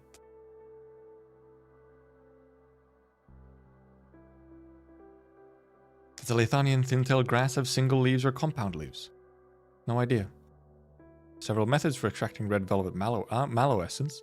Which one is most effective at retaining its soothing properties? No idea. It's Baronia that you planted. All I did was help you shovel the soil. I have no idea why you planted or how. We tested on all these things, Lydia. The Athapolo family has venerated Flora the hero for generations, conducting plant-related work such as those associated with perfumes, medicinal herbs, and plant breeding.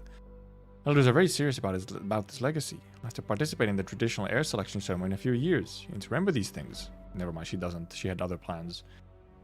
Everyone knows you're the heir to the Athapolo family. Uncle Slurs can't stop talking about how proud he is of his daughter. He'll declare you floor of Athapolo any day now. I know my father hasn't been fair towards you. He's already shown as much kindness as possible by taking me in after my parents passed away. Besides, you know I have no interest in plants. But father has scheduled a test for next week. You'll be punished again if you fail. I peeked into Uncle Slurs' notebook. Time harvest has been disappointing. Bet we'll go into Carinia soon in order to find suppliers to meet the shortfall. Carinia? He didn't say anything. Crouching in the garden again, Lena. Going on a week-long trip. Take care of yourself and Lydia while I'm away. Well, there it is. Wow. See? Certain things that I'm good at. Just like you're good at plants and perfumes. Because this was a while ago, but she has like the current outfit because she doesn't have 2 sprites. Help! Somebody, anybody. Some Scotta tradition. Why did Athapolo have to do this selection ceremony out in here in the middle of nowhere? I want to find the rarest plant and one is the favored by Flora? Ridiculous. Someone's hurt. We need a doctor and emergency inhibitors. Oh, this is how she got. Oh, this is how she got hit. Oh. You hurt your throat shutting like that, Lydia. Carrying me is hard enough as it is. Put me down. You can help by throwing away that big heavy plant. There's no one more suited to being heir to House Athapolo, with or without it. I know, it doesn't mean anything to me now. Floor of Athapolo cannot be infected. Father will never accept it. Probably have to leave Athenius as soon as we get back. You don't need the approval of that bastard. He's so cruel as to cast aside if he's so cruel as to cast aside his own daughter. Family needs an heir. Write it down, Lydia. Boraginalis. Boraginasae. Synagloside. Myosotis. What do you mean? Don't tell me about it, Elena. I don't want to know. Listen to me. It's a common plant across Terra, but it's only known to grow around marshes and has never been found in Minos. Reminds me of you. You dislike the family tradition, have you no interest in plants or herbs, as unlike Athapolo as can be. You're observant. You're a good communicator. You make a good heir. Yours is apparently actually Athapolo, but just not the direct family with Lena. It's your place. I don't want it. Let's make a bet, shall we? Just like when we were little. Take care of this rare plant for me. The elders have no issue with my condition, then I'll never make you come to me with that boring garden ever again. But if father shows disgust at my wounds, you must claim to have found this big, heavy plant. Don't worry, Lydia. No one will bully you anymore, not even my father, once you become the heir. You, the Athapolo family, will be in good hands. Apparently she does indeed become the heir and then delete the rest of the family, actually. Which, I mean, fair enough. The family apparently fell apart anyway. Lydia? Why'd you ask me to come to this public garden? If there's any need for us to reminisce about old times. Something to say, say it. I have a lot of waiting for me to do. I have a lot waiting for me to do, not a lot of waiting for me to do. The exchange ceremony is about to begin. Besides verifying the guest list, making sure the ceremony goes smoothly, You must announce to Athenius that Xanthos and Lycaon have been found guilty of treason for the intentional theft and destruction of a Minoan national treasure. Not satisfied returning from perfumer to doctor, make another career change to defense attorney. It's a critical juncture for the relationship between the 2 nations. We cannot allow an ill-planned, impetuous theft to destroy everything. Since you're of war, didn't destroy Minos. You're working for the interests of the people of Athenius or to protect your own position as Astynomos. Cliched moral dilemma. Of course I want to protect my position as Astynomos. How do you think Rhodes Island managed to establish an office in Athenius in such a short time? Priests buried in ancient tomes, the chaotic council, convoluted voting process. You would have waited an entire year if you followed the traditional process. Could have said his first temple and following the old ways? What a joke. How could the place be ready for today's exchange ceremony if the Sargonian girl hadn't intervened and pushed the final phase through with modern, effective project management? So you judged everything over your scales, not caring that the weights you are using are real people? Believe that everything must give way to people, then? I'll do everything I can to find a solution before things get to the point of no return. My colleagues and friends will work together with me, no matter how treacherous the path. As for your question, I'm a doctor, Lydia. The basis of everything I do. Indeed, she's a doctor, it's about people. They got the Greek bureaucracy description down. Yes. And I mean, it's also accurate where they specifically earlier they were like, you know, dude, our bureaucracy sucks because it's like been passed down fucking ancient times. I can imagine that's somewhat true in reality as well.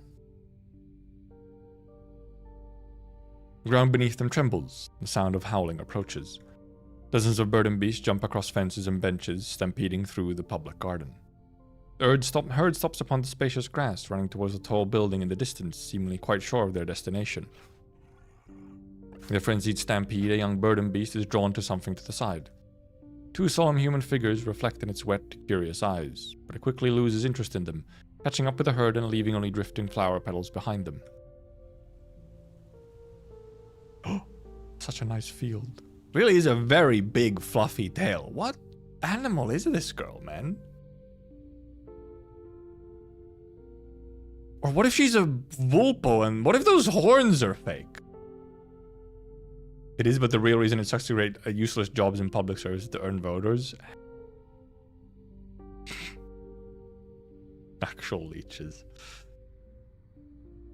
Scent of flowers surrounds the two Athapoluses. Their keen sense of smell, honed by rigorous training from a young age, allows them to easily identify the damaged flowers, but not the true thoughts of their counterparts. Nice shot, though. Neither of us could ever change the other's mind. Been this way since we were little. There's a question I always wanted to ask you. What makes you so great, Lena Athapolo? Lydia? You approached a girl that all the Athapolos disliked, took her to your favorite garden and taught her knowledge about plants that she had no interest in. All of it on your own. You gave her the plant that determined the family's heir. Thought the family was in good hands that left Athenius. Again, all of it on your own. Never cared about what I was good at. Never occurred to you that I stayed with the Athapolo family, not out of any sense of responsibility or for their heir's position. I didn't dislike the garden, Lena. You chose not to keep it. You chose to take it back from the family after it fell on hard times, turning it into a public facility. Oh, that was Lena saying that. That's our fundamental difference. You hate any Athapolo as much as I do, but you're always looking backwards, even trying to get it back, while I never look back. I know you asked me to come here for the sake of 2 prisoners. Maybe you're trying to delay me. Maybe you have some other plan in mind. After I became the heir to the family, it took me another 2 years to cast the mantle aside. Only now do I have the chance to do what I really wanted to. As you said, though, no one bullied me during that time. I played along with your game for 10 minutes. My final gift to you. Are you nothing now, Lena? I see. Oh, she leaves. I'm wondering if, like, you know, the Astronomus just it's like, it's the official government headwear for the Astronomus is a pair of horns. Because otherwise, from ears to tail and everything is very fox.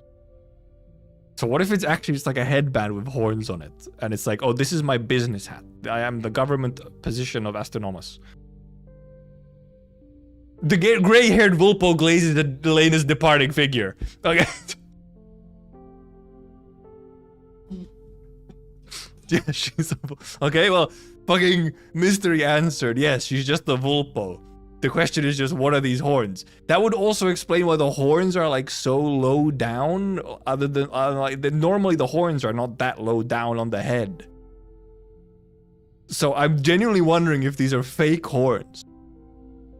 As just like cause she's like a high-ranking official or something. We need the lore, okay? What are these horns? The grey-haired Vulpo gazes at Lena's departing figure. She had imagined their reunion before Lena returned to Athenius. Afterwards, she had imagined their parting. Never before had she been so acutely conscious that they were going to part ways forever. The woman before is no longer her foster sister who took care of her.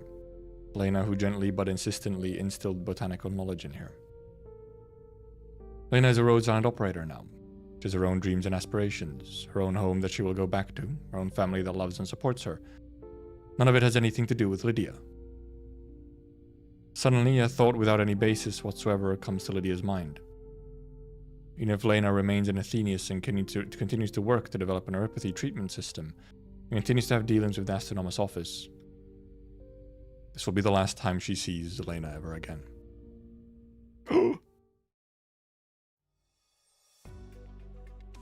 Yeah, Mio is also indeed, yes, also yes, indeed. It's just called the Liberi, but is more than just the basic Liberi. Oh, never mind. They didn't get carried on the burden beast. I thought they would. Phew, we should be safe from the burden beast here. Where's Master Thansos? I think I saw him head towards the first temple. Say goodbye to Cassandra, probably. Find a way to meet up with him. Don't worry. No. That's not why he's going there. Why are they stampeding burden beasts on the street? Are you the Astronomus' Grammateus? Shouldn't you be finding out what's happening? Already peace officers heading that way. They'll take care of it. This stuff's none of my business anymore. I resigned. To rescue Master Xanthos and me from prison? That's not necessary. We wanted to say that you could have gone out your own, right? Well, it doesn't matter. I was planning to quit anyway. What exactly is your plan, Lycaon? I don't know what you're talking about. Please, you never passed your classical drama course and it shows. You had the exact same expression on your face when you submitted your withdrawal from preschool after contracting oropathy. The day before the debate contest, I mean, practicing archery as usual. You're a much better archer than I was. Paced and intentionally fired a shot into the distance with your bow. Accident happened when we were looking for the arrow. Oh, guilt. I carried you down the mountain and ran into Xanthos. You fared us to the best oropathy doctor available, but you got infected in the end. And so we missed our 7th debate contest that would have broken our 3-3 tie. Is it really the right time to talk about this? Just when Minoans need the right time to debate. The halls of Theros Temple and the streets with drunkards and gamblers. Everywhere is fair game. Thought he would only be down for a day or two, and we'd be back in the competition in a couple of years. We just ran away. I never decided the winner all these years. About time you gave me back this last debate, Lycaon. What's the topic? Let's say whether an infected can become a hero. Hecademos. It's inappropriate. Why? It's a topic you're intimately familiar with. Oropathy saps the heroic spirit. Conventional wisdom that we all take for granted. When a child questions it, he or she is quickly put down by the elders who cite various heroic legends. There are no Minoan heroes with oropathy in the legends, with depictions of Virginium crystals on the temple statues. Therefore you, a student who aspired to be a hero, gave up on becoming a priest before the rules had a chance to become an obstacle. Every deed is representative of your position on this topic. Don't bother trying to provoke me. We both there's no chance I'll lose this debate. What about starting over? Master Xanthos encouraged me. I realized that someone who knows he has no future cannot commit himself to anything. Regular suppressant injections, a regular lifestyle, and the newest Rhodes Island treatment may make the patient live longer. But I'm not satisfied with just living. It seems to be the only thing I can do. I feel nothing but shame about it. The worst thing about oropathy is not the physical torment, but the inevitable deadline that it sets for all dreams and aspirations. To be fair, that's also just life. So like...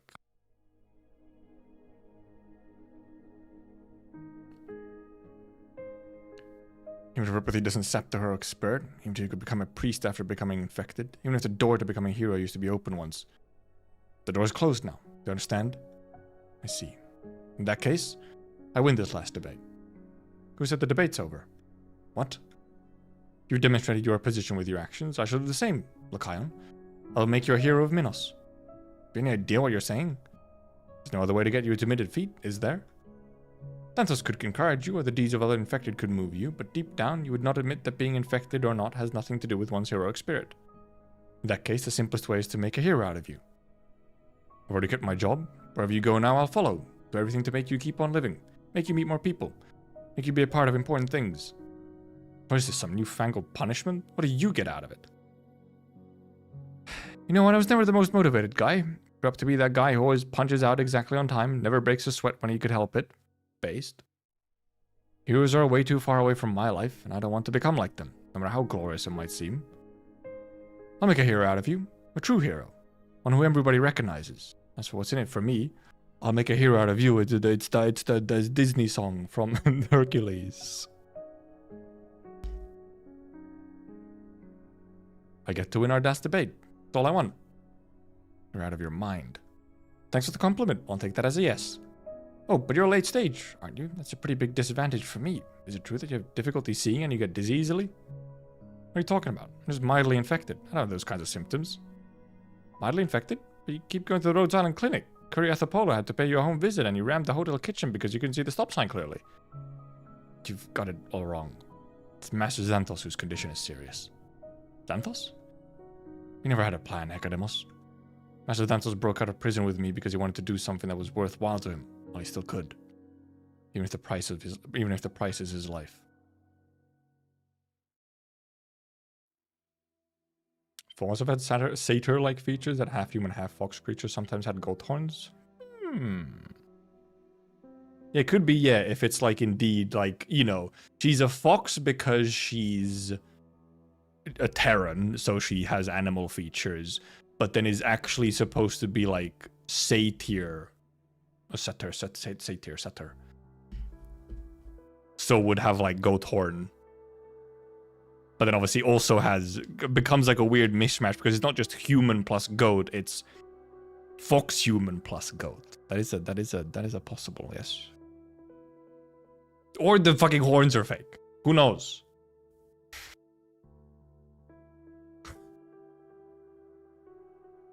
That's the thing, even before they're fucking cosmetic, they're fucking fake horns. It's just a fucking headband. It's like, oh yeah, no. Apparently the job requires me to have these horns on. That's all. It's my official, you know, uniform. You shouldn't have come here, Xanthos. People are gathering at the temple. Might have been able to avoid the crowd when you came, but it's going to be much hard to leave. Go now. I came to say goodbye. I don't think we'll meet again. Whether the farewell is face to face or not doesn't matter. What matters is that you're at peace. Back to your homeland, Xanthos. You can see that old river. Even if it has dried up, the melted snow always flows down from the mountains. Maybe another water source nourishes your homeland now. I know. The priestess of Endymion watches over all our souls. You always give us false hope. Accusation. I remember the day you first came to Athenius. It was a rainy night. You walked into my temple with Ithacus' bloody chitin. You were downtrodden and lost. You told me about your promise with him when he went to war. You said you imagined yourself ferrying him to the temple on the other side of the city on the Delphi Canal. It was a flame of hope, faint and weak, but burning nonetheless. It is not a false hope that I instilled. It is a real hope, burning inside your heart. It was real. It still is, only that I had hoped you would nourish it with life, but it grew into something else as you ruminated over it. Going back to your homeland, you might remember the past that was even longer ago.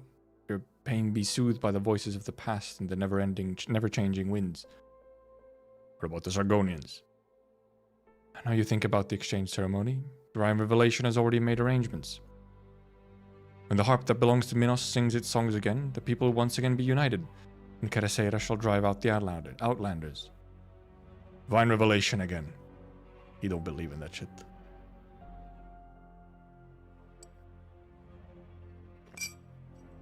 He's getting ready. There's always a question that I want to ask. What is a divine revelation? How does it get people to willingly go to their deaths? It's the power of faith and belief. The accumulation of 1,000 years of dreaming about heroes. The thing that makes Minoans Minoan. We do not have gods in the sense of the word that the Outlanders use. Our gods are our heroes, each and every one of them. Our hero Keraseira was once an ordinary woman.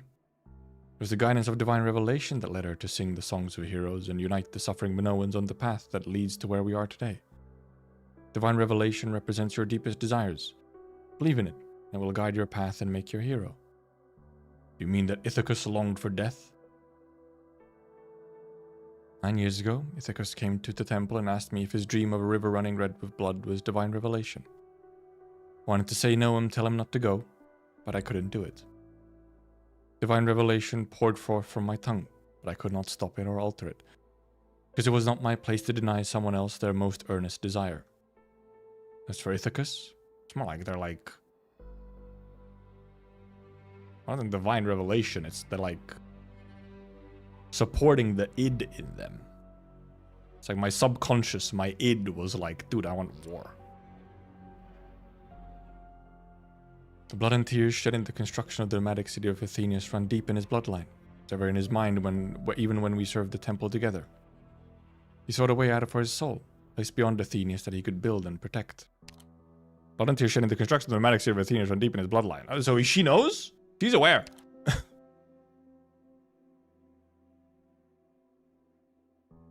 But death was the inevitable price for this wish.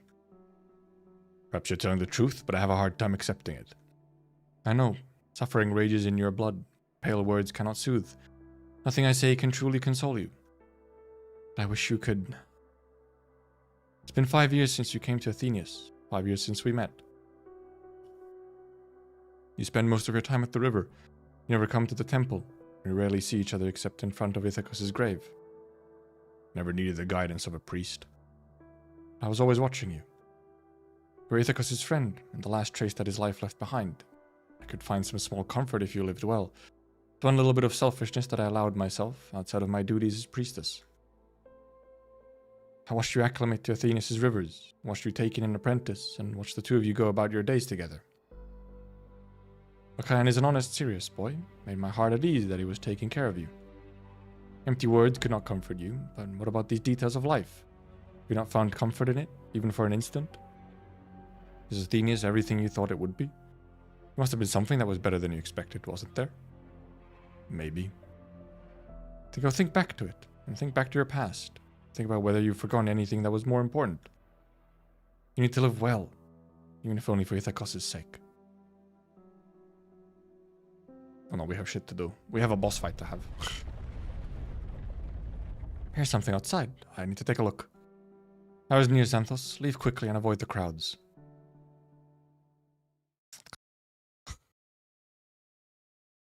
We have burden beasts. We have a stampede.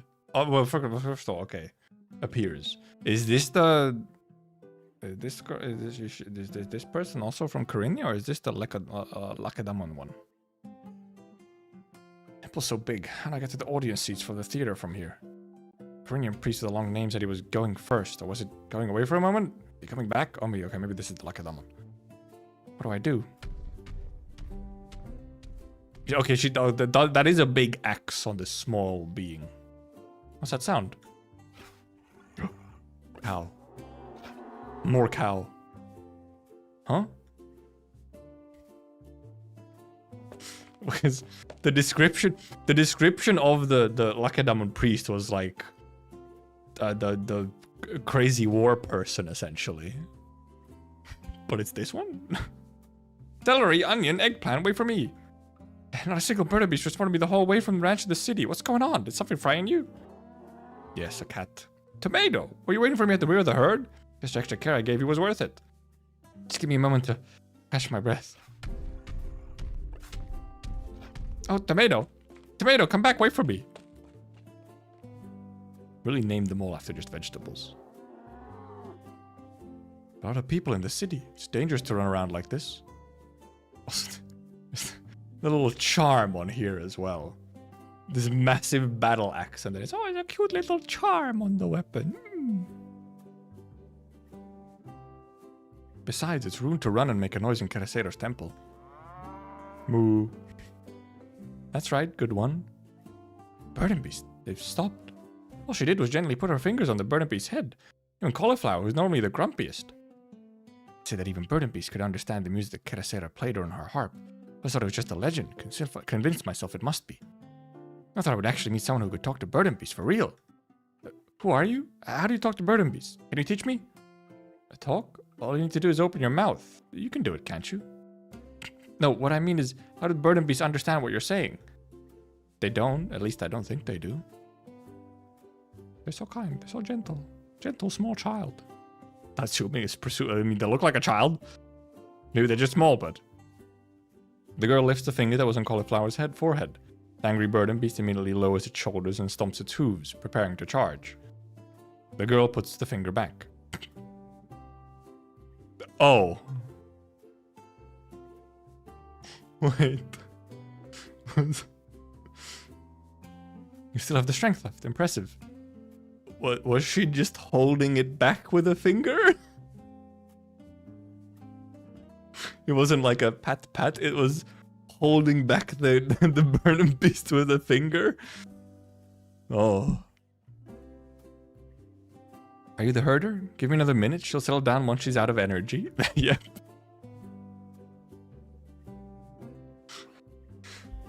Okay, yeah, okay. The small being is strong. Rest of the herd will calm down once the leader does. So you just overpowered Cauliflower with a single finger? So easily? Usually takes 4 or 5 strong guys to keep her down, and even that's not a guarantee. Name's Cauliflower? Nice name, suits you well. Too tired. The tile beneath Cauliflower's feet is cracking? Alright, that should do it. Okay, I'm a lot of power in Cauliflower as well if the tile was cracking. The girl lets go and Cauliflower's knees buckle as she lies down on the ground. Then the girl does it to the rest of Cauliflower's herd, one by one, calming all the burden beasts in no time. Just fucking essentially beating them up. Just like pushing them into the ground until they give up. That's the last one, huh? What's that on your horn? A harp. Thank you for assistance, our distinguished guest Siniska, honored priestess of Lacedemon. Okay, indeed it was. 6-star crusher. As for the harp you're holding, please give it to me. It's the harp of Keresera, belonging to the first temple, which we have been waiting for. It arrived. This was just a postage delivery, okay? Don't worry about it. Titi, found your last. Did you follow the stampede of burden beasts at the temple? What happened to the ranch? I just fell asleep at the ranch last night, and I heard a huge commotion before Myo woke me up, and I saw that the harp was gone. But the burden beast running down the hill, so I followed them and ended up here. Was it the burden beast that brought the harp back to the square? Yes, it's the miracle that we've been waiting for. The true harp of Keresera. Now the only thing missing for the ceremony is to play. Which isn't so hard. I memorize the Keresera roles in all the plays. Once we settle on a program, we can find people to play the rest of the roles. Her playing all the roles. Imagine. About that, I would like to select the play for this ceremony. In my capacity as supervisor of the first temple's completion. Why are you so serious all of a sudden? What's the play you have in mind? Keresera and the Outlander. You mean play that was banned for political reasons and afterwards remained unperformed even after the ban was lifted because no one wanted to play the role of the Outlander? I don't think you needed to remind us, but... Yes, used to be the most popular classical play used in traditional ceremonies. I will play the role of the Outlander. You don't need to do this. We all know how kind-hearted you are.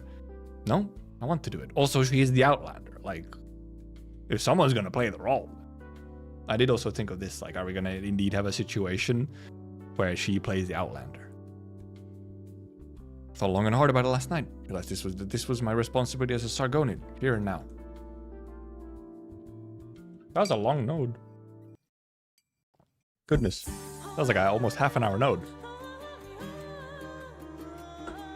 Okay, well, now we must make a team.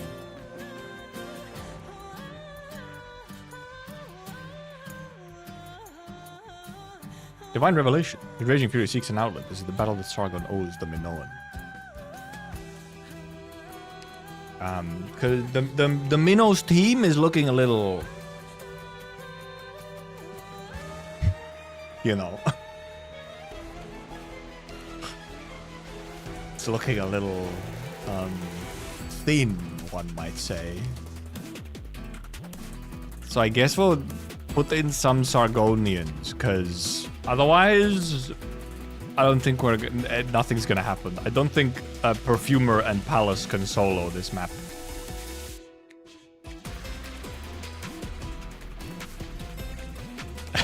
No one level 1 challenge. No, not on purpose, no. So maybe we'll put in some Sargonians. Who else is Sargonian in here? I guess Eunectus, technically. Not even technically, just is. Do we count Pozemka? She's like adopted Sargonian? Carnelian?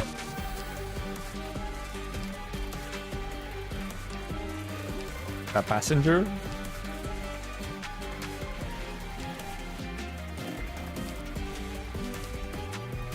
There's really not that many though. Not gonna lie. You know? It's not that many. Flint, sure. I think Liscarm is Blue Poison is, I think, technically. Is Blue Poison? Do we count Blue Poison? He's Sargonian, right? Is she from Sargon? Maybe because she's a reptile. Oh well. Oh yeah, oh true mantra, yes, Padishah. Padishah mantra. How did I forget? I just think of her as elite op.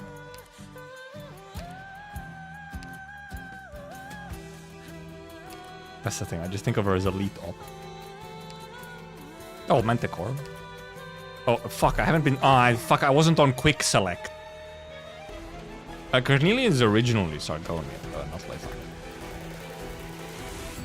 Okay, but also wasn't fucking actually picking out the units, by the way.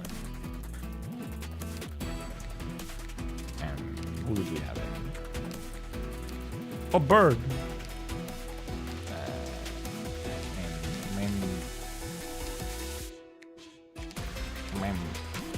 Okay, we don't have that many slots anyway. We don't need Carnelian. She's not gonna do anything anyway. I was wondering if I put in Kelbe just because Vulcan,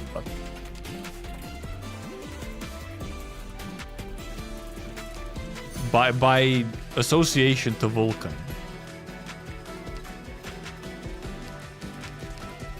Bam, PP, I guess. So we have some ranged. Thorpe. I guess we'll just see what happens. We have at least one healer. Almost bloated out Nightingale. Yeah. Also Weedy, same thing, same skin. Like same type of skin. Also my favorite palace skin. I don't have mastery, shaking my head. Actually, I think I realized also I don't have fucking any of these either. I haven't done any of these. Even though I like her. Anyway. We will simply see what happens.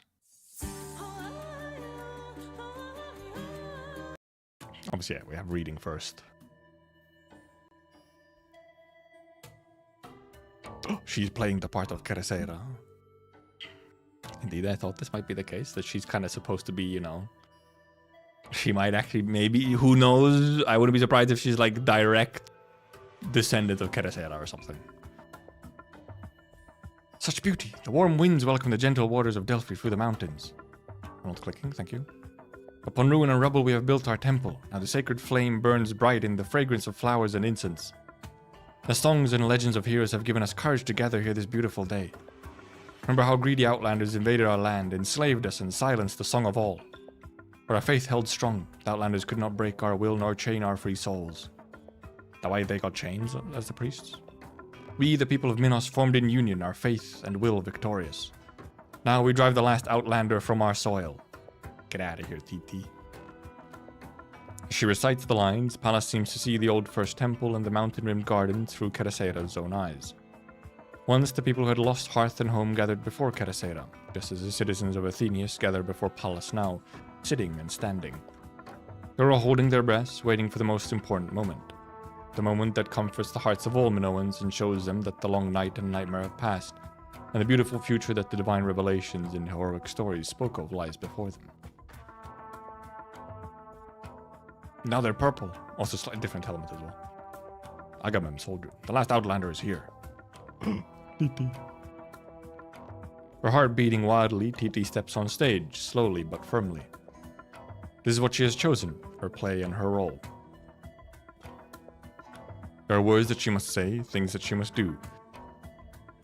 I repent for all that was done by us, our fathers and their fathers before them. They have trodden upon soil that was never ours, whether by choice or under the guise of compulsion, out of greed and baseness, out of fear and cowardice. Baseness. The hands that should have nurtured families tore the families of others apart. The spears that should have protected their own nation were pointed at innocents. We must pay for all that we have done. Your dagger, my lady. Kill her! Kill her! Can't believe TT dies in the play. Keresera picks up the executional dagger. The weapon has accompanied Keresera ever since she hung her harp on the laurel tree. Years of fighting have taken their toll in the form of chipping across the blade, but the tip remains sharp enough to take a life. The outlander relaxes as Keresera prepares to make her move. No, she's fucking dead! They killed her! As dramatic music begins to play, Pallas, playing Keresera, hesitates a little. TT suddenly recalls the soldier who gave the blade to Keresera. His face was covered, his figure unfamiliar, and his motions somewhat halting. Was he one of the actors she picked for the play? TT begins to feel unsure. Oh no! Oh no, the knife has been replaced! Also, Pallas is just always kind of gorgeous, though. She's so pretty. The stage of the theater is wide and empty. The audience seems so far away, but TT can hear their clamor. Are they excited about the play? gonna be it's a repeat of the the Rankwood event. Kill her! Make her the invaders pay! Or was it for the Sargonian standing before them in the theater? They didn't give her like a, you know, an outfit for the play. She's just in her normal. She looks up at the dagger in Pallas's hand. The tip of the blade, which should have been made of rubber, reflects a metallic gleam in the sun. All must end here. Only then can we retrieve the harp from the laurel tree, drink fine wine, and return to the mountains and land that nourished us. The play must go on. She must believe. Believe in her friend, in the heroic spirit of the Minoans. DT closes her eyes.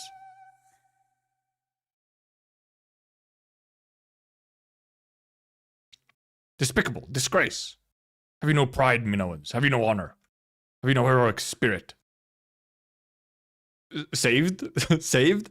Didn't get stabbed? The audience falls silent. They slowly part to let a tall figure through, walking towards the stage with dignity and resolve. He walks on stage and kicks the Agamem soldier standing in his way to one side. Swapping the dagger to make a murder look like an accident. Since when did Minoans learn such underhanded methods? He fucking... Oh, never mind. He really did know.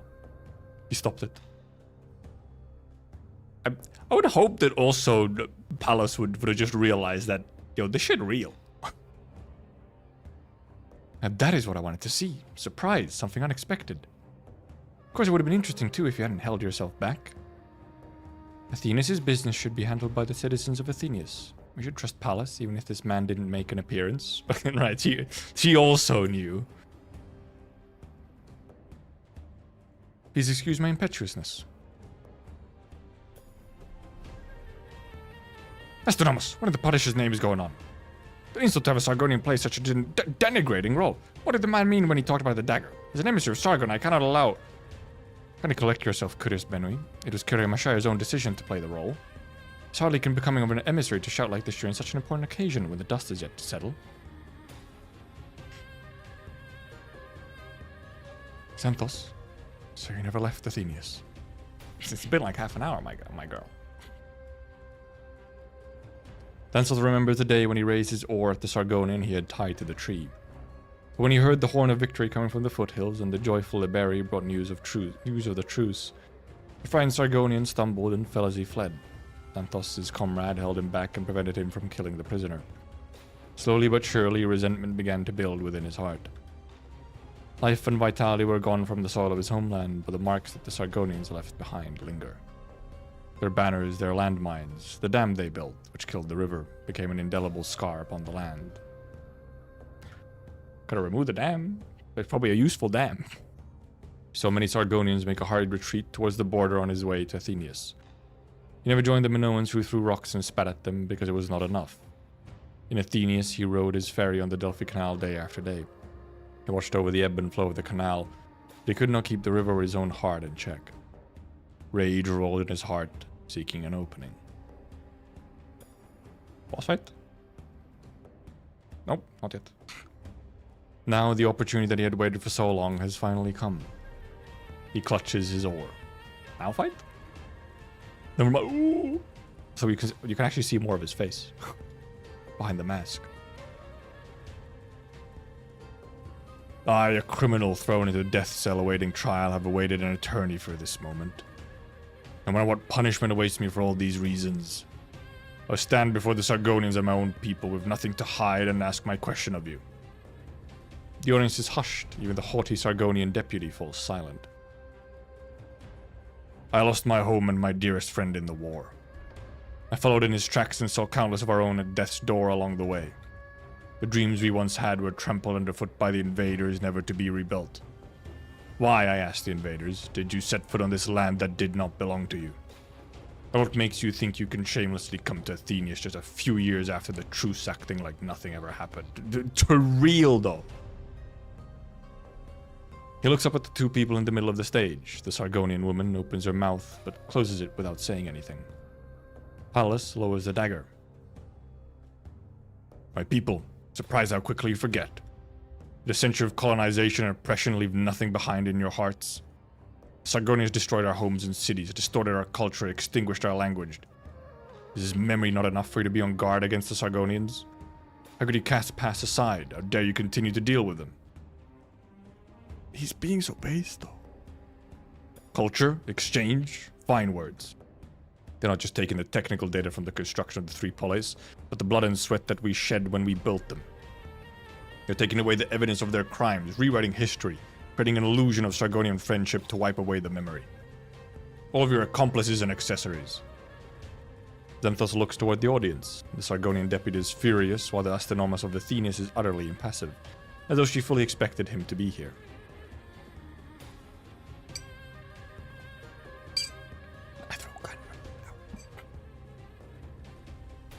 Cassandra is looking at him with a worried expression a short distance away, while his apprentice Lycaon is watching from the shadows in a distant corner alongside his old classmate.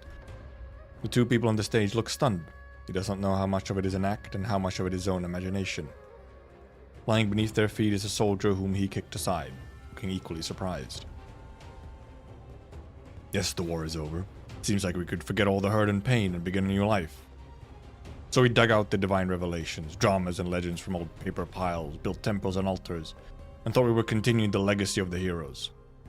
Does a life of leisure really bring inner peace? Do pale words really comfort the departed? I see only conspiracy, scheming, and selfish desires. Where's the spirit of Minos? Where's true heroic spirit? He's so base. All is silent. Then the Sargonian woman steps forward. I can see the frustration and yearning in your eyes. You want to cross swords with the Sargonians, face to face. This is your heroic spirit. Here's your chance. Come. As a Sargonian, I owe you this battle.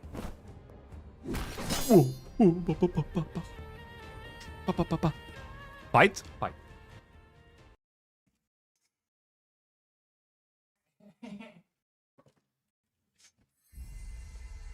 I had to close my door. I'm on time. Okay, oh, never mind. There is 2 blue boxes. Oh no. There is 2 blue blocks.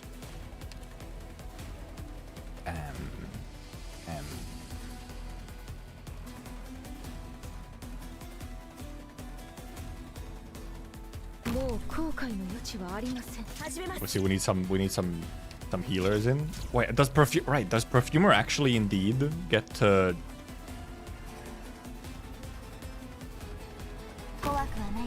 Passive heal all of them? Or does it only work on direct heals? I think it might only work on direct heals. Nice vanguards, right?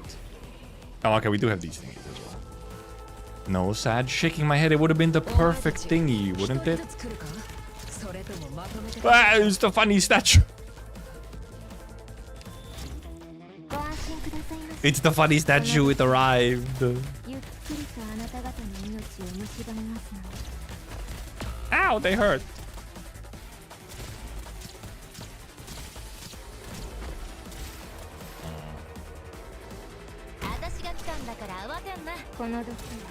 Alright, you can only... Oh yeah, you need ranged units. Also, you need ranged units inside of this, the funny stuff to hit. Whatever the thing is again.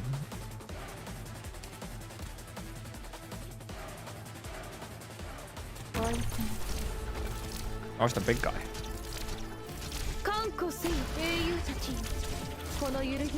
Oh man, I like her JP voice so much as well.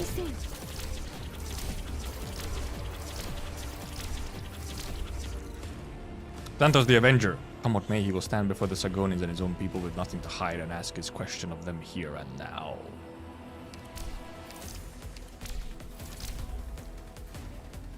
He looks so small!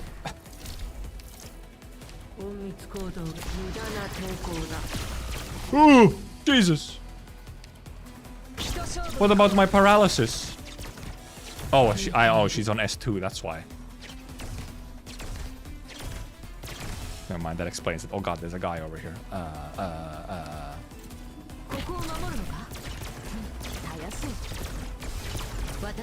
Oh, but she doesn't get like, she doesn't get like extra SP, like even though she still needs to block to get SP.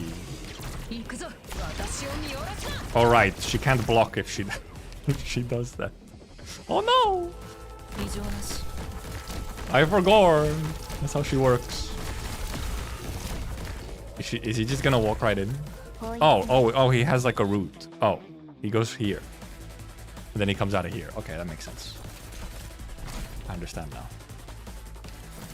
I guess. Also, yeah, I didn't realize she was on S2. Whoopsie. Actually is operator-sized enemy though, yes, which is very rare.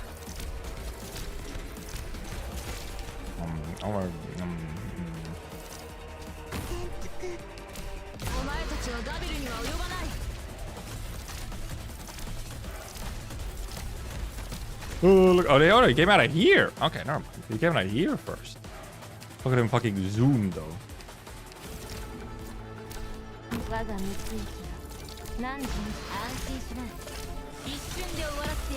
My god!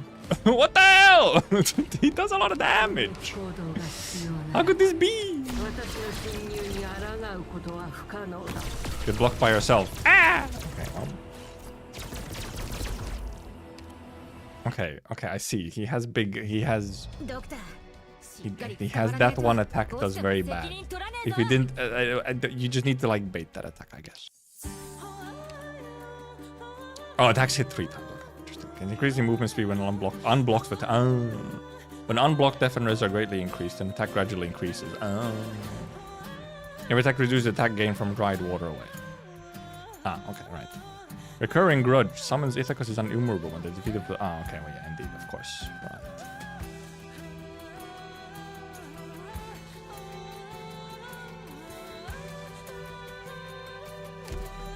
I understand.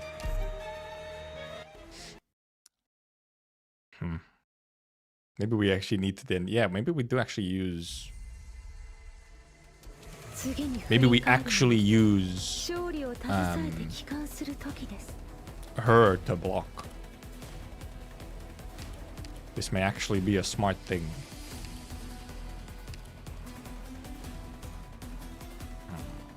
Wondering, however, something. Because I obviously need someone up here as well, and up here I can actually have. If I have Gavial up here looking down, she can like also then hit downwards as well. Have to deal with this guy somehow, or some of these guys. Where's perfume there?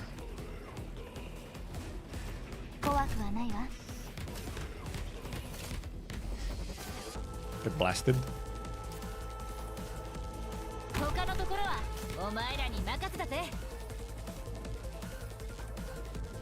Oh, she's still on S2. Whoopsie. Something obviously down here, which is where I think I was gonna put her.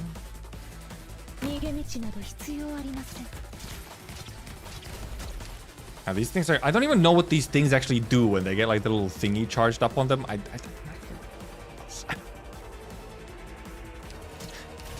That's the funny thing. I don't know what it does. She's actually not in heal range, but that's fine. She won't get hit that much. That was a tutorial. Well, they just said that it spawns the thing, but like, that's all it tells you is that hey, it spawns the thing. By the way, it's like, oh, okay. I guess it spawns the thing. Interesting. The funny bit is that indeed I can't use her skill because otherwise shit starts leaking. But I guess we could also just put in her at this point, except fuck, I don't have SP.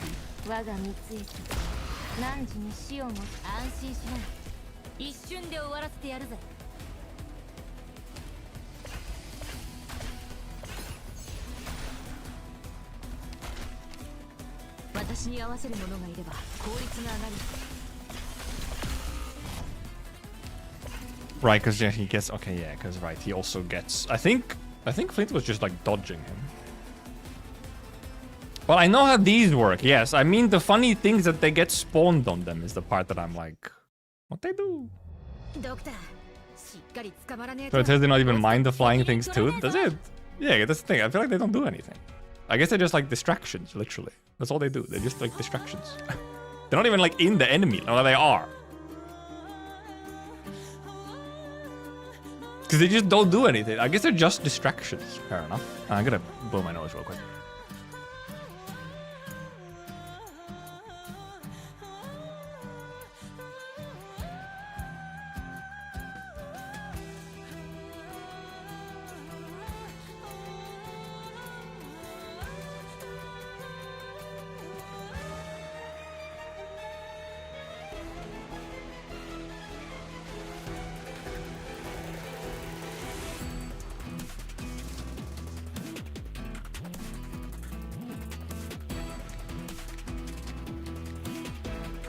guy hits hard though, huh? And I have one healer.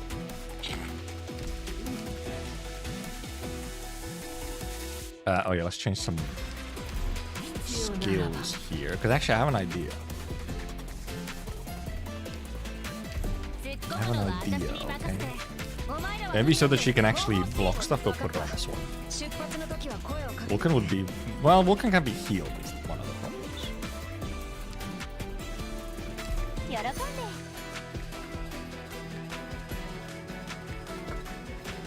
Korra isn't Sargon or Minos. Actually, wait a minute.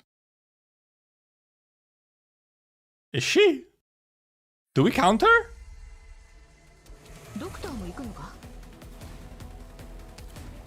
Do we count Korra?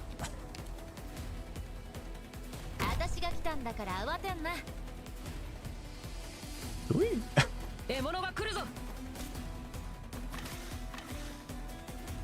See, wait a minute. Did she come from like Minos, kinda? No, yeah. Actually, yeah. Isn't she Colombian? I think it was just like she maybe had like a Minoan like something, like Minoan, whatever.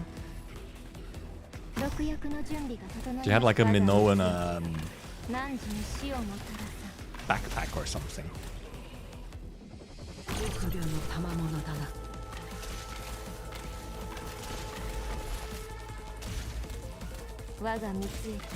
BP surprised. BP has so little health that Perfumer's passive healing is actually significant, which is kind of funny. I could do this so that they're like whatever, but then I need like other units elsewhere, so I stop looking.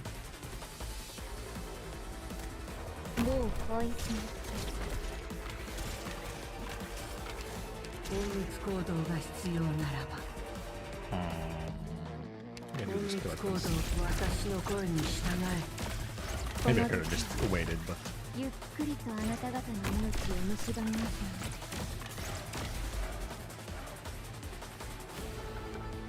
Let's see if we can actually tank him. I have an idea.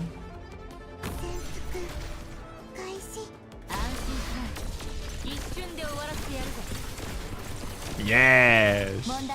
He still fucking hurts though and hits fast. Okay, but yeah, once he's used up his like attack buff, then he's not as threatening.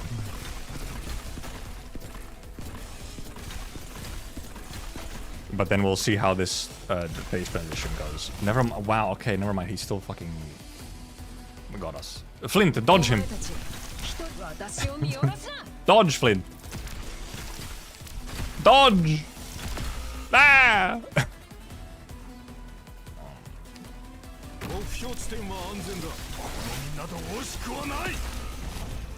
Okay, well, we got second phase.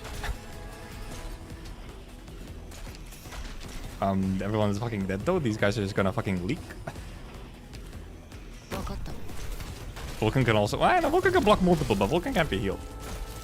He's unblockable! Alright, there's nothing behind because of breath land. There's physical arch damage from non-immersed units.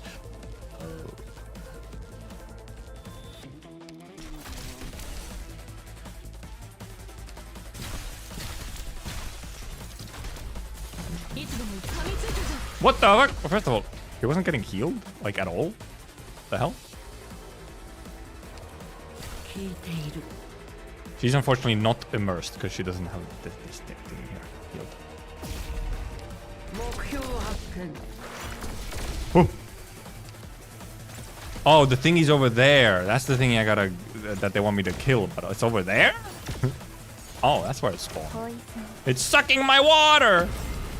Ow! Oh, okay, and it does global damage. Okay, so this is... I hadn't heard anything about this boss.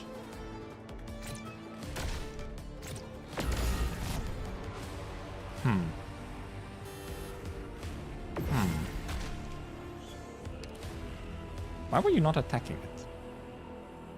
By the way. Let's just see what this... Okay, well now this guy's just running and it's just gonna fucking zoom his ass over. Okay, so you have to try and kill this thing. It seemed kind of tanky. Seemed a little tanky, not gonna lie. You know? No, I was supposed to check what it is, or what it does. HP attack, defense, res. So I can load defense apparently. Huh. You're right.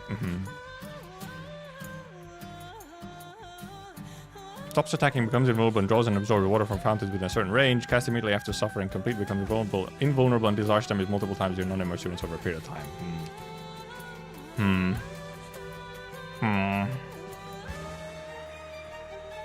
Problematic. Because obviously, yeah, you're supposed to, you know, do this thing. You're supposed to kill it so that guy, so you just have to try and, I guess, kill it fast. Problem, however, I don't have much to thought. This might be fucking, unless I, no, yeah, this might be right.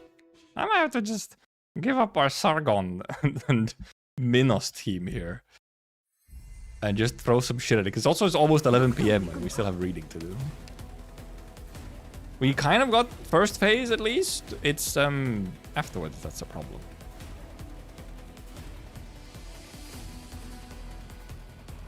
I like no fucking DPS to put on them afterwards.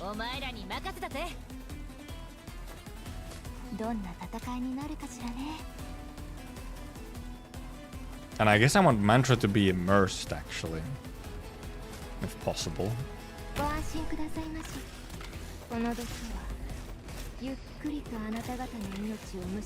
So this is maybe better, because then we get this and this.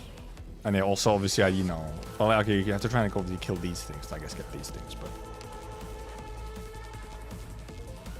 tricky.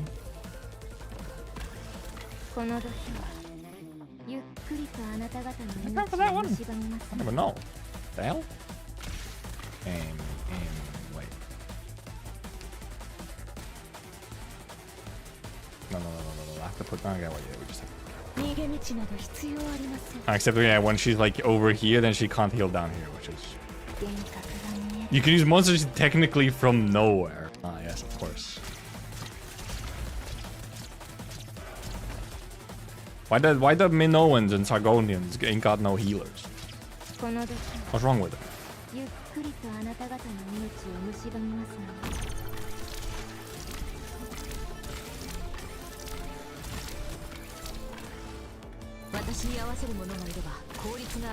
Also, the fact that I just ended up having her die was problematic as well.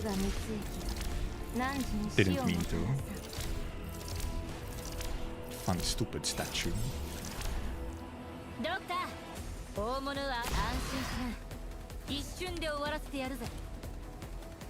And we have a little bit of extra damage on him now, so that's my idea here. Because last time he got her killed just barely before it ran out. Which I'm, however, like, how did that happen? Because right now,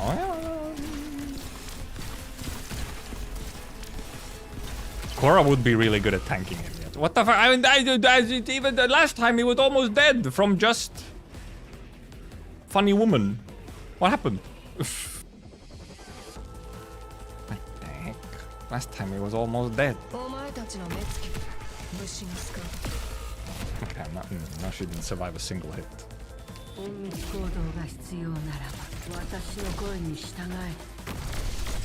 Oh, okay. It was. I guess he was. I guess he got. Oh, I guess he did have paralysis then. He should have had one paralysis anyway, though. Just because she's supposed. Oh, but all right, because this isn't the closest incursion point to Mantra, which is. It should be this one. Nobody comes out of this one. He comes out of this one, doesn't he? Not this one. So these are the ones closest. These guys get paralysis. This one does not. Oh, it's Perfumer Alter. Yes, I totally have heard.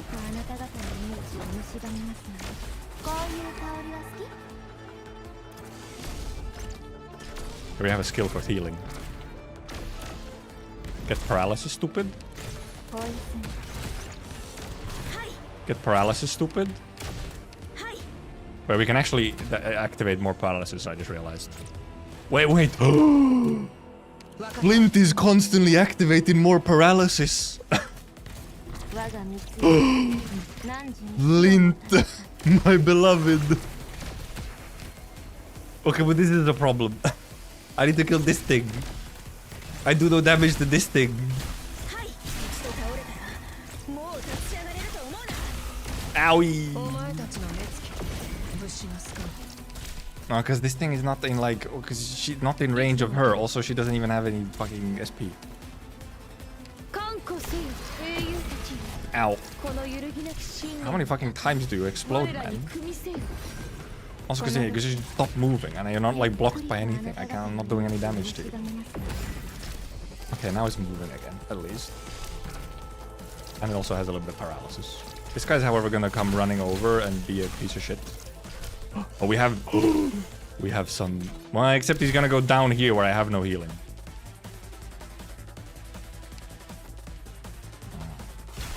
I also don't have...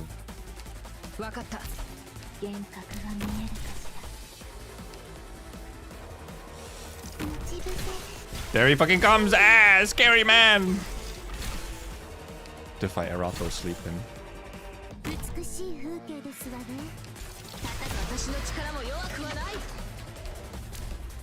Uh-oh, I was supposed to leave some bait. Some SP for bait to take the first hit. Okay, we should be on time.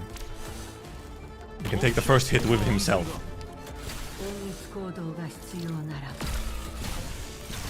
Wait for him to be in range for Thor.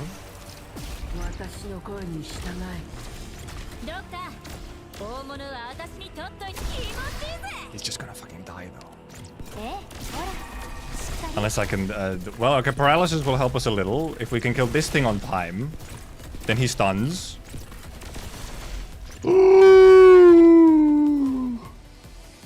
God game? Alright, I gotta fucking... Is it just statues? No, there's 2 statues we gotta kill at least. Okay, there's still some normal bozos, but... It's mainly the statues, honestly. Sorry, Palace, apparently you take a lot of hits. Holy, what a gamer, though.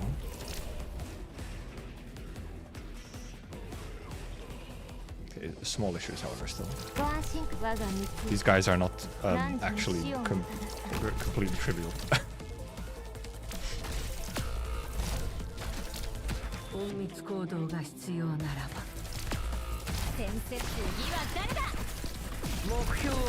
Okay, well, never mind. Mantra takes care of it. Oh yeah, do the statues? Oh yeah, the statues do attack. Okay, well, it was literally just the one funny smug statue left. And we're just kind of... Oh yeah, she took a lot of damage. She just ended up dying from the... This was very much carried by Mantra. Yes. Not even close. Oh, no, we just gotta get the statue. Also, we didn't even like get the stun did it. The dude just died once we killed the like extra one. I guess he probably takes like 50% HP damage or something from it. Anyway, that was almost a little impressive. But indeed, you know, required us to take the Sargonians, including Mantra.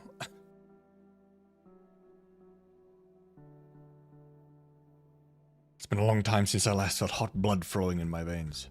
Not since I left the battlefield and left my homeland have I...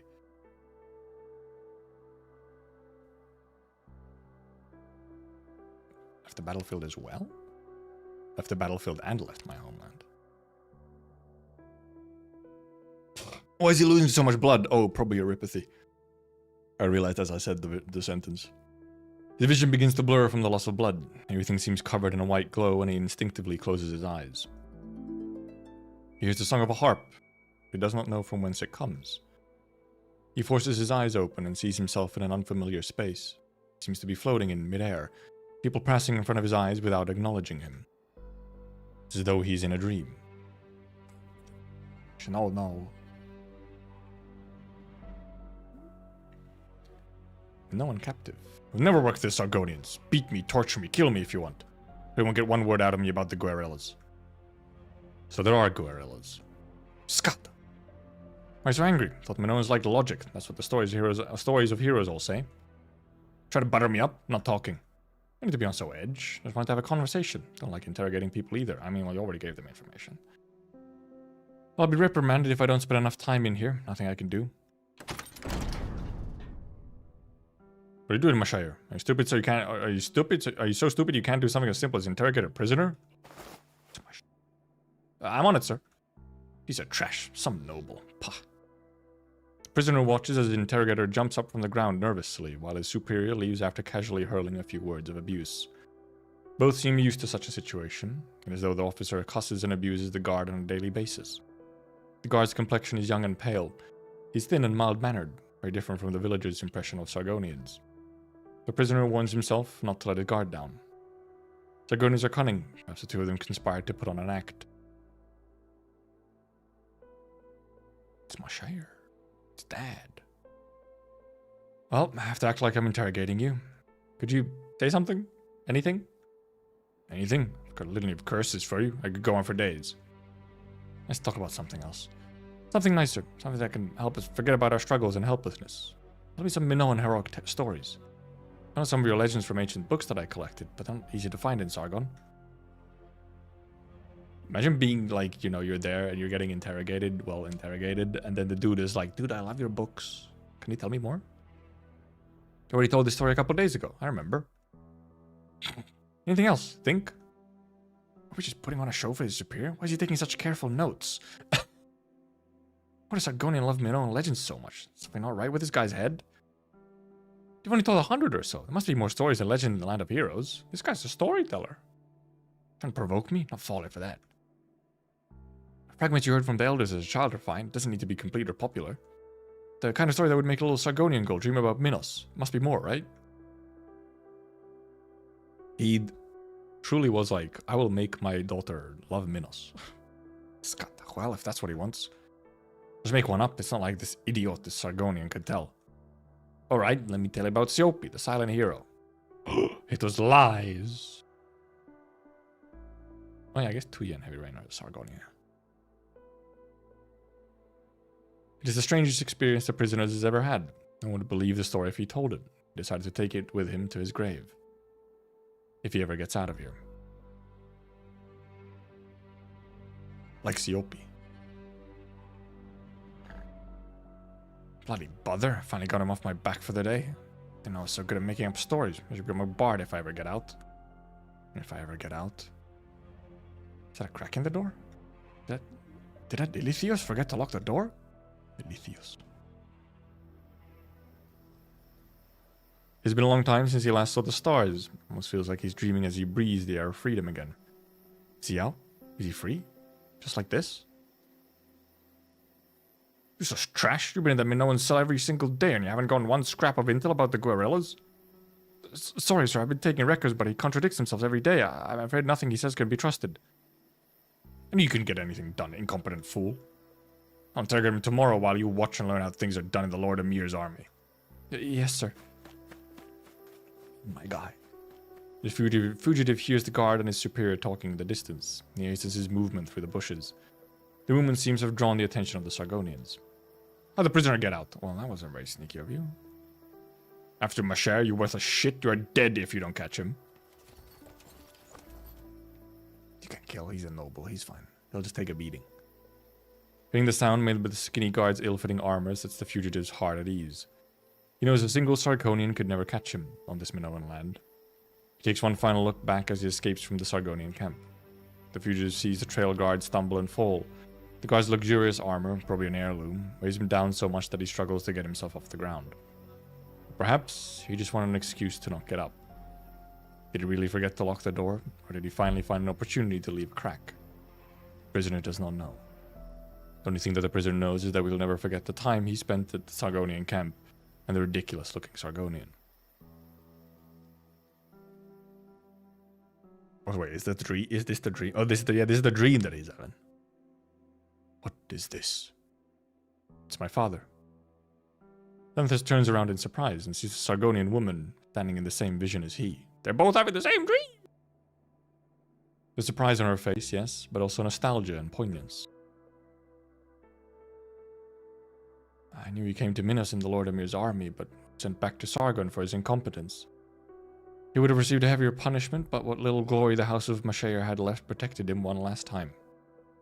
Never really achieved anything. I was surprised that he would mess up after he was conscripted. Didn't like to talk about his time in Minos, and I never asked.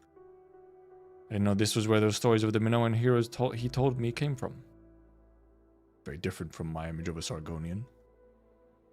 Yes, he was always weak and soft, never talking back even when insulted to his face. I was wondering why he loved heroic stories so much when he was the furthest thing from a hero. No wonder he told me the story of Siopi the silent hero so many times. A hero who kept a secret for 30 years. Planted the seed of heroes in your heart.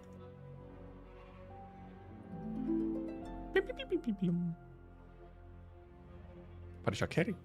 Have I hopes for you, Medjehtiqedti Nasutu Mashayar? Medjehtiqedti. It is an honor.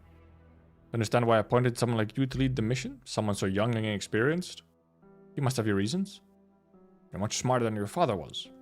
House of Mashaya was a noble house with a rich tradition, and I was on good terms with your elders. Pain to me see the family fall on hard times under your father, who was frail and idle. I ran to a cushy post for him, the Lord Emir's army in Minos, safely away from the front lines, and he almost got himself into a court-martial. When Minos came up again after all these years, you were the first person I thought of. Young Medjehtiqedti is much sharper than her father, I thought. I'm sure she will have no trouble bringing a harp to Minos and bringing back a few blueprints that belonged to Sargon to begin with. You'll do a fine job and do your family proud, won't you? Yes, exalted Padishah. I love the legends of Minos, and I've wanted to see the true heroism with my own eyes since I was little. I'll make sure the Minoan mission goes perfectly. They don't care about your heroic tales. Padishah said a bunch of flowery words to me before I left, but I never understood why he made me head of this mission. Because it's easy to get rid of me if something goes wrong. I had no idea that those blueprints contain such detailed records. Did you learn this record just now? Frankly, I don't really care about doing the Mashire name proud. I care because I wanted to see this land that I've always been fascinated by with my own eyes, to chase the legends that I've only heard about. Perhaps I wanted to find some answers about my father.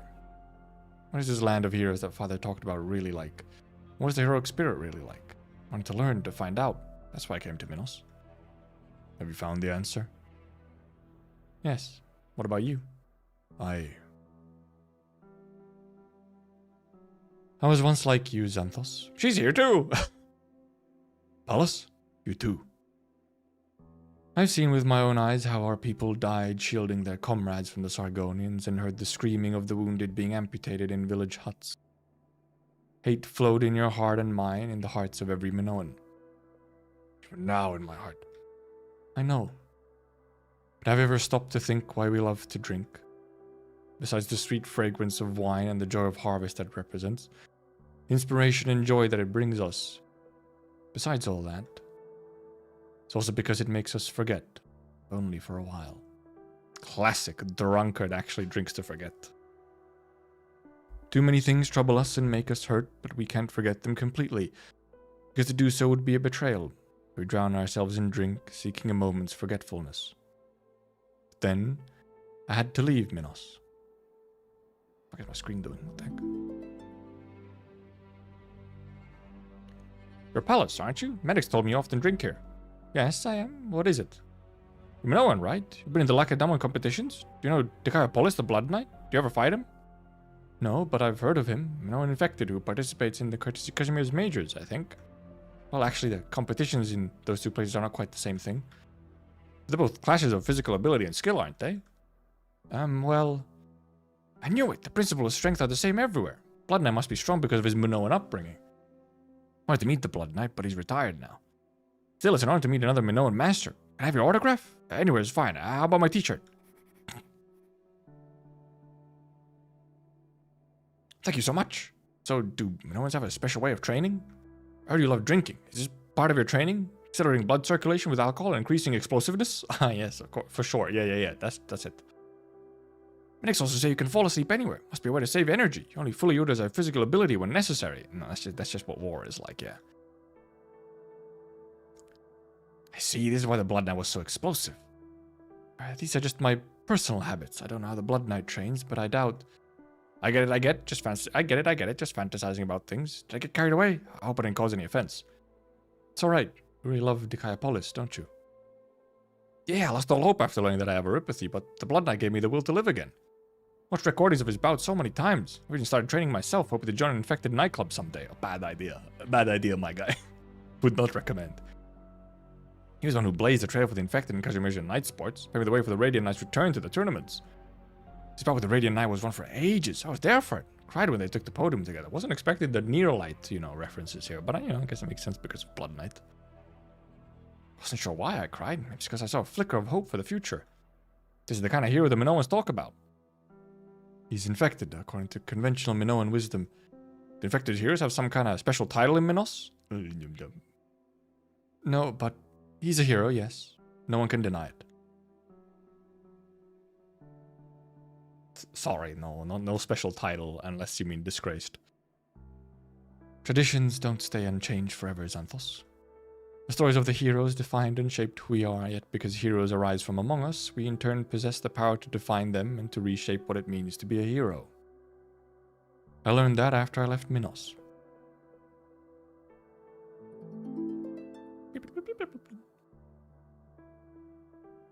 The Goddess of Victory is back! More NPC sprites? Actually, well, that's the drunk one. Just not drunk right now, but this is a new one on the right.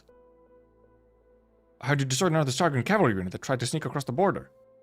Told you not to call me that when we're in the village. It's embarrassing.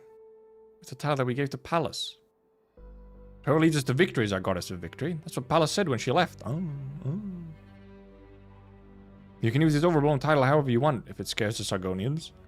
As long as we still have our Goddess of Victory, you'll keep the Sargonians away. Yeah, although Sargonian raiders still come every now and then, since she signed that non-aggression pact with Sargon's border tribes on behalf of the villages in that area. Raids have been getting fewer and fewer after we won a few victories. It's all thanks to the reputation of the Goddess of Victory. Besides, inheriting Pallas' title makes me feel like I can't give up. It helps me pull through in tough battles. It doesn't just scare our enemies, it also inspires our own. Yeah, that's what heroes are for. Nikareth. No! The village of Akroti brings back so many memories. It's very much like my homeland. All the villages of Minos are alike. The same soil nurtured us. But it's not just because of the same soil that we're a single nation, because we know the same stories. Only we, upon seeing the olive branch, remember how the hero Pheidippides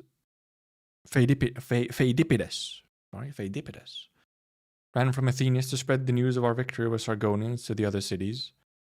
He was carrying the olive branch of Athenius, and so it became the symbol of victory and hope to us. This is what truly belongs to us, something that outlanders and invaders cannot take away. As long as we keep living, we'll carry on these stories and change the traditions so that the legends of Minos' heroes may continue. The spirit of Minos may continue. Minos is wherever we are. Minos was the friends we made along the way. No way. Oh, there's some blood on the statue. Sorry about that. It is a strange scene that unfolds before the eyes of the citizens of Athenius and the guests from Sargon and other city-states. It is an exhilarating battle, but when the oar-wielding Minoan warrior's blood falls upon the strings of the harp in the hands of Caraceira's statue, the ancient harp begins to make a sound. An old machine starting up after a long slumber, its gears slowly beginning to turn. What the heck is making a sound? A miracle! As the harp begins to sing, the trio on the stage slows down, entering a trance-like state, sometimes angry, sometimes sad, sometimes laughing, sometimes weeping, like the masks. The Greek tragedy masks, or Greek comedy.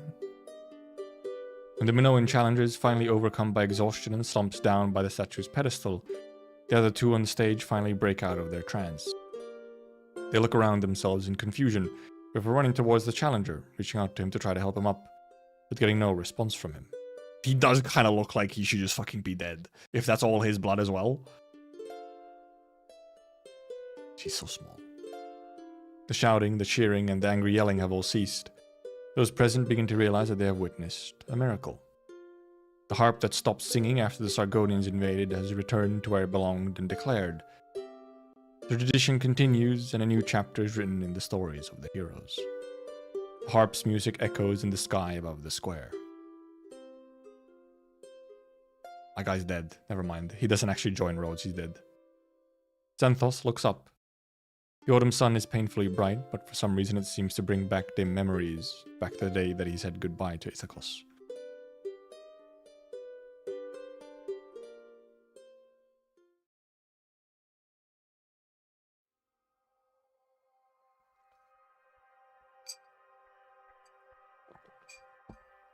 Do you believe that the guerrillas can defeat the Sargonians, even though we've been losing for a century? Haven't received any divine revelations, and I can't tell the future. Can't even leave with you. I'll promise what I can. I'll protect our village, our houses, our farms, and flower beds. Perhaps you can go to Athenius, where you came from once you're victorious. I'll still be a ferryman, ferrying you to your workplace at the temple on the other side of the city. The sign shines upon the Delphi Canal. Been imagining the scene ever since you described it to me. You're back at the start. Are you listening, Ithacos? Minos is in for a cold winter this year, brother. The winter is coming. Yes, but the spring will be all the warmer for it.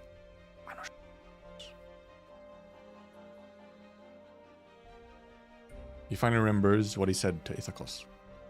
And he remembers the warm smile on Ithacos' face at the answer. Pain and anger of losing a dear friend had clouded his memory and caused him to forget what was most important. But things will get better. When spring comes and war is over, and life gets back on track. The wounds of the earth will heal, and the snow melt from the peaks of Heria will continue to follow, bringing the flowers and reeds home. Wow! Honorary Minoan, no way! I don't even really need to farm these. 242 of them. It'd be good, that seems like annoying to farm. I guess technically I could use that fucking clear to farm. The only trust farm I have is for Karis himself, and he's in there. Also, indeed, obviously that's just his operator, indeed. Anyway, ST3, marker, ST3. We're almost done! The river of no return. In the dream, the blood-drenched river looks how it used to, but those who are lost never return. Some things can never be forgiven.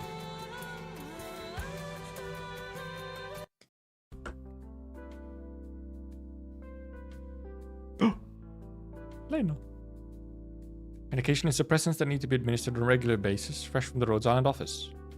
But the Astronomus office has lifted a detention order on Xanthos and his apprentice and does not intend to press charges against you for helping them escape. Yes, I learned that Lady Lydia had guessed our plan and intentionally made things easier for me. That's the reason she wouldn't pursue the matter. But indeed, the family still broke though. They broke up. They're not meeting again. But the three of you still intend to leave Athenius? Yes, staying will only give my old classmate ideas. He needs to see more places, meet more people, do more things. Yes. I rarely see you so honest, Lycaon. Wouldn't have had 3 operators keep an eye on you if you were like this when you were my patient. Sorry for the trouble I caused. So Xanthos' actions at the first temple had considerable influence on you. How about you wave the white flag and admit that Eurypathy doesn't sap the heroic spirit at all? In your dreams. Talk about a hardhead. You should go, or you'll miss the ferry. Xanthos' substitute is not as flexible about late passengers. He won't wait for you. Scott, let's go, Lycaon. Thank you for the medicine, Kyriapolo. May we meet again. Hey, stay off the lawn. I just worked on it. I suppose 2 young men won't be nearly as destructive as a whole herd of bird and beasts. Oh, so yeah, sorry about that. Flowers and grass they ruined haven't cleaned up yet. Too bad about the blue baronia. Young Lydia, crying. Don't cry, Lydia. The bad guys ruined your house like they ruined my old home. We won't have a home to go back to. What will we do? Don't worry, I'll never leave you behind, even if the house is gone, even if we're separated. I know. Look for this garden if you're far away from home and don't know the way back. Garden? Yeah, I'll plant blue baronia here, so that you'll know we're home when you see it. If you find the way first, mark it the same way, won't you? Alright, it's a promise, Lena. She did, she planted blue baronias. The public garden's lawn, once filled with flowers and herbs, is now filled only with bird and beast footprints. Even if it has temporarily lost its beauty, however, the blue petals remain in the soil. So many blue baronias. Think of the past too, don't you? Thank you, Lydia. I'm home. Maybe they'll meet again. Maybe they'll get to meet again. Maybe they're not completely, you know. Funny guy again. I brought this year's apples, Cassandra. Portion set aside for the temple's offerings has been sent to the cellar. Save this for you and the others at the temple to share.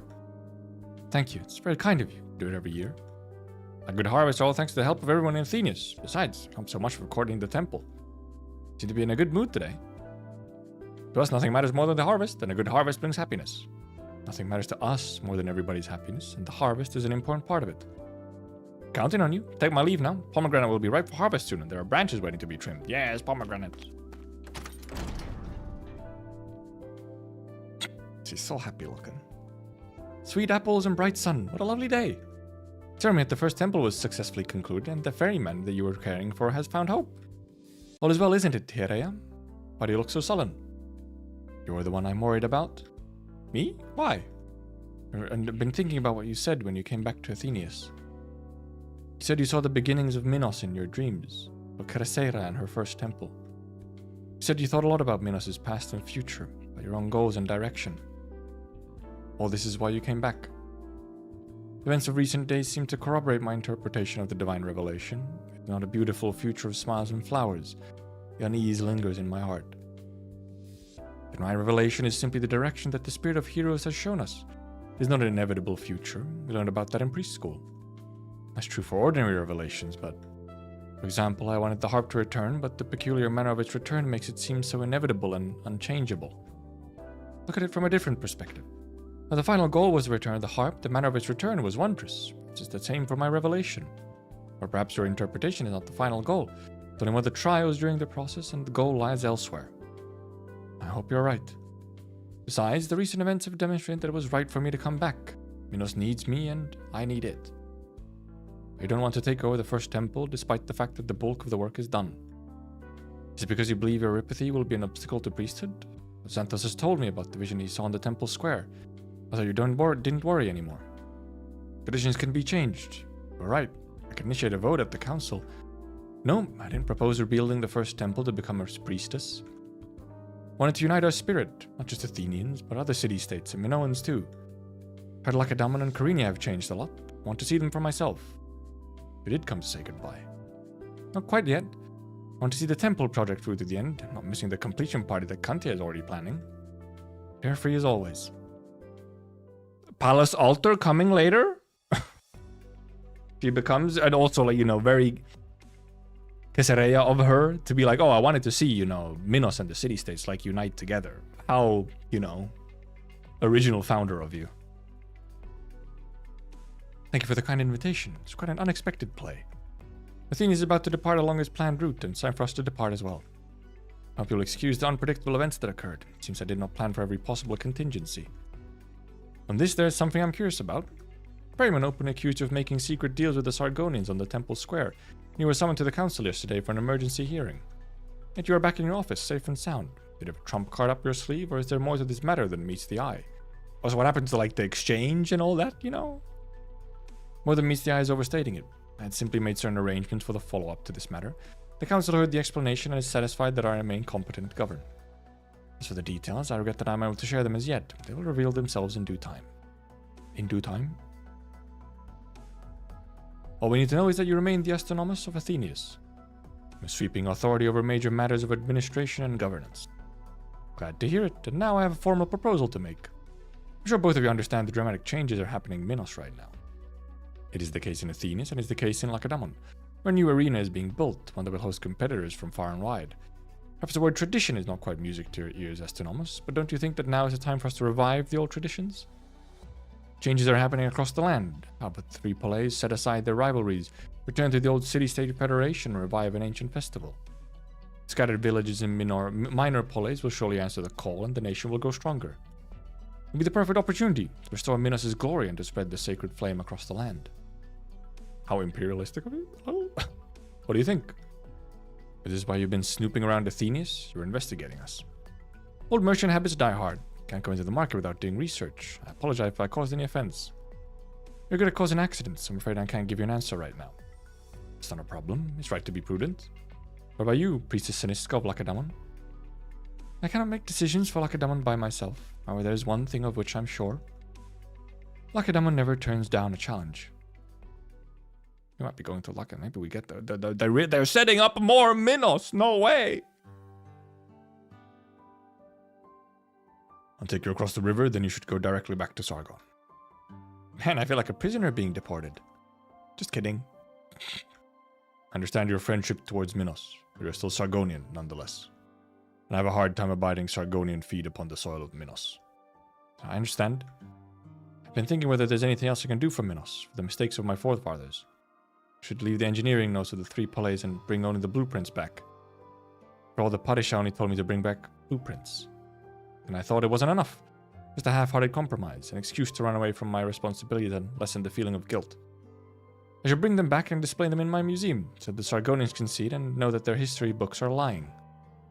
Your Padishah won't be happy about it. Who cares? My family wasn't ever particularly good at making Padishahs happy. Besides, I met with your astronomos, that shrewd Vulpo, yesterday. Learned that she had already made preparations in advance. She had scholars compile and photocopy all the documents and even wrote a paper on it to be published in a Columbian journal once the exchange was completed and I brought the documents back. She asked me to write a foreword from the perspective of a Sargonian, providing endorsement for the paper. And she wanted to leverage the connections I built while studying Columbia to invite experts to study these invaluable historical records. She said she would name me honorary Minoan for this. It's smug. I admire your courage. Just doing what my father couldn't. Besides, I enjoyed my time in Athenas. I went to see the priestess of Endymion Temple yesterday, and she said the vision I saw on stage was a divine revelation. Surprised because the book said Minoan divine revelations only happen in dreams. Divine revelations can occur in the form of dreams, visions, or voices. Dreams are the most frequent form they take, because they're an important way for us to interact with the spirits of the heroes and the departed. They really just all have like a hallucination moment on stage. That's what the priestess said. Told her about the vision I had on the stage and the dream I had at the Burden Beast Ranch. Gave me a very detailed analysis.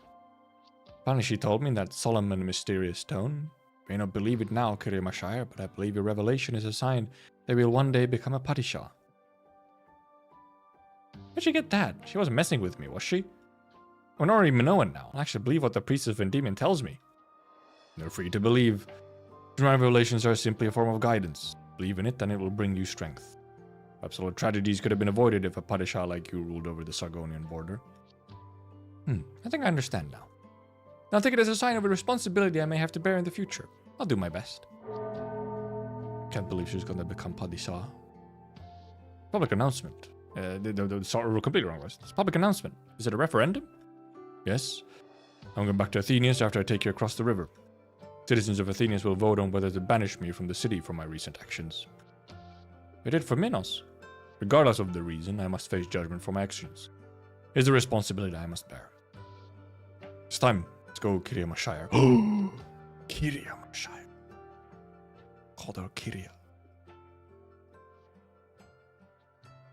I saw Ithacus again in the vision, as well as the river of my homeland. That was Xanthos, wrong voice.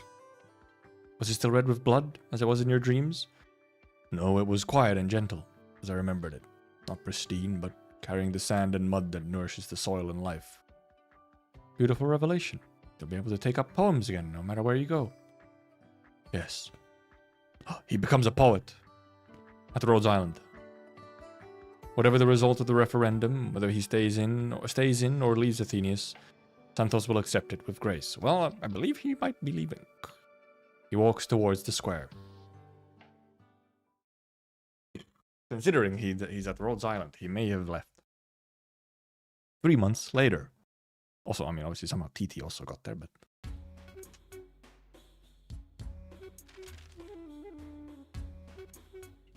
Goofy music. Look at this letter from a Lateran scholar. A most stunning revelation. The study of history is a continuous process of seeking the truth by eliminating misconceptions. I'm impressed by the courage that your nation has demonstrated. And this editorial in a Columbian newspaper. Sargon shows integrity through proper recognition of history. I've been calling in favors every single day to repair the damage you've done, ever since that special exhibit that you held after getting back from Minos. Hope you understand that such maverick methods only work once. And if this happens again, you better think about what you'll do once you're removed as curator over the Vajavadnabad Museum. Is this your will or the Padishah's? Their difference, my will is the Padishah's will. Thought we had a consensus before we left Minos. Success for the exchange ceremony and the mission of friendship with Minos is all thanks to your leadership. In turn, it will be your responsibility to explain things to the Padishah. However much or little you say is entirely up to you, as long as the Padishah is happy. The exchange ceremony was completed under my leadership to begin with. Besides, how was I to know that you would be so audacious as to... I think you're in the clear. Just because I smooth things over for you this time, there won't be a next time. Besides, and don't you dare say I didn't warn you. This matter has had a significant impact far and wide. My connection told me that the city of gold has sent a herald to Menatamait. You will watch your words and behavior from now on. She won't. Ah! Oh yeah, is this where she appears? Or did she appear at the end of Pepe event as well? Hello, not Manticore.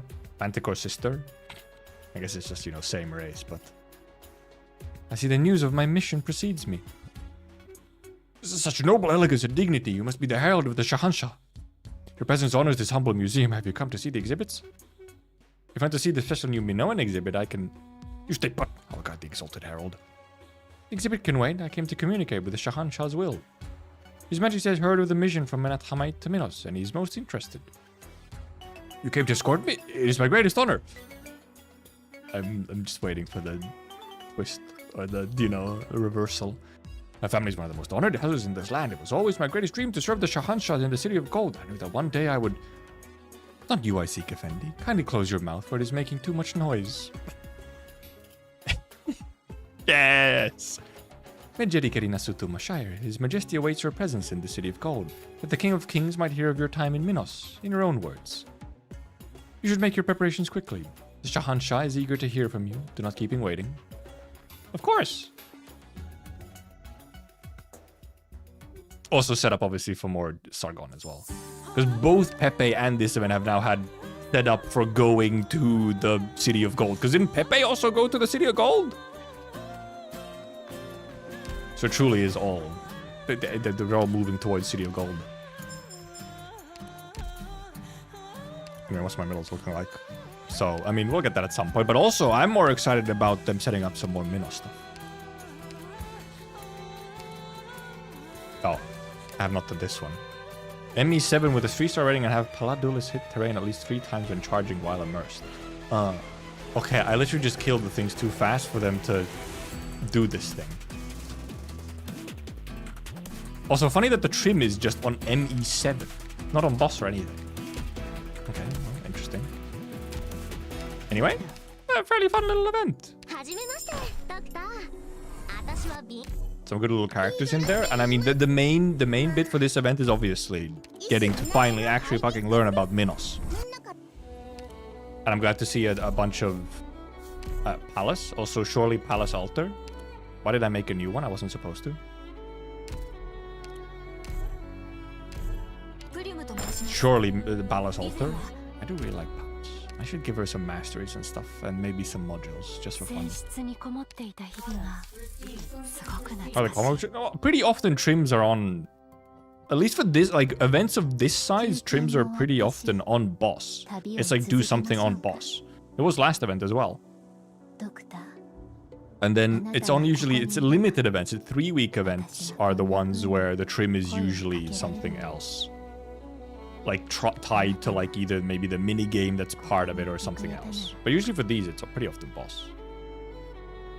So it's funny to see that it's just ME7. Oh yeah, I guess we could, yeah, true. The next summer event is coming along on CN fairly soon, and that could very well be a continuation to one of these, or to either to Sargon or Minos stuff. This one wasn't, but this one was just in the middle of nowhere, obviously. You know, we had multiple like Sargon events that were summer events. But now obviously they probably would be like a bigger Sargon event for maybe a summer event. And yeah, obviously, yeah, we did also get the Perfumer Altar. I wouldn't mind having Perfumer Altar, but... Look, I'm saving my whatever. Yeah, we just were talking about, I wonder, that the trim is on 7 this time. That was the whole point. Usually it's on boss. Is I doing altars for those 4-star operators, like with Perfumer, or is it just coincidence? Those 4-star operators, or just 4-star operators in general? 4-star altars are not super common though, yeah. Sneaky Temple? No, I have so many. I have a pot 6 to go for in the future. Within 6 months, I have a pot 6 to go for. What are you talking about?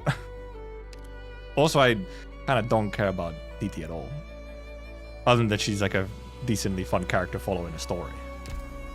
Otherwise though, who? Also listening. Also still just like how the palace looks in this part, except it's fucking frozen. Look at her. She's truly just like... She seems so like... just kind of like looking like,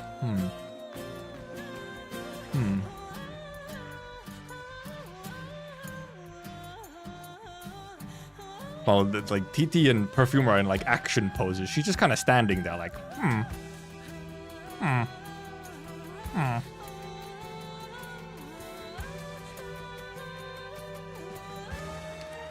Minor inconvenience, I must say. I do like Palace. I want more Palace. I want more Palace. When more Palace? Anyway, okay, it's almost 12 o'clock. I have to like eat and stuff as well. I haven't had dinner yet. Or well, I've had one dinner, second dinner. And tomorrow we'll probably actually start around the same time that we did today. What we're doing here instead of sitting at the glass with sitting a glass of beer at the nearest bar, or just a glass of beer, just in general. Yeah, tomorrow we'll probably start around the same time as we did today, because yeah, I have a thing first. So normally Saturday streams would be earlier. This time it would be around the same time as we started today. Anyway, okay, we finished. I mean, the reading took about 5 hours was reading actually, which was even faster than I thought it would be. Because you've been live for 5 hours 40 minutes, and there's easily 40 minutes of beginning time, ending time, some breaks. But I did take less breaks this time. I didn't really have to take many breaks at all. But thank you for coming, thank you for watching, thank you for chatting, thank you for lurking. Fun event. I do like Minos. I am interested in Minos. Join the Discord if you want to. And tomorrow we will be here for the Enfield stuff for Camille. We're going to be pulling Camille and doing the story quest. I think that's pretty much. That should probably take about 3 hours, which is, I think, approximately what I'll have time. So that'll be the main things we do. We pull and we do story quest, which apparently has some lore in it. So, but okay. Goodbye. Goodbye. Pepe Wave is very appropriate this time, except Pepe wasn't in the event, but you know, almost close enough. That's where my camera actually is. Wait.